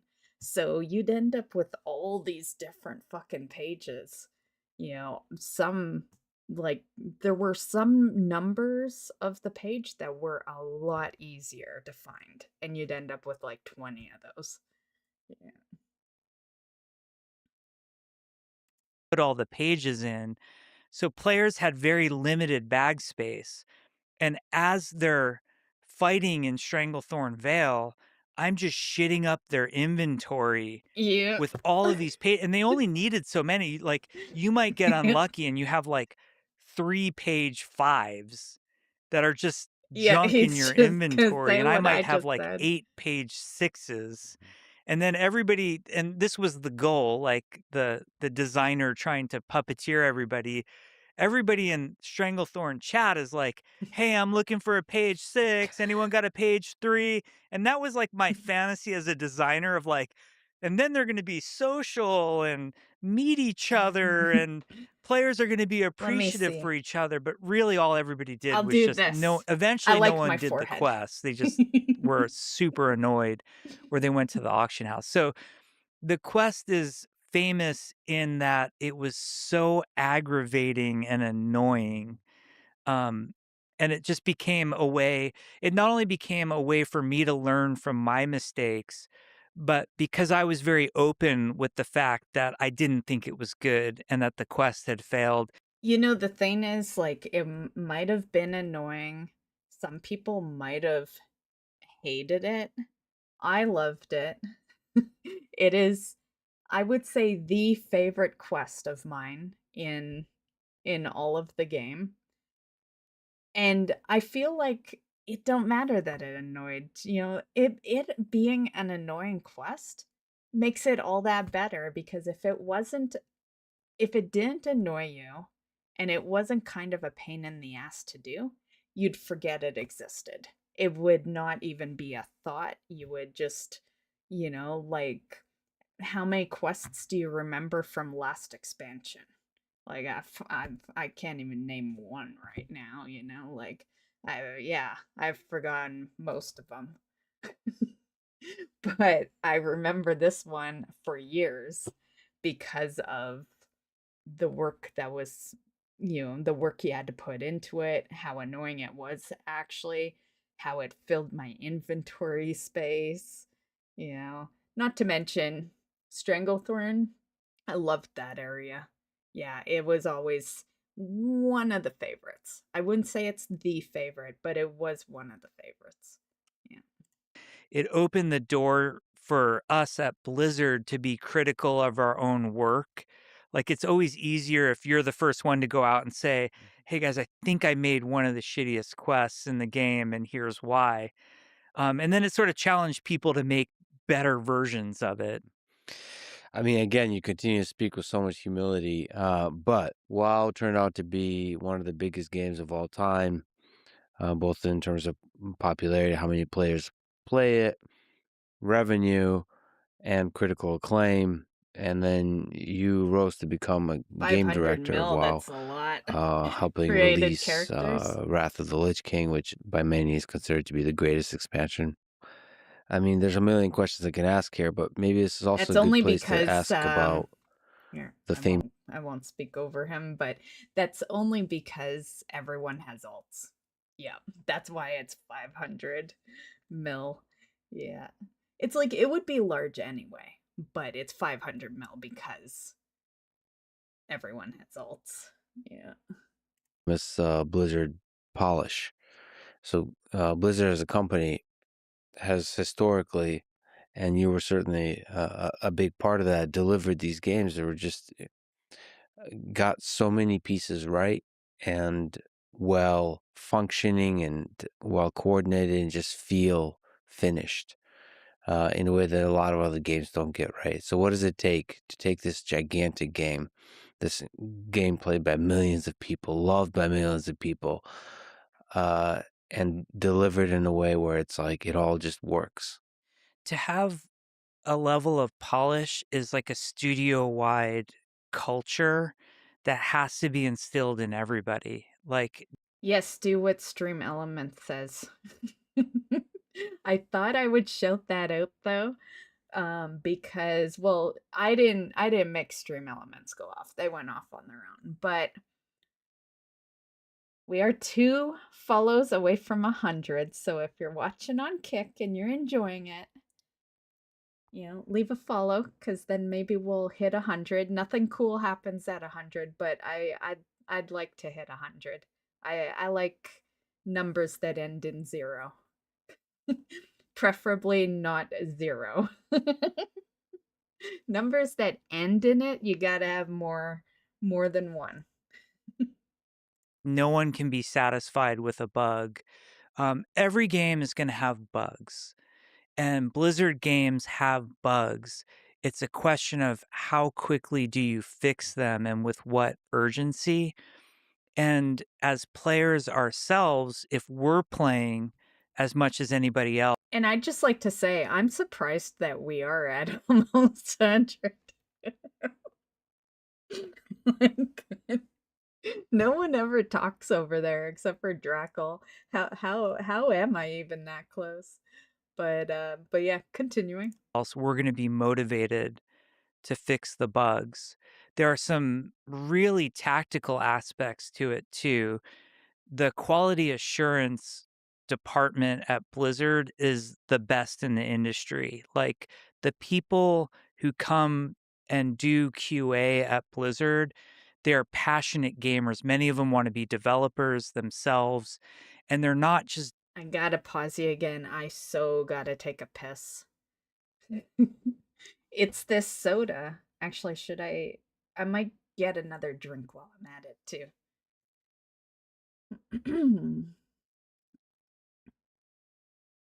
Used to be top of the line. I don't see another message there. Was there? Is that to something? Okay, hold on. I can't hold my piss any longer. I'll be right back.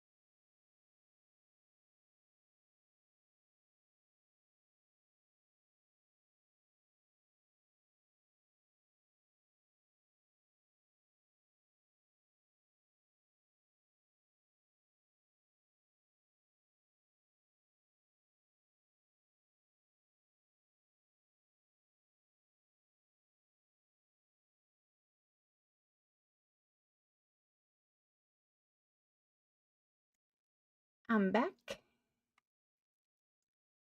It's to what he just said. Now, like 99% of their support uses bots. Yeah. Yeah.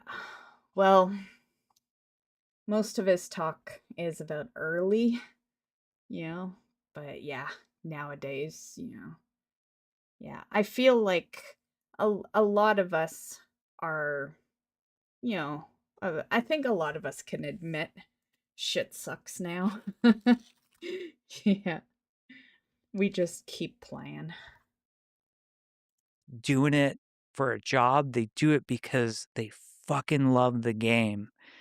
And the They used to. relationship we tried to develop between us on the development I had to grab a teams water and because QA was I have no extremely more tight. orange in the And whenever possible, fridge. we also tried to sit as many QA members I probably should up drink with the water development anyway. team as possible, depending on the logistics of, in the early days, we didn't always have the space for all of QA to sit with us. We were very fortunate on the Overwatch team to have a large amount of QA sitting with us. And then developing that relationship, in the early days, there were these fears of like, well, QA can't talk to the developers, and trying to shatter that of because some of our QA members knew the game so inside out. You would just say to him like, hey, dude, just message me anytime. Here's my home number. Like, Mhm. call me if there's a bug. If you think we're gonna get raked over the coals on this, you got to speak up. I don't care what the chain of command is. Like, we got to fix this thing.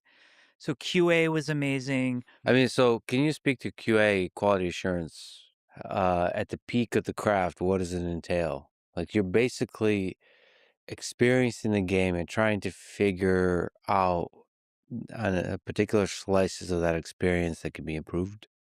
Yeah, people simplify the role by just, oh, these guys just get to play games all day and then like let us know if there's a bug. They are so systematic in the way they test stuff. They come up with these plans that are actually amazing of like who's going to test what. There's a lot of regression testing that goes on. Within QA, there will also be compatibility testing.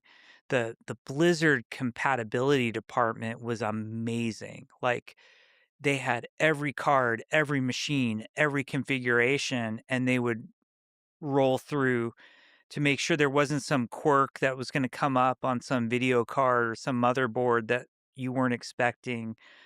But it was all very systematic. It wasn't just Wild West, let's play the game.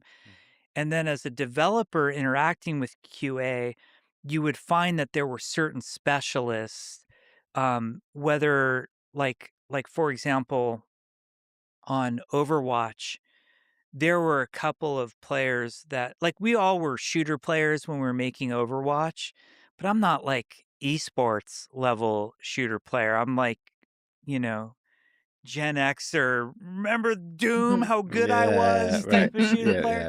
yeah. But we had, you know, a couple of these QA specialists who like they could just snipe from 100 meters out and hit the shot every time and tell us if there was a frame of input delay, and then you sit that person with an engineer and say, hey, I think there's some input lag That's here. amazing. And sure enough, they'd be right. But you have to have that relationship where the devs trust QA, or just even on like World of Warcraft, they had a great relationship with QA and that they built out a full raid team to do the raids.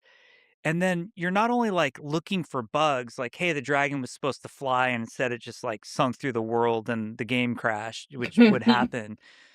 But, Which like, if you really happens now. value QA, you're asking them, "What do you dude, what do you think?" You know, like, 10,000,000 people are gonna see this.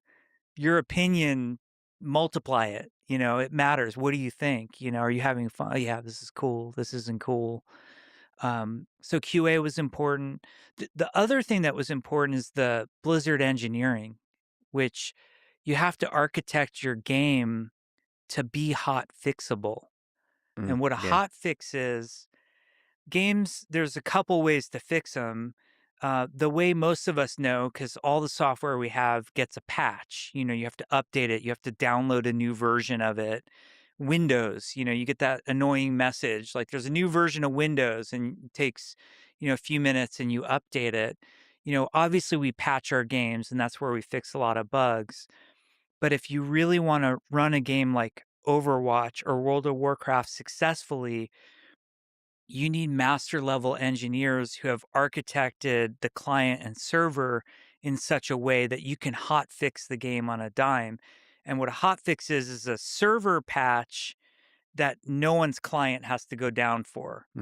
It's because you're dealing with a huge number of players and you discover an issue and you want to respond to that issue really quickly. Yeah, there's Right? emergency issues like Yeah. something. Yeah, because I'm sure you've seen when the game goes down there'll be maintenance for like 2 hours, and I never care because it happens in the morning. I work in the morning, right? So I never give a fuck. But the community does. Yeah. It's like it's like those 2 hours are the end of the fucking world for some people. It is hilarious. Crashing. I understand 8 hours. Sometimes, like a Tuesday maintenance, depends where you live. But 2 hours? I think everyone, no matter where you live, can handle 2 hours. Yeah. Right? That's like the number one reason, like, before I started doing the news series, which I started like 7 or 8 years ago, what led to that was that I was always not it's not that I was always researching everything that was going on in WoW every week, but I was always on the forums watching people bitch because it brought me great pleasure to read it. And that's what led to the news series eventually. I was sitting there one day and I'm like, I'm on here anyway. Maybe I'll start doing some news. Yeah, because like both the Blizzard forums and Wowhead eventually just would have some of the ragiest people. Yeah. Like the worst case scenario is anytime the server's crashing. Or an Overwatch, like a really catastrophic bug would be something where you have to disable a hero. Like someone found an exploit and you have to disable a hero from the lineup.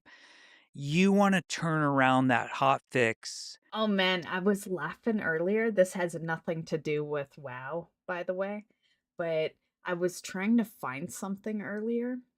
And so I was looking through my purse and I found 10 pens, 5 lip balms, and 2 packs of gum in my purse. I afterwards I told my friend Mark, I'm like, if we're ever out together somewhere and you need a pen or you need some lip balm, just hit me up because apparently I'm stocked up in my purse. I am I am 100% one of those people that like goes to the bank and then takes the pen and then I'll go to like another place that wants you to sign something and then I'll take that pen. And that's how I have 10 fucking pens in my purse. Yeah, they all have different company logos. One is my company, so, I guess we're safe on one. But yeah, yeah, I am, like, so good on pens. Yeah, I had to share that, I thought that was funny. If you can in a half an hour get that hero back live, you might have It was somebody me who grabbing the only lip balm plays that that hero. reminded me. And the only reason they're going to play Overwatch is because that hero's active. You don't want to wait for patches and you want to hot fix as fast as you can.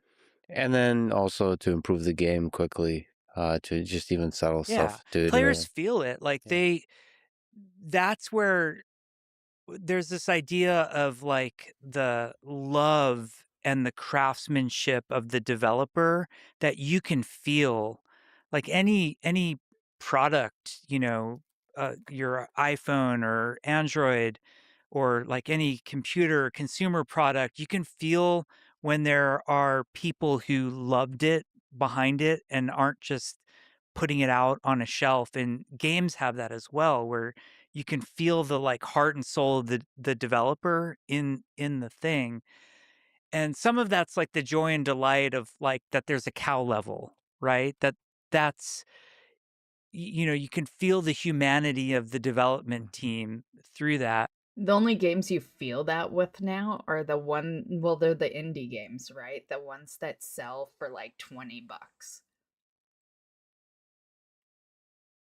Stealing company inventory for shame.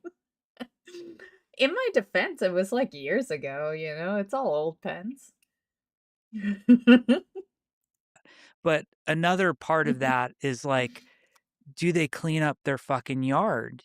Does this game work? Is it and it's not just the bugs and the crashes, it's like when balance gets wacky and stupid and, suddenly everybody's a barbarian and whirlwinding and no one else will play anything else. You're like, we should probably fix that, That's why you Those should were the stop days. I metas. sadly was the barbarian whirlwind guy. It was, One-handed. yeah, it brought so much joy. So Me, I was mainly Demon Hunter. Demon Hunter was my favorite in Diablo. For those that are WoW players and not Diablo players, Demon Hunter plays so absolutely different in Diablo, so it's not the same as a Demon Hunter in WoW whatsoever. Every other character I feel like you can compare to a WoW character, but the Demon Hunter's so different. And then I also played the Barbarian. I liked the Whirlwind. I had every character, but I would say the Barb and the DH were my main ones. Yeah. a lot of people, And he was talking about how everyone plays like the same class. Yeah, that's metas, like yeah. They create that themselves by creating changes through each season that makes those classes more powerful than others. Yeah. That's why you'll see fake druid players. Why are they fake? Because they don't just always play the druid. Yeah, they play it on the seasons that are really good for, that particular spec. And then you don't see them. It's like they hate the druid after that. Yeah. Yeah, can always tell the fake druid lovers. In case I go silent, I might have fallen asleep. No problem. I know this is a long interview. But yeah, and I'm only halfway through. So yeah, I understand. modern day think of you as Jeff from the Overwatch team. My name is Jeff from the Overwatch team. I'm Jeff from the Overwatch team. I'm Jeff from the Overwatch team. But y'all must have forgot. You were the game director of WoW in an era when WoW was one of the biggest games in the world. Just, looking back, what wisdom can you draw from that time when you got to experience this era of gaming that changed gaming forever, where it's millions of people playing this video game? It was my first game I worked on. And Are you still playing WoW or are you like out of WoW? Just watching the interview. I joined it as this entry-level dude. Yeah. I still have my offer letter from Blizzard, which was for $35K a year. That's what I was making. Reading? And very shortly after WoW Reading tends to put me shipped, to sleep, not in a bad way. Alan left. Not like I'm bored, I've passed out. But your eyes get heavy after reading, like, I don't know, a chapter or two. Yeah. Left his lead before the beta or like right around the beta. And then Rob took over as the lead designer. And then he left the team very shortly after WoW shipped to go start StarCraft 2. And he put myself and Tom Chilton in charge. Tom is a designer who he was a great partner of mine and a great leader. And he actually came from Ultima Online. And so I always looked up to Tom because he had a lot more experience than I did. And this is like early 2005. The world was on fire. The servers were barely running. WoW was just had taken off like gangbusters. And they basically put me and Tom in charge of WoW. And at the time they promoted me, my title, I didn't even have a lead title. My title was senior game designer. And Tom and I were running the design of WoW at that time. So I thought it was totally normal. And I thought what we were experiencing with WoW was just normal for making a video game because it was the first video game that I had worked on. Um, I thought it was the funnest. Man, can you imagine the first video game you work on is the one that just blows the fuck up for like, decades? Yeah, that would be quite the feeling. Joyride because we were working. Because let's be real, don't matter what your passion is, the first one usually sucks, right? Like it's usually your learning one. Yeah. Only a select few, are successful right off the bat. Working on WoW, we were still working insane hours. And then I'd get home, eat dinner, and then me and my wife would log in and play WoW, for 4 hours. And then I'd go in the next day and I'd work. And it was just this, my whole life was World of Warcraft. And I loved it. Like I loved everything from, the creative meetings with Chris Metzen and just what an inspiration and muse he was. See, what he just said is why I never wanted to work for Blizzard, because like I thought about it, I have a technology background. but what he just said, played for 4 hours and then went to work. Yeah. Yeah, I love the game way too much to divide my time like that. Yeah.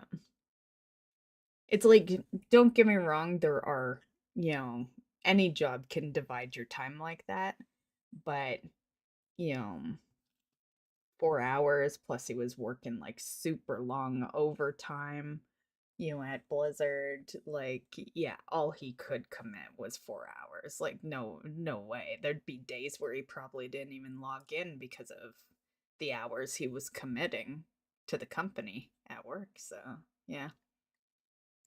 Down to the simplest, dumbest design stuff that like we as game designers, like you want to talk about why a button is in the lower left versus lower right and what does that mean? That's like 2 hours of discussion and is there a better way? Like the 10,000 minutia problems were thrilling to me. And then also the big disasters, like the big I had in the early days of WoW, we didn't really have all the processes in place for like how to deal with being a successful online game. And don't worry, the future game showcase that we'll watch tomorrow is nowhere near this time frame. I don't usually watch videos that are this long on one person. But he is one of the few that I really like from the company, so that's why we're watching it. It's because he is one of my favorites. But yeah, there's a solid reason why I had to be very particular on what day we actually watched this, if I was able to be here early enough, because I knew damn straight it would probably be like 3 by the time we end. Yeah. But don't worry. It won't be that long for tomorrow's. And I literally To be fair, it's not really the length of stream, it's the length of one topic, right? Yeah. But had it's all GMs, good. like game masters. These are customer support guys calling my home phone at 3 in the morning. Like, I remember this one time there was some faction token in Stranglethorn Vale, and they figured out a way to exploit it. And this GM calls me panicked. It's 3 in the morning. He's like, I'm just spawning what did we call them? Guardians of Blizzard. They were these giant infernals that we just made that instantly death touched anything. We used to have them when we were in the beta, like off in the distance of places players weren't supposed to get in case they cheated their way there. And this It's like GM get is one just shot, spawning kill them him. all over Stranglethorn Vale because he's worried because the players are exploiting. It's like 3 in the morning and I'm talking in hushed tones because my wife is sleeping right next to the bed. I'm doing this because it was actually like before the cell phone days when I Yeah. actually had a landline. But that's just how, and I loved it. I loved the thrill of those big moments, the minutia. And I felt like through the running WoW live, which was me and Tom together with an amazing team, we kind of learned how to be the WoW team. Mhm. And putting WoW in a box and shipping it was like only chapter 1 in a 12 chapter book, essentially.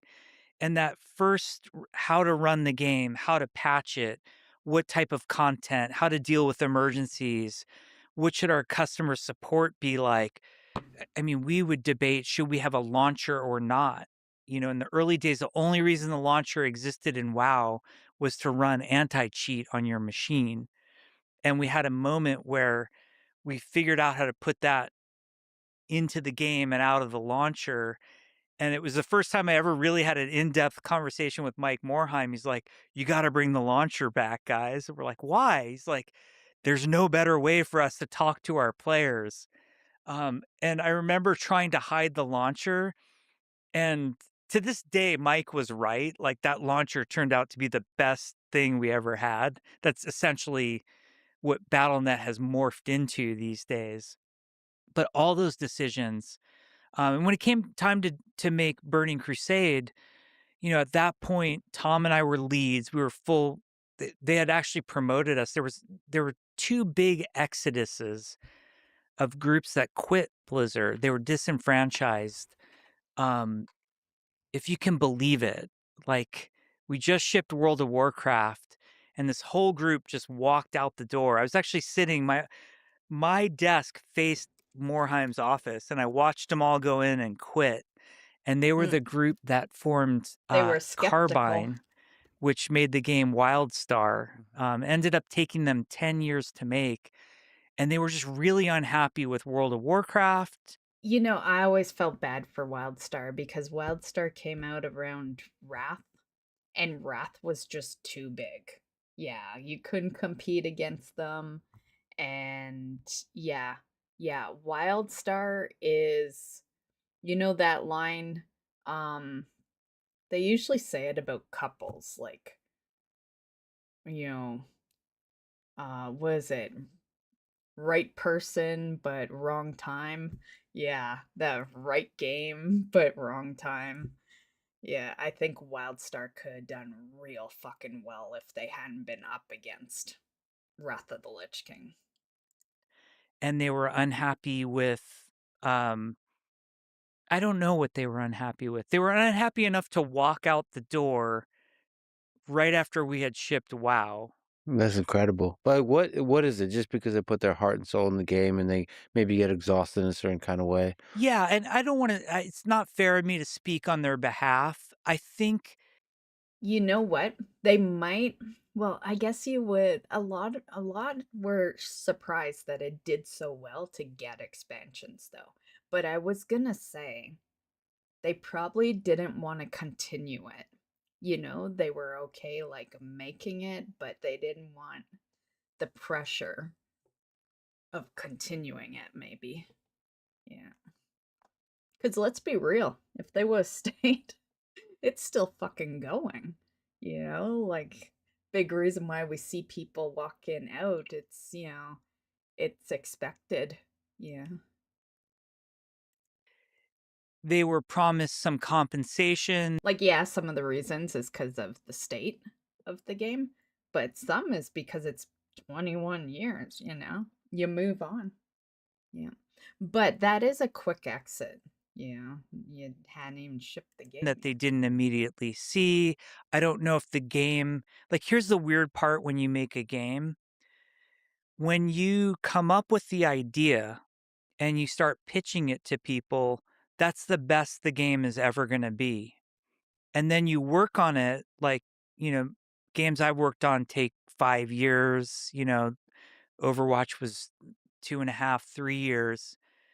Every day you get close to ship, the imagination of the ideal game gets farther and farther from the reality, and you're always shipping this, like, greatly sacrificed thing that nowhere near matches the imagination Mhm. of the inception of the idea, so you become disenfranchised with the concept So, over time. in some sense, you're constantly in a state of disappointment.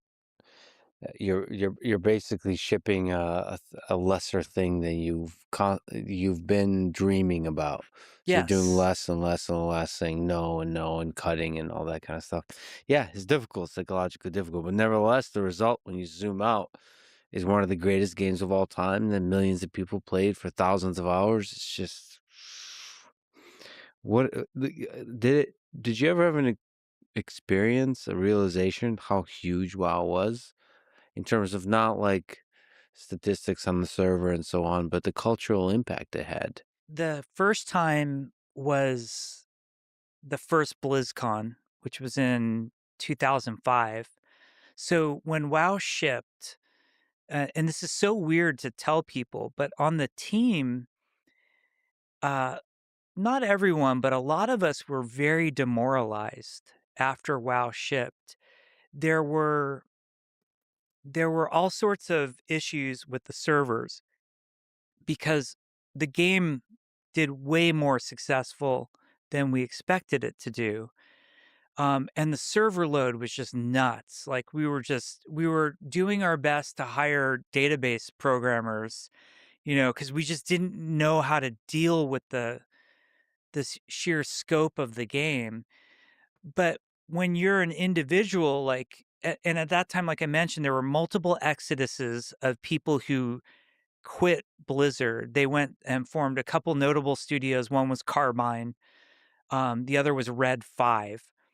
And we lost like kind of our core people. Like when Red 5 started, that was our team leader. That was Mark Kern, and our art director, Bill Petrus. They quit.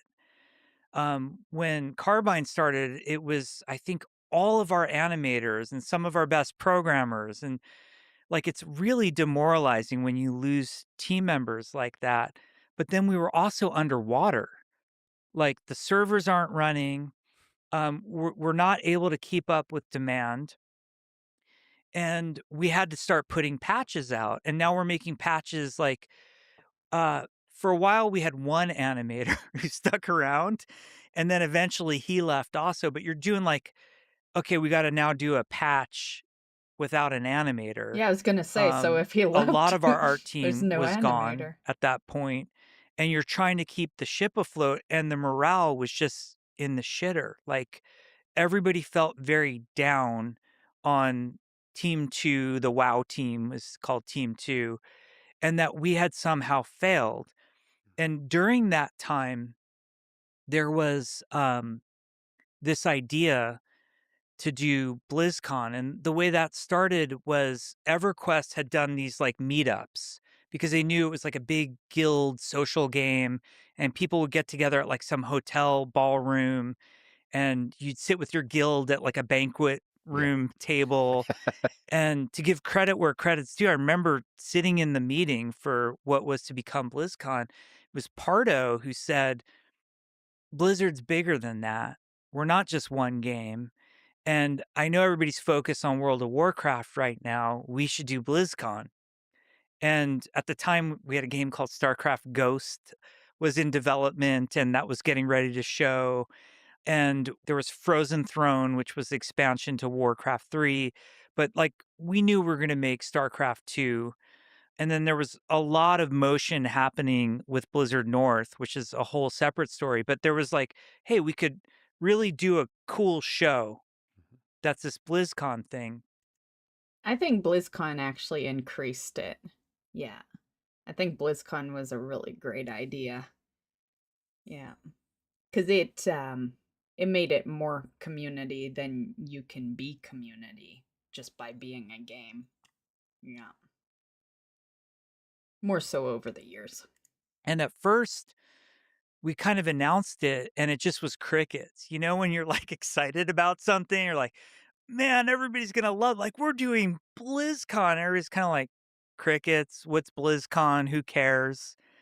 And we're idiots. We're reading the forums, and the forums are just flaming us all the time. Like, there's lag on this server and can't log into that server. And that was our perspective of what was happening. And then, like I said, give Mike Morheim credit where credit's due. He kept us he kept us committed to that launcher, and they put the BlizzCon tickets on the launcher, which they hadn't done before. It was on the website. And so everybody who logged into World of Warcraft suddenly got this like, "Hey, we're doing BlizzCon in Anaheim. Do you want to come?" Sold out instant. Like instantly sold out. And when I showed up at that show, it one of the most emotional things in my life. It was nothing but an outpouring of love. And up until that point, your perception was because you're just reading online. Um, and it was the perception is such hatred because people who are passionate online, they express themselves in the harshest ways because it gets attention. You know, that's the lesson I should have learned from my early days. And it's such an unfortunate thing because then you met these people in person and they loved World of Warcraft. Mhm. And all they wanted to do was talk about World of Warcraft and hear about what was coming next and be around other people who loved World of Warcraft. And It's incredible. It's a fascinating thing to me about human nature, and it's absolutely true. And I wish it was a thing that could be solved, but then again, maybe not. Maybe that's just the way it is. But in person, all of the people that are passionate about a particular topic, and whatever that topic is, it could be games, it could be the conferences, technical conferences. They're all mostly full of love. And just the way they talk about stuff, they nerd out. Even the disagreements are drenched in this uh respect and appreciation and love for for the game, for the topic. And online, you're right. I don't know if it's because of popularity or clicks or so on, but it's just the way of speaking on the internet is more mockery. And cynical. if you say, I love this thing, here's an apple. I love apples. I love bananas. I love fruit. Like, I love X, whatever. You just We get get made it. fun of. You Yeah. get, and then so what the lesson you learn from that is, well, I'm just not going to speak up when I love something. I'm going. You know, that's online. You know, I feel like it's gone worse as we've I'm just gonna say it, as we've allowed more people online. Yeah, it is just gone worse over the years. But one thing I've noticed is no one is that way in the real world, you know? Like, you know, yeah, yeah. I feel like people online are miserable. And I used to go online because I felt that way about the real world, but now the real world is actually like the good people, and then the online are like the disgrace, you know? Like the people that literally bitch about everything, are miserable as fuck and, go out of their way to like hurt people. And, yeah, yeah, yeah, I've definitely, it's weird because it wasn't always like that. Yeah, you'd always have like the oddball bad person, but yeah, yeah, it's Going to instead quite speak up different. when I maybe how much I hate another thing that's similar to it, or maybe join in when we're making fun of a particular quirky thing about don't you hate it when bananas are too ripe or too versus like not Jeez, saying this the guy likes calling out the elephant bananas. in the room is we're all gathered here today because we love the thing. Yeah. It's interesting. It's an aspect of the internet that I think is jarring to a lot of people depending on the game. But if you go to Discord or Reddit or so on, in the communities that love a particular video game, there's a if you're not used to it, and I don't often go, so when I go, it's like, wow, there's a lot of like pretty I've been to BlizzCon before. I wasn't fortunate enough to go to the first one. When the first one came out, I had just recently had my last child, so yeah. Yeah, there was some things getting in the way.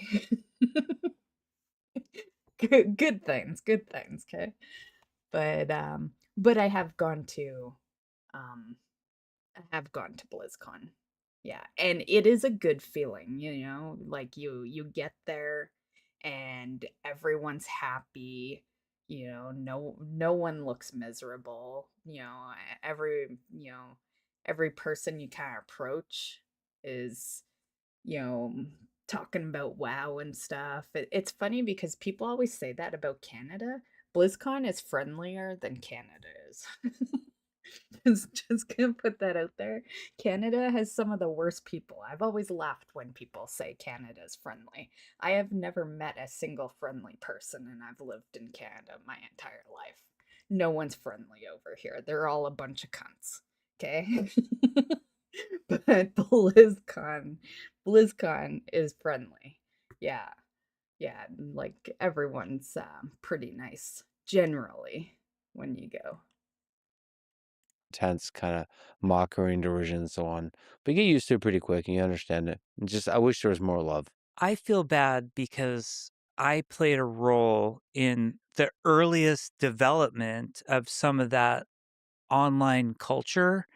It really was social media before it was called social media. I ran a I actually I had this reputation for being edgier than I really was. Mhm. There were a couple notable posts that survived 30 years that people like to look back on, Right? That they drag but they up. don't look back on the ones where I'm just being chill, and that's unfortunate. I think a lot as a game designer about the design of social media. That's because no one wants chill. Literally, you you know how much I would increase my YouTube channel if I would just always complain about WoW, like every day. I just never wanted to be that person. I'm not that person. But the point is, that's what people want to watch. Those are the videos that get hits. And it's the same thing with posts. Yeah. Yeah. They don't want your chill posts. They want the ones where you're angry. Yeah. And unfortunately, social media in general is designed in such a way where the maximum hyperbole works. And that's how you get the most points is by being max hyperbolic. Mhm. And usually, unfortunately, it's more in the negative direction than the positive direction. If I say, that's that's a pretty nice mug. I've seen nicer, but I like this one. No one's interested in that. I have Honestly, that mug looks like my mug. And if you turn it around, well, I don't know if this is the case, but if he turns it around, it should say Although any mug can be black, I guess. But mine is a World of Warcraft mug, so he might actually have the same mug that you guys usually see me drinking my coffee out of. Yeah. But then maybe not. Maybe it is just a plain black mug because, well, one, Lex probably gave it to him. Because I do believe they're in the same room. And two, if it said World of Warcraft on it, come on, he would have turned it. So we see that, like, yeah. So it must be a plain black mug, not the point of the convo. Have to either love this thing or better, this thing's a crime against humanity Yep. in some way. And it's very self-reinforcing, and everybody sort of feeds into it. And Especially when you're young, I got to see this kind of interesting thing.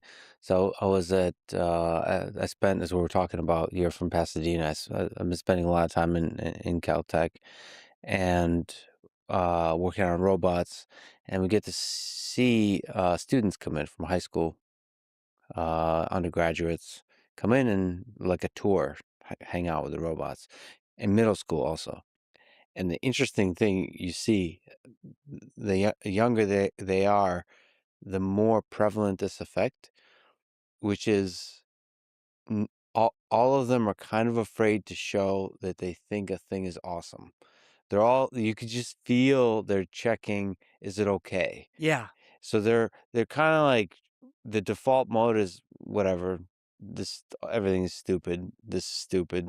That because that's the safe place to be. It's a real act of vulnerability. I would say it's an act of courage, especially for a young person, to be like, holy shit, that's awesome. Like, if I think this is awesome, I'm going to be the nerd. I'm going to take the risk and be made fun of for saying, I love this. In that case, I love this robot. So that's a actual psychological effect that also young people are dealing with in person also. So I just want to say for young people listening to this, be vulnerable, be courageous, and say you love a thing. I would think that that's probably changed nowadays. Back in the day, that made sense because people were ashamed to admit they were gamers. People were ashamed to admit that they, liked comics. I never understood that logic. I was never ashamed of it myself. Like, it was a hobby, and anything that's a hobby to you, you shouldn't be ashamed of. But clearly, you know, I was raised by a great person because the rest of the world was ashamed of what they were doing. Yeah. But point is, gaming's mainstream now. Robots, as he's talking about, like, yeah, I don't think anyone is too ashamed to admit that they like these things. Yeah. I think young people do need to stick up a little more for themselves, but I don't think it's, you know, I think they'll easily admit they're gamers. And, like, hell, we have young people that when you ask them what they want to be when they grow up, they say YouTuber. I think we're past the, they're they're ashamed to say what they love part. Yeah. If you love a thing, and do more of that on the internet. I think people make up the internet. People build the internet, and young people more than anybody else define the future of the internet. So put more love out there in the world. If you love a video game, if you love Overwatch, say you love it. I couldn't agree more. As somebody who's taken a lot of heat online, like any game developer, you just get destroyed. Doing what you do, you must get destroyed. And it doesn't matter. You get 100 compliments.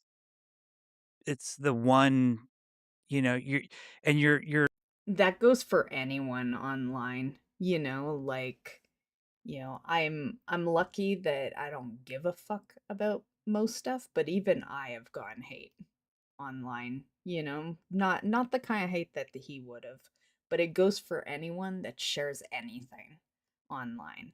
And the more you succeed, the more they hate you.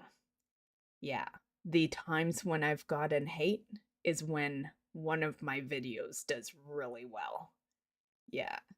Anytime my video doesn't do well, no hate. Yeah, I have assumed that they're just jealous fucks that are also doing wow YouTube content. Yeah, that has been my theory for a while. But yeah, everyone gets hate, and it's usually when you're doing good. Yeah, when you're succeeding. You're supposed to read it and supposed to be fine with it and have it not affect you. It'll stay with you for years. You know, I have those, and I think of it like the cheesy way I think about it is like, is there some kind of social Darwinism going on? And my big worry is that there are creators, like now being a creator of anything, writer, musician, you know, make online videos, whatever creator means to you, make games.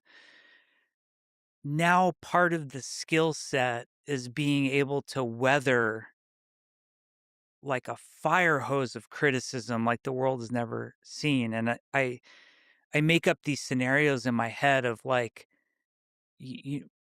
would Van Gogh have existed if, Reddit and all these things were out there commenting on, like, how many people were able to communicate with Beethoven in his lifetime or in a week? Like, how many influences could comment on his music directly to him versus, like, if I wanna insult Brad Pitt right now, I can just go on 10 different devices and do it, and it's like, that level of access is very dangerous, and I worry that there is a whole group of people whose You know what's kind of crazy? He talks about Beethoven. If Reddit and YouTube existed, Beethoven would have been so much bigger than he already was slash is. Like, the reality is this day and age with YouTube and, streams and Reddit and Twitter and all the social media, it it has never been easier to do your passion. Like, there has never been a time where it has been easier to do what you love. Yeah, this is easy mode right now.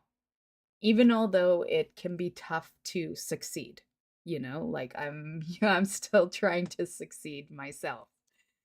But back in the day, if I, actually, I was gonna use the news thing, but to be fair, it's a lot easier to be a news reporter than a YouTuber. So, yeah, bad example. But point is, I think he would have succeeded like fucking 100 times more. Yeah. I don't know if it would have been bad, but you know, it depends on what he could have put up with too. One of the biggest reasons that I was kind of okay doing content online is because I have thick skin. No one can hurt me. Yeah, like I've gone through a lot of pain, and you can't say anything to get to me. Yeah, so yeah, I'm very numb to a lot of that shit. Oh, Drackle, you're still awake. I thought I was all alone here. As long as his rich family didn't send him to an asylum. True, true. receding from us that we'll never see